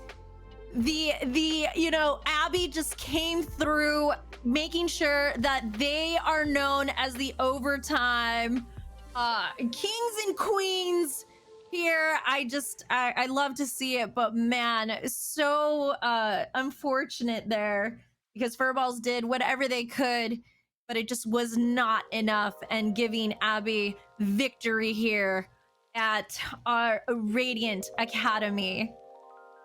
Yeah, so nice. So it's crazy because, of course, we got to see Furballs the first time around, and now that we got Team Abby coming in, they're like the new kids on the block, and we are kind of like, we don't know what to expect. Well, expect the unexpected here. I guess that's the real whole title of this match. Is if we're going into OT, then it's going to be Abby's team who's gonna take it all. And I get it. I get why he put the name Abby. Is Abby was the anchor to this group, but Colby was the overall top fragger. Just consistently being there for their team, consistently getting first bloods, and really opening up at things. I was like, yeah, Furballs have the OG team compositions, the team compositions that most teams run throughout the VCT, but bringing in that Yoru is such a treat. And seeing the Yoru be played to a T as well, right? You got the ultimates to give that team information, but you've also got the teleports and the flashes. That timing was chef's kiss. And then to just add an extra cherry on top, Colby was the player who had the most kills throughout this tournament with 201. Yeah, I mean, 10 out of 10 utility usage there from Colby. And like you said, just really giving an opening for their team every chance they could. And, you know, we had such close-up matches every single time. We were like, oh, okay, this is it. But when they really pulled away, is what you said, having that Euro and the ults and having kind of that chess game, that ending game right there for them, just to pull away just enough and really kind of show that they might be the new kids on the block, but they're here to stay here in the grand finals. Absolutely. So it looks like we have a interview with one of our players. I don't know that we know exactly which one. So I think if we take it to a break, and once we come back, we can have that interview. Chat if you have any specific person that you're like, I really want to hear from them, then let us know, or even just hang out so that you can listen to how this team made it to the top and became victorious.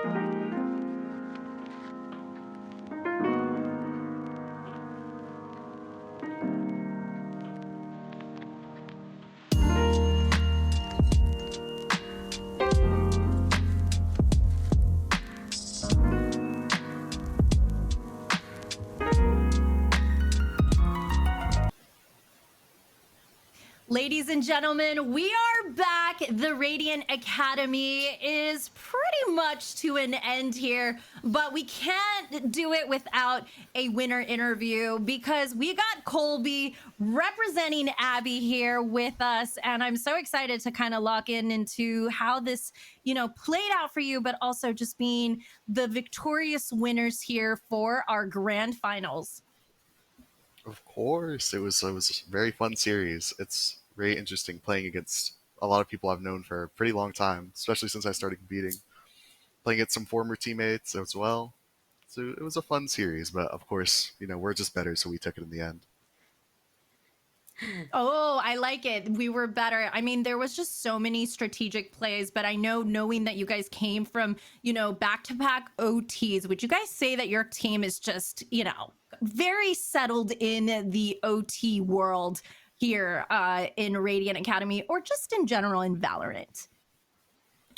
I'd say it's a combination of both, I'd say.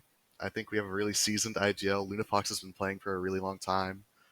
Um, and even one of our, I guess, rookies, I'd call it Evie, was amazing in the clutch today. Like, Yes. ridiculous. I called her Hiko mid match. It was actually like I was reminiscing. It was great. But I think even in OT, we just have really good reads of the game and like how people are going to play. So it's no different than playing a normal round for us.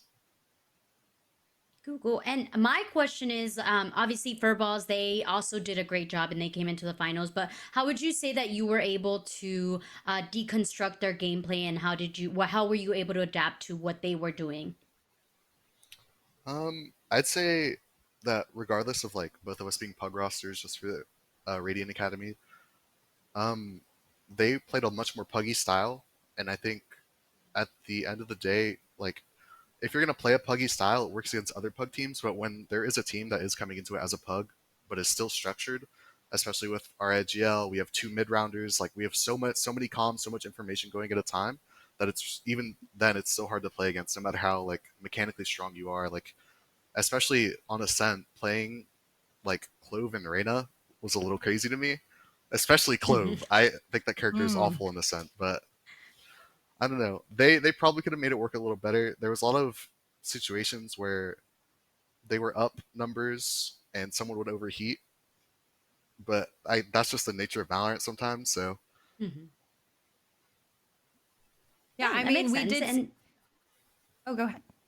Oh, I just want to know also another question is what is your advice for someone? Because some people take this academy as a way to, meet new people, make a team, make a roster, and eventually move on to play in the game changers. So, what is your advice for someone who is looking to do that? And what are some takeaways that you think they could get from this? Um, just keep grinding. Like Valorant is a lot about playtime and how much effort you put in. Uh, Mechanically, even strategically, the game changes every patch. Like for example, last patch, Teo getting nerfed, everyone's comps changed. Teo Mm. getting added, everyone's comps changed. Characters getting buffed, Mhm. nerfed. Like as long as you keep playing and staying like on top of patches and seeing what's happening, and even like what the tier one pros are doing, like that's where we got the your idea for Yoru from on Ascent. Even though it's double duelist, it's not the exact same, but I don't know. Literally just watch, listen, play.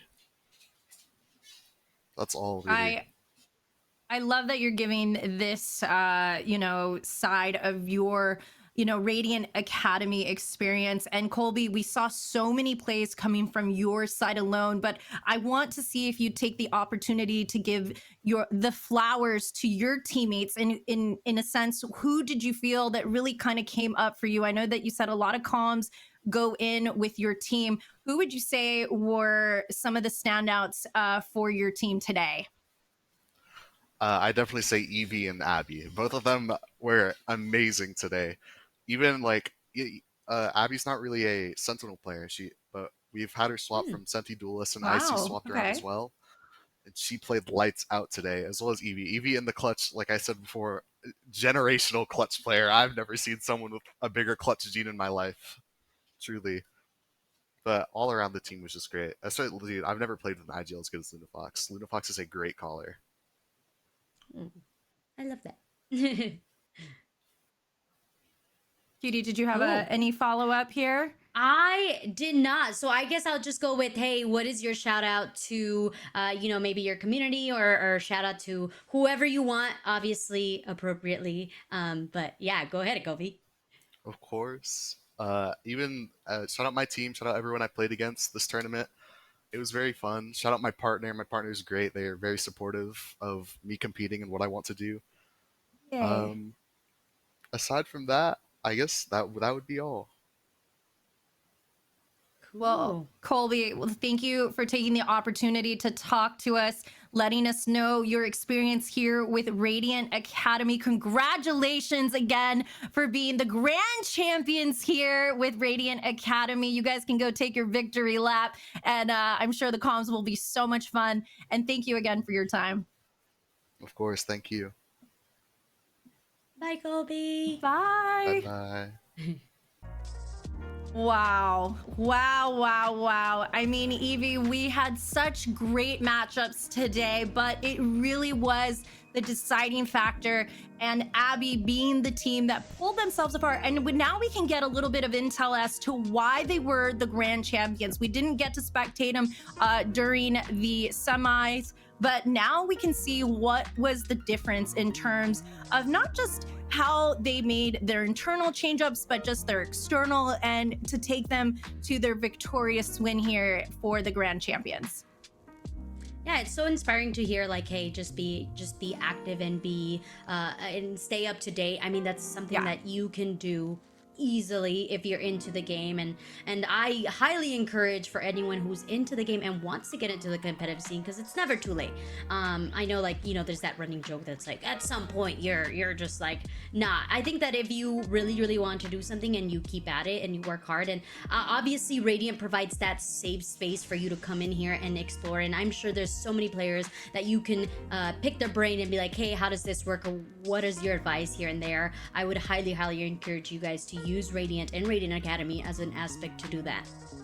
Yeah, I think that having the tools needed there was definitely in the favor of the team that won today. But also, like you said, just to piggyback what you mentioned, Radiant being kind of the stepping stone into a competitive space, being, 5 years already into the making with Valorant, and how much has changed and adaptability. I know Colby said it themselves. They are just so aware when it comes to changes and updates and patches and that takes a lot of teamwork, camaraderie, but also friendship. Friendship time is important, and you could see that they're probably the way he spoke about their teammates in that moment just speaks in volume. So congratulations to them. Team Abby victorious today here at the Radiant Academy, and I'm always so excited to be working alongside you. So it's been so much fun. Yeah, same to you. Kudos to you guys. If you're in the chat, thank you so much for hanging out with us. We hope you enjoyed your time with us. Don't forget to follow Radiant on all socials as well as Radiant Academy. And of course, as always, shout out to our production team, because without them, this wouldn't have came into fruition. So make sure that you also show some extra love to the people who aren't on camera or aren't in the actual games themselves, because they put a lot of time, effort, and sweat equity into this. So shout out to them. Pal, thank you for hanging out with me and giving me all your Always. wisdom as well. Yes. Till next time, we'll see you guys again. Again, thank you for watching, and we'll see you on the next matchup here with Radiant Academy.